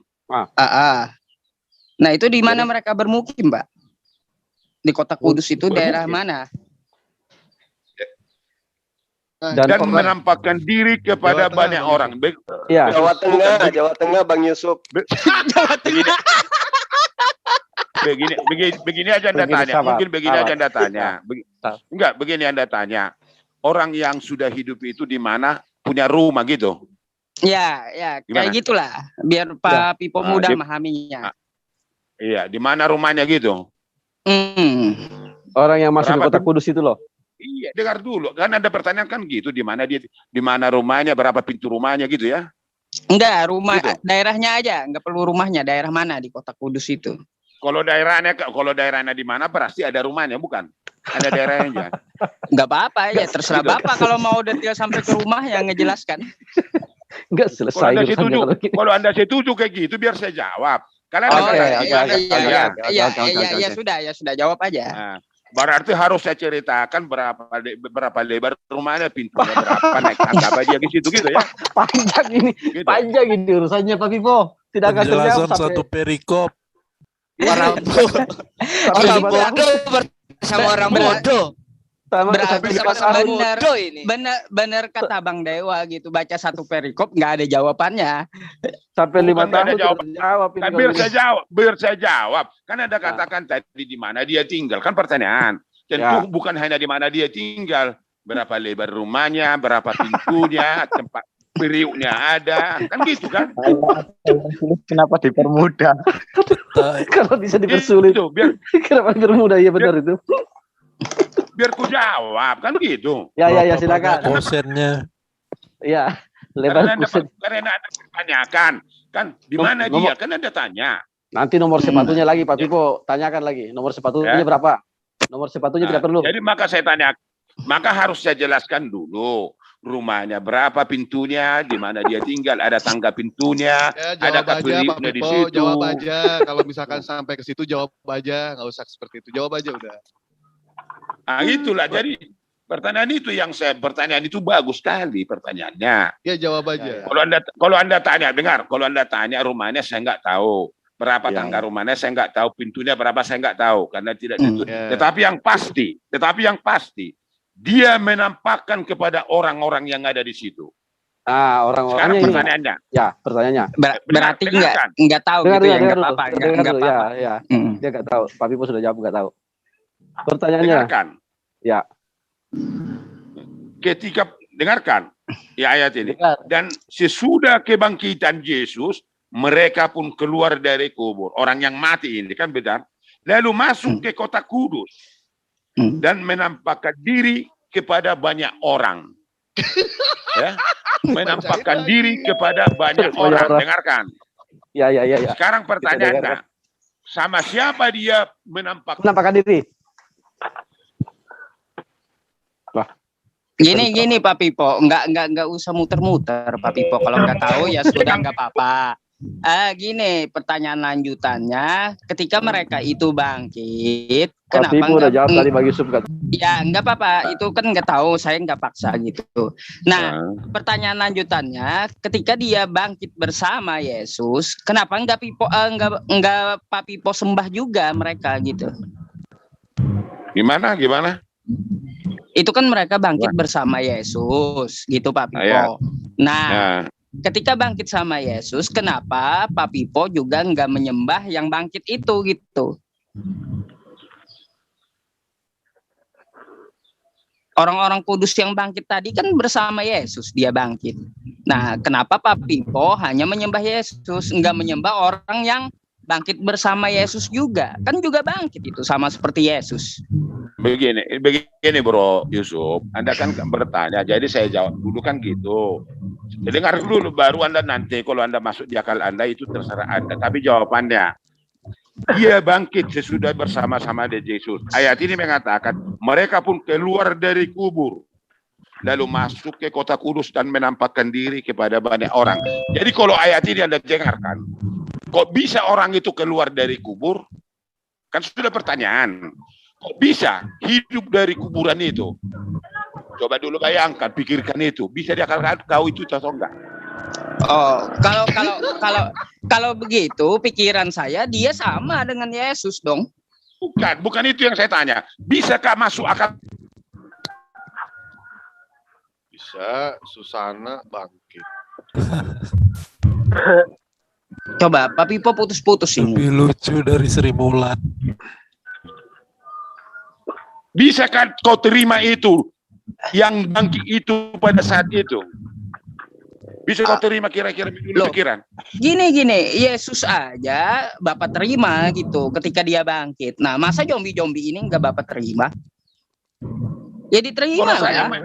Bukan, karena pertanyaanmu itu di mana? Kan itu Anda katakan. Kalau Anda katakan di mana itu orang yang bangkit, berarti seolah-olah Anda itu tahu kenapa dia bangkit. Anda bisa tahu itu bangkit. Masuk di pikiran akal enggak? Saya nggak nanyakan mengapa dia bangkit gitu. Yang saya tanyakan mereka bermukim di mana, kata Pak Pipo ya udah tahu di mana. Yang penting di kota Kudus gitu. Dengarkan Yusuf. Kalau Anda katakan di Nah, putus-putus lagi ini. Nah, ada Pak Amir, terangkan prosesnya Pak Pipo. Dengarkan, kalau Anda katakan di mana dia yang kudus itu yang bangkit itu, apa masuk di akal pikiranmu itu dia bangkit pada saat itu? Kan tidak. Tidak kan? Tulisannya bangkit kok Pak. Kenapa tidak bangkit lagi? Ya, kan gitu kan. Tapi lalu kebangkitannya itu kitab, Pak. Kitab. Lalu kebangkitan itu tahu tidak memahaminya, lalu kau tanyakan di mana dia, sementara kebangkitannya pun kamu tidak tahu di mana. Boleh saya tambahi, Pak Pipo, boleh saya tambahi? Di upgrade dulu RAM Piponya Pak, biar jelas suaranya. Begini, lalu menampakkan diri kepada orang di situ. Itu jelas orang yang bangkit menampakkan diri kepada orang di situ di kota Kudus. Di kota Kudus itu di mana? Kan itu pertanyaannya. Gitu dia kita bicara. Kota Kudus itu tidak otentik itu tahu di mana. Tetapi kota Kudus itu pasti ada. Jawa Tengah. Kota Kudus. Iya, itu ada Pak. Kota-kota Kudus di Jawa Tengah itu. Pak Pipo, boleh saya tambahi? Karena begini, Silakan bang. Dengar dulu saya jelaskan. Kalau Anda di situ pada saat itu, kira-kira masuk akalmu, pikiranmu itu bahwa orang itu bangkit dari kubur itu, kan enggak. Lalu Anda ketanyakan di mana dia, kebangkitannya pun Anda tidak memahaminya, lalu Anda ketanya di mana orang yang bangkit itu. Kan sudah namanya itu pertanyaan, nggak ngerti apa yang ditanya. Terus ayat itu maksudnya apa kalau begitu Pak Pipo? Iya. Baik.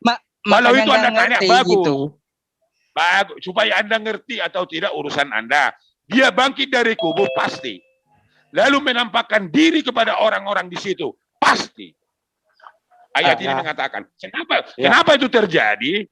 Nah, dengarkan. Kenapa itu terjadi? Itu kata-kata itu karena memang Tuhan punya kuasa apapun dan bisa melaksanakan apapun. Paham ya? Oke, Pak Pipo. Jadi gini, itu kan dia bangkit bersama Yesus. Nah, orang-orang yang kudus tadi bangkit bersama Yesus. Kenapa Pak Pipo hanya menyembah Yesusnya? Orang-orang kudusnya yang bangkit tadi nggak disembah oleh Pak Pipo gitu. Kan ada ayat ini menyembah dikatakan di sini. Jangan ngawur kau dulu.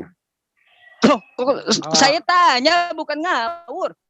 Bertanya. Boleh dari saya Bukan. sebentar, boleh. Anda katakan tadi di sini kenapa penyembahan? Baik kita pelajari untuk penyembahan bagaimana sebenarnya penyembahan. Di sini kan kebangkitan yang kita bahas. Kenapa Anda katakan penyembahan? Siapa yang bilang penambahan? Itu Maka kan saya dia katakan bangkit kepada bersama. Anda. Maka saya katakan Iya kepada kan, Anda. gini, pahami dulu pertanyaan saya, Pak Pipo. Itu kan orang-orang kudus bangkit bersama Yesus gitu. Nah, bangkit sesudah Yesus. Nah, pertanyaan saya, ketika Yesus itu bangkit, Bapak sembah, Bapak Tuhan, dan kenapa orang-orang kudus yang bangkit ini tidak Bapak sembah juga gitu? Alur dari ayat ini kan dikatakan bangkit masuk ke kota kudus menampakkan kiri kepada orang-orang di sana. Pertanyaan itu saya jawab. Dia bangkit di situ di Alkitab itu lalu memasuk ke kota kudus. Kenapa? Apa mungkin terjadi? Mungkin kenapa? Karena Tuhan itu punya kuasa apapun bisa dilakukan. Lalu Anda katakan yang bangkit tidak disembah. Yesus disembah. Penyembahan kan tidak ada di alur cerita ini. Kenapa Anda katakan penyembahan? Kalau Anda penyembahan, baik kita buat di Alkitab yang lain tentang alur penyembahan. Itu kan sama-sama bangkit gitu. Sama-sama kudus. Sama-sama kudus gitu ya. Yesus bangkit. Yesus bangkit dan kudus. Nah, benar tuh. Kenapa enggak disembah gitu orang-orang kudus yang bangkit tadi? Begini, boleh saya tambahkan Pak Pipo ya, supaya silakan supaya lanjut. Jadi pada saat penyaliban ada yang di sebelah kanan ya, ada yang di sebelah kiri. Ini anaknya Pak Pipo berkata, ya silakan. Yang di sebelah kanan itu berkata, apabila engkau menyatakan kemuliaanmu, ingatlah aku. Lalu pada saat itu Yesus Kristus juga berkata, hari ini engkau bersama-sama aku. Suaranya kecil, Bang. Ya. Enggak jelas-jelas saja. Jadi menyangkut pertanyaan siapa tadi, Yusuf ya. Orang yang bangkit itu bersama-sama dengan Yesus itu kemana? Jawabannya ya nggak susah. Firdaus. Ya. Kota Kudus. Sebelumnya mereka menampakkan diri dulu ke kota ya. Lalu mereka naik ke dalam Firdaus. Orang di sini konteksnya orang-orang yang benar ya. Iya betul. Ada tulisannya enggak, Pak? Di perikopnya itu enggak ada tadi naik ke Firdaus yang dibacakan Pak Pipo. Ya, jangan ngarang lah. Karena sesuai dengan apa yang dikatakan Yesus Kristus, hari ini engkau bersama-sama dengan aku di dalam apa? Firdaus. Firdaus, ya. Kalah Pak Pipo penjelasannya sama anaknya. Pak Pipo aja nggak bisa jawab, gimana mau lawan Gurunda nih nanti nih, pusing saya bisa beli bodrek ini. Ada bodrek saya tuh. Ini kan Templar anaknya Pak Pipo. Tuh, biasanya satu paket. Pak Pipo. Saya menambahi Pak Pipo. Yang dijanji ke Firdaus itu adalah orang yang disalib bersama dengan Yesus, bukan yang bangkit dari kubur, bro. Belajar lagi. Nah, itu makanya Gurunda. Tadi kan nggak ada juga catatannya di situ. Nah, di situ dikatakan orang-orang benar, orang-orang yang benar di mata Allah itu akan bangkit bersama-sama dengan kebangkitan Yesus Kristus. Makanya dikatakan kuburan itu terbelah, dah. Ya, jadi bait suci itu terbelah juga ya, tirai di dalam apa itu terbelah, artinya pada saat kematian Yesus itu dosa itu sudah dihukum ya. Jadi kemuliaan Allah itu sudah boleh yang sebelumnya ini ya, karena dosa Allah itu ini ya. Jadi jawabannya nggak sulit itu sebetulnya ya, sebetulnya kalau kita memahami Alkitab ya. Karena dia berkata hari ini. Makanya supaya kami paham. Firdaus. Ini cari jawaban yang mudah gitu. Enggak ada yang paham jawaban Pak Templar gitu. Tadi saya tanyakan. Nah juga kenapa orang-orang yang bangkit, orang-orang kudus yang bangkit bersama Yesus itu tidak kalian sembah gitu. Kenapa cuma Yesusnya aja yang disembah? Karena orang-orang yang mati itu bukan Tuhan gitu loh. Begini, ya. Begini Bro Yusuf, begini, mendengar dulu Anda bertanya kenapa. Jadi kalau saya tanya Anda nanti kurang elok juga. Begini, yang dia dalam ayat itu Yesus bangkit, orang-orang di kuburan itu bangkit.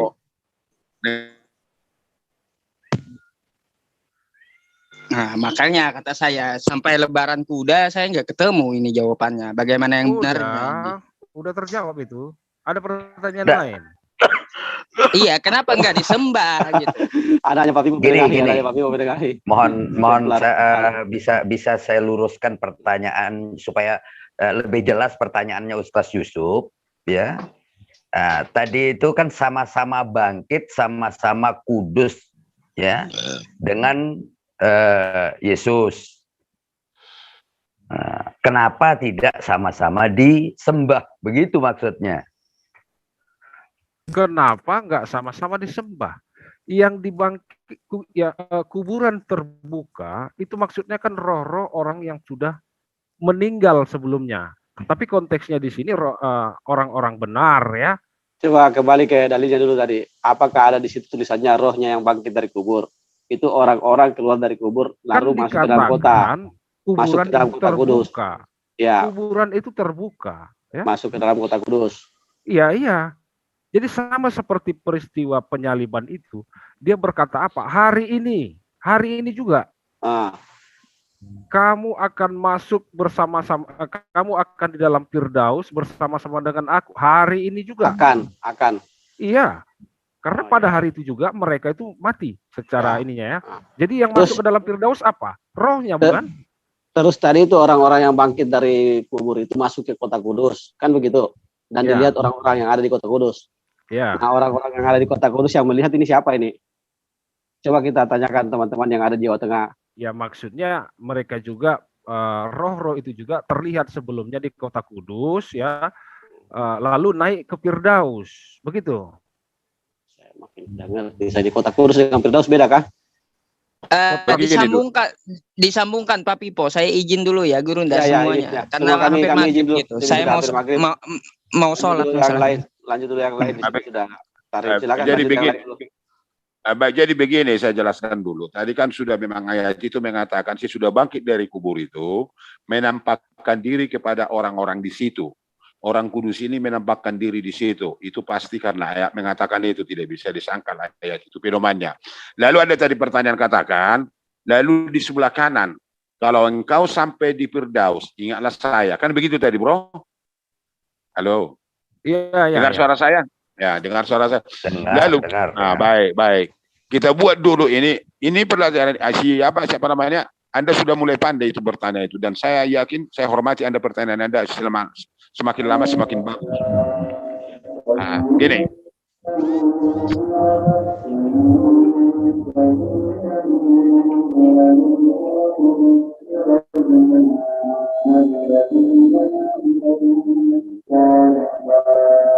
Aduh, suara apa itu?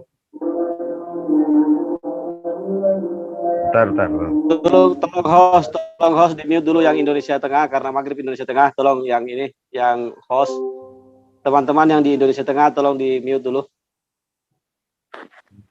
Silakan yang di Indonesia Barat lanjutkan dengan Pak Pipo. Baik. Ini diskusi kita hanya sebentar saja ini, ya, bukan secara mendetail. Kalau pendetail nanti pakai. Begini, yang di sebelah kanan dan sebelah kiri bedakan dulu.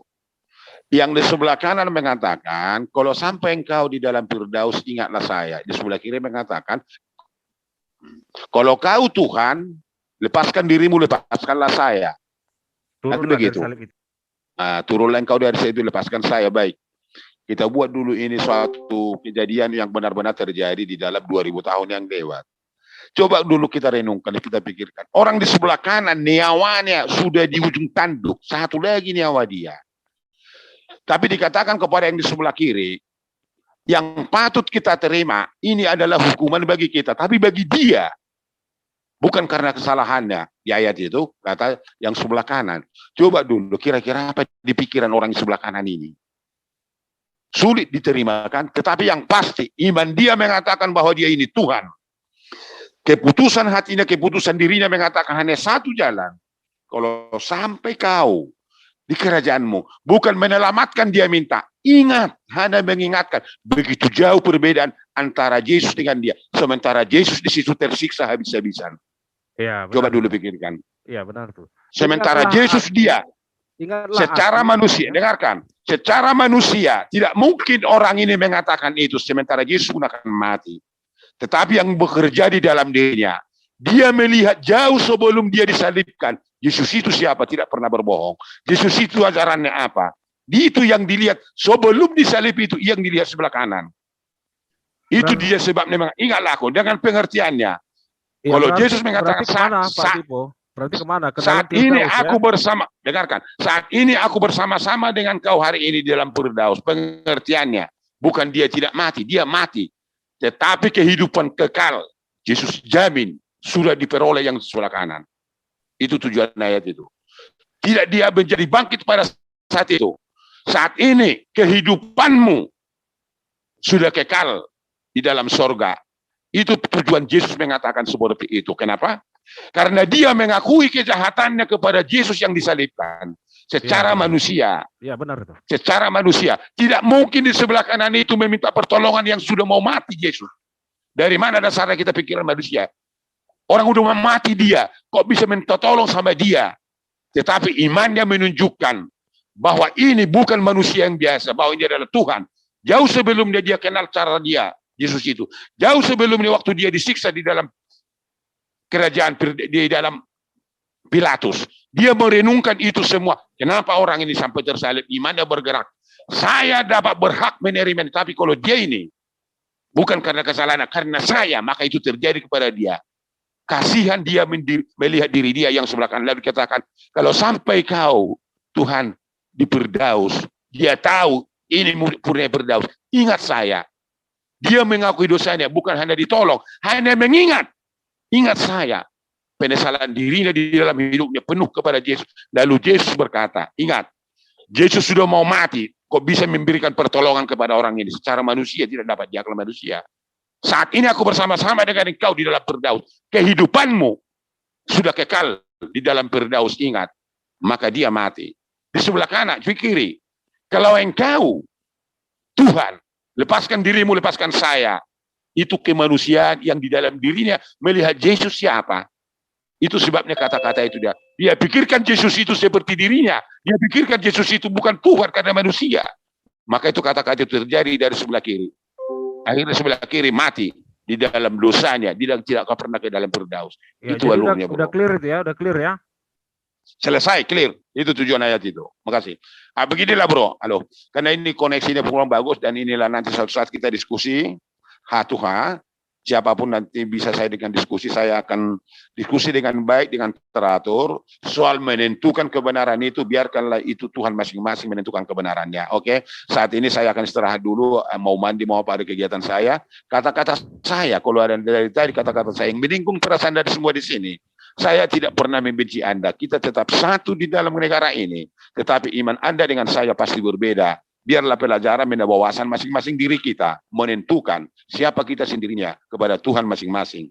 Kalau benar, katakan benar. Kalau salah, katakan salah. Terima kasih atas kesempatan ini. Terima kasih, terima kasih. Itulah yang permohonan saya. Terima kasih, saya undur diri. Terima kasih banyak. Oke.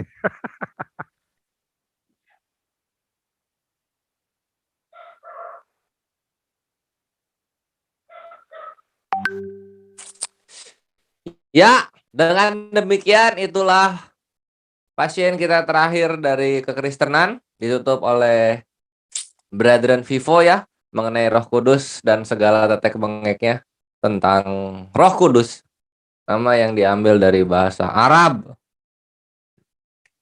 Kenapa harus pakai bahasa Arab? Semoga bisa menjadi manfaat. Udah clear, kan? Oh iya? Udah clear pertanyaan itu kan?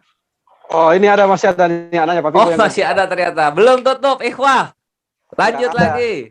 Anaknya Pak Vivo ini, dari ini belum kelar itu, belum kelar. Karena di dalam 1 Korintus 15 itu dikatakan kebangkitan itu adalah bangkitnya rohania saja, bukan dengan jasad. Yang bangkit ketika gempa itu kan dengan jasadnya juga. Itu cerita mumi itu. Coba diteruskan. Nah, silakan Net Templar dijelaskan. Oke, sebentar dulu. Interupsi dulu sebentar. Saya mau menyampaikan ada saudara kita yang baru mualaf di sini. Namanya Rico Mualaf Channel. Tolong di-subscribe. Beliau mualaf dari dengar dengan ini. Ada baru masuk di sini. Ya, oke. Jadi saya tambah ya dengan sedikit mengulas ya. Jadi yang Pak Pipo katakan itu sangat tepat, menyangkut pertanyaan tadi, kemana ya roh-roh yang keluar dari kubur itu ya. Jawabannya itu tadi, seperti yang dikatakan Yesus Kristus kepada orang yang di sebelah kanannya, dia berkata apa ya? Ingat, sebelumnya orang itu berkata, ingatlah aku apabila engkau datang dalam kemuliaanmu. Karena ia mengaku dosanya pada hari itu juga, Yesus Kristus berkata, ya, hari ini engkau akan bersama-sama dengan aku. Hari ini juga di dalam Firdaus, ya.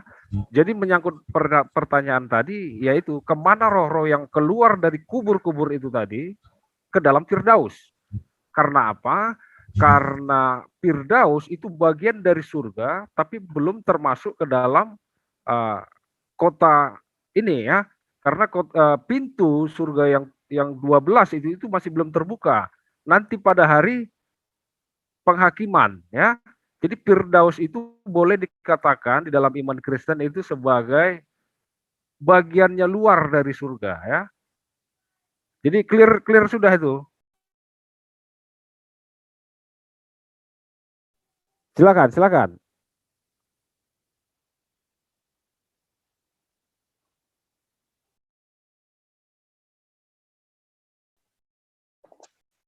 Assalamualaikum, masih ada sesi bertanya enggak ini? Brother Trion atau sama teman-teman Kristen? Udah ditutup ya? Ya.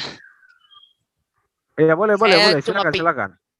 Silakan lanjutkan. Lanjut. Izin dulu, standby dulu karena ini kan di Indonesia Tengah lagi sudah azan. Silakan yang di Indonesia Barat dilanjutkan. Masih ada sesi bertanya. Silakan. Itu jangan lari tuh. Sabar. Itu ada teman kita yang baru mualaf, Rico Mualaf Channel, tolong di subscribe channelnya ya. Silakan yang lain. Oh. Ayo itu bantu itu yang barusan jadi mualaf, bantu subscribe. Ya, Rico Mualaf Channel Ikhwah, silakan di like dan subscribe. Mau dong jadi mualaf juga. Riko udah lihat, saya bertanya nih di 1 Yohanes 5 ayat 11 sampai 12. Dan inilah kesaksian itu, Allah telah mengaruniakan hidup yang kekal kepada kita dan hidup itu ada dalam anaknya. Barang siapa memiliki anak, ia memiliki hidup. Barang siapa tidak memiliki anak, ia tidak memiliki hidup. Nah ini berarti ada kaitannya dengan pengorbanan Yesus di kayu salib ya? Coba diulang. Nih, Yesus sama Paulus nggak punya anak. Gimana jadi? Coba diulang. Ya, di 1 Yohanes 5 ayat 11 sampai 12 nih, barang siapa memiliki anak, ia memiliki hidup. Barang siapa tidak memiliki anak, ia tidak memiliki hidup. Iya, benar itu. Allah telah mengaruniakan hidup yang kekal kepada kita. Berarti kepada siapa nih? Kepada yang percaya pengorbanan Yesus begitu? Iya, karena hidup itu telah diberikan kepada anak, ya. Makanya Yesus berkata, kepadaku telah diberikan kuasa di bumi dan di surga. Artinya, ya, semua itu telah diserahkan Bapa kepada anaknya. Kalau kita memahaminya dari ayat Yohanes tadi, hanya di dalam dia ada kehidupan. Tidak ada kehidupan lain di dalam dia, ya. Oke. Tapi ada Tuhan di kejadian di perjanjian lama berfirmanlah Tuhan Allah, sesungguhnya manusia itu telah menjadi seperti salah satu di antara kita, tahu tentang yang baik dan yang jahat, maka sekarang janganlah sampai ia mengeluarkan tangannya dan mengambil pula buah pohon kehidupan itu dan memakannya sehingga ia hidup untuk selama-lamanya. Ini artinya sebetulnya ada cara lain untuk hidup selama-lamanya dan memakan pohon kehidupan nih. Ini berarti gimana nih kontradiksi? Itu peristiwa Adam di situ kan ada 2 pohon ya. Pertama pohon pengetahuan yang baik dan yang buruk. Yang kedua itu pohon kehidupan, kekal itu. Jadi Adam itu hanya memakan buah pohon yang baik, pohon pengetahuan tentang yang baik dan yang buruk. Makanya janganlah sampai ia memakan yang satu lagi, itu kekal itu jadinya dia. Nah, makanya, itu berarti sebentar, saya tambahkan cukup lagi. makan buah itu ya, nggak usah ada pengorbanan Yesus, maksudnya gitu, repot-repot itu Yesus tuh menuju ke dunia gitu, disiksa gitu. Sebetulnya ada yang lebih gampang gitu loh. Benar nggak sih? itu wilayahnya Tuhan ya. Makanya nanti itu disediakan hanya untuk orang-orang yang benar di mata Allah kan diberikan makan itu. Makanya Yesus berkata di dalam Wahyu ya, orang yang percaya akan diselamatkan ya, orang yang akan kubangkitkan pada hari penghakiman akan kuberikan makan buah itu. Makanya dikatakan buah itu akan diberikan nanti, buah kekekalan itu. Dia berkata itu, aku akan memberikan makan buah itu, buah mana ya. Nanti coba dicek di kitab Wahyu itu. Jelas itu. Oke, tapi ada di dalil lain itu di PB, hendaklah kamu sama seperti sempurna seperti Bapa.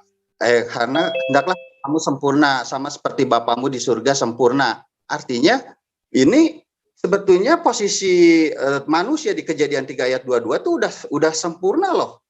Sesungguhnya manusia itu telah menjadi seperti salah satu dari kita. Kita tuh kan berarti Tuhan Allah di sini ya. Harusnya sudah begitu kan? Begini ya, karena tadi manusia sudah jatuh ke dalam dosa, kemudian Yesus turun untuk memulihkan ya keadaan yang sebelumnya. Jadi maksud perkataan Yesus berkata, hendaklah kamu sempurna sama seperti Bapamu yang ada di surga. Ya, dia berkata itu sama seperti Bapamu yang ada di surga adalah sempurna. Itu maksud pengajaran Yesus, begitu. Tuhan Allah yang di Kejadian 3:22 ini berarti. Iya, itu pengajarannya. Itu terkait kata pernyataan Yesus tadi ya, hendaklah kamu sempurna sama seperti Bapamu yang adalah sempurna. Itu maksudnya. Nah, makanya saya tanya ini di Kejadian ini udah sama loh Tuhan Allah ini Tuhan di Kejadian 3 ayat 22 nih sesungguhnya manusia itu telah menjadi seperti salah satu dari kita. Berarti udah sempurna ini, udah sama-sama Tuhan di Kejadian ini nih. Itu maksud saya. Benar nggak? Tidak, itu berbeda konteks, itu berbeda pembahasan. Yang satunya terkait pengajaran Yesus. Hendaklah kamu sempurna. Kalau yang di Kejadian tadi itu kan tentang makan buah ya, makan buah kehidupan. Itu berbeda pembahasan itu sebetulnya. Kalau yang dimaksud dalam perkataan Yesus hendaklah kamu sempurna itu terkait pengajarannya, begitu loh. Beda pengajaran ya berarti Tuhan di PB dan di PL begitu. Bukan beda pengajaran. Ini ada pembahasan yang lebih dalam lagi mengenai perkataan Yesus tadi. Hendaklah kamu sempurna sama seperti Bapamu. Ya, siapa itu Bapa itu? Nah, yang di surga, ya?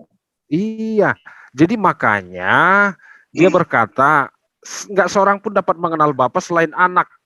Nggak seorang pun dapat mengenal anak selain Bapa. Jadi maksudnya Bapa itu dinyatakan hanya dalam dirinya. Di dalam Yesus Kristus Bapa itu dapat dinyatakan.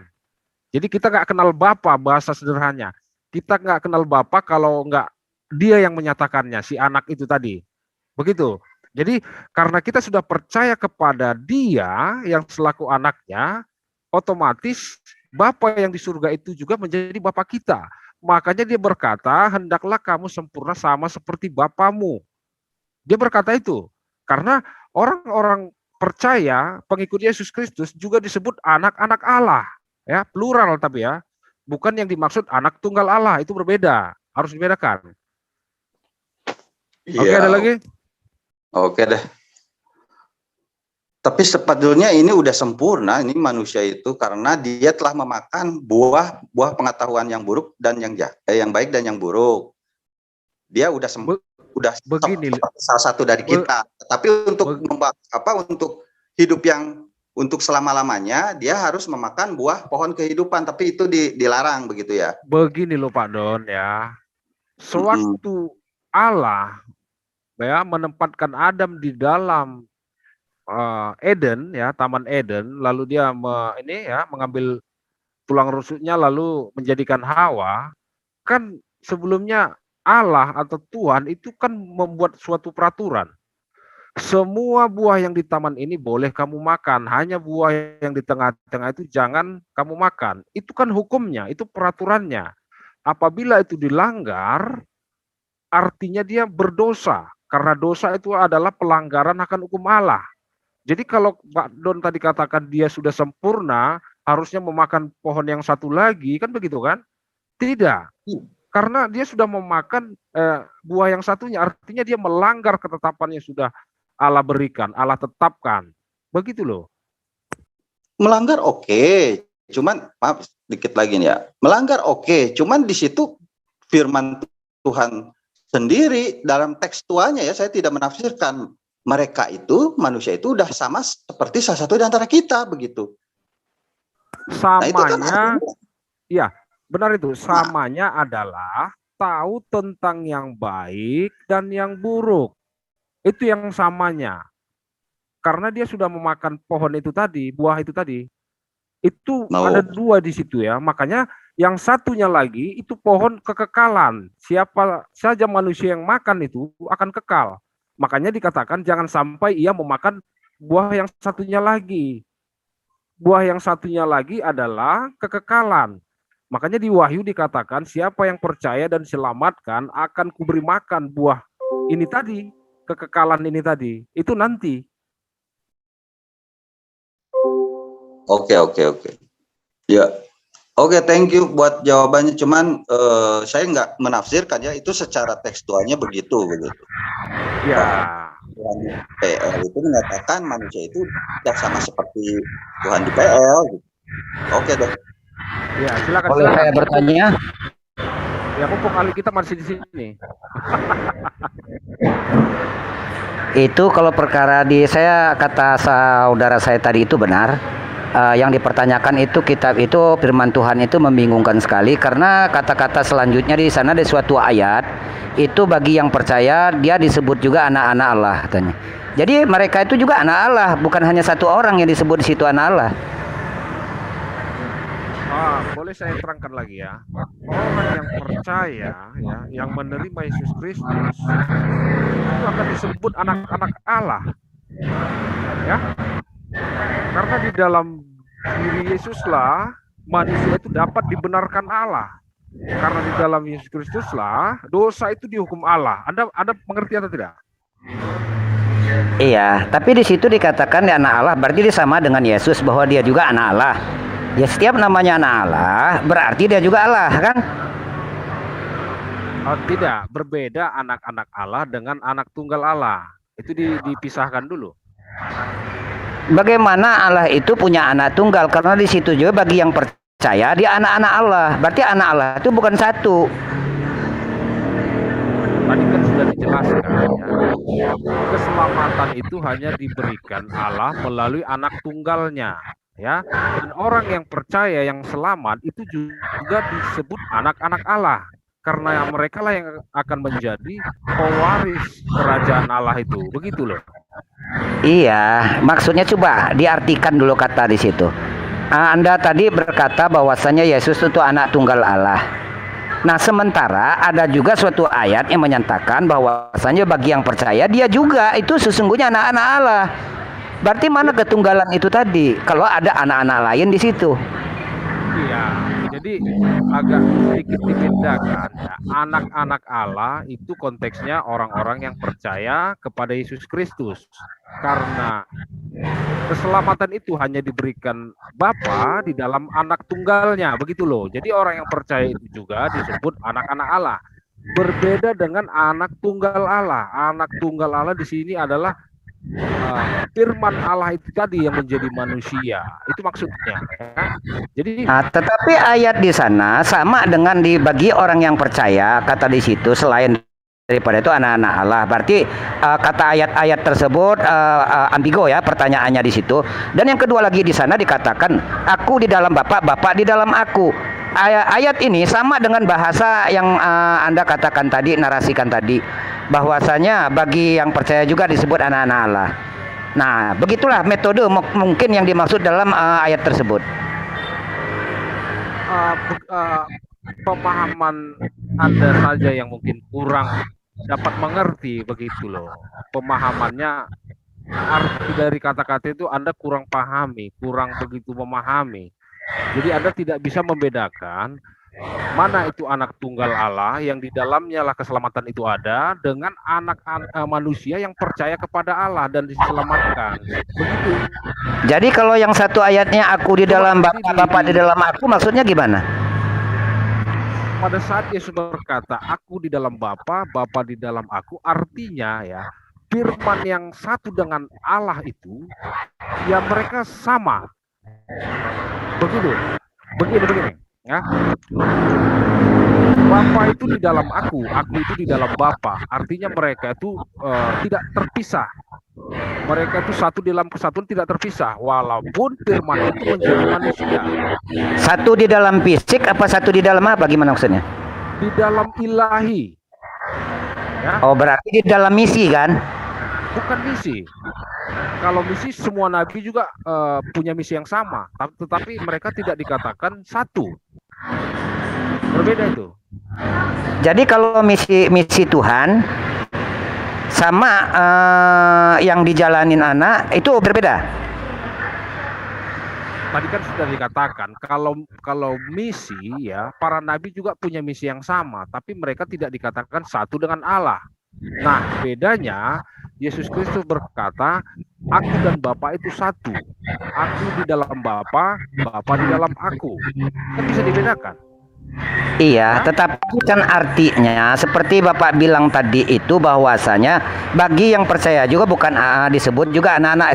Saya mau menerasikan ayat tersebut, mau menyambungkan dengan ayat yang saya sampaikan tadi, bahwasanya sudah tidak lagi terpisah bagi orang yang percaya kan? Sudah tidak terpisah maksudnya seperti apa nih? Mereka satu kan berarti? Iya, tapi bukan dalam hal hakikat. Hakikat kalahan bukan seperti itu, karena manusia bukan Allah. Lo percaya itu hakikat bukan? Percaya itu iman, ya? Iya, iman itu hakikat bukan? Bukan. Hakikat itu keberadaan Allah itu. Ya? Hakikatnya sama. Jadi iman sama hakikat berbeda gitu? Ya, berbeda. Yang dimaksud dengan hakikat adalah keberadaan Allah itu. Artinya unsurnya sama, ya. Oh, sama. Iya. Kalau manusia itu kan ciptaan, tapi yang dimaksud dengan hakikat manusia itu bukan hakikat Allah, begitu loh. Ya. Jadi hakikat manusia itu bukan hakikat Allah. Hakikat itu apa? Hakikat itu keberadaannya, eksistensinya, ya. Jadi di diri manusia atau di diri orang yang percaya nggak ada eksistensi Allah di situ. Maksudnya di dalam diri manusia tidak ada eksistensi. Itu berbicara iman, berbeda lagi dengan hakikat. Oh, katanya tadi itu hakikat itu adalah eksistensi. Iya, eksistensi, keberadaan. Maksudnya hakikat itu bagaimana kita katakan ya?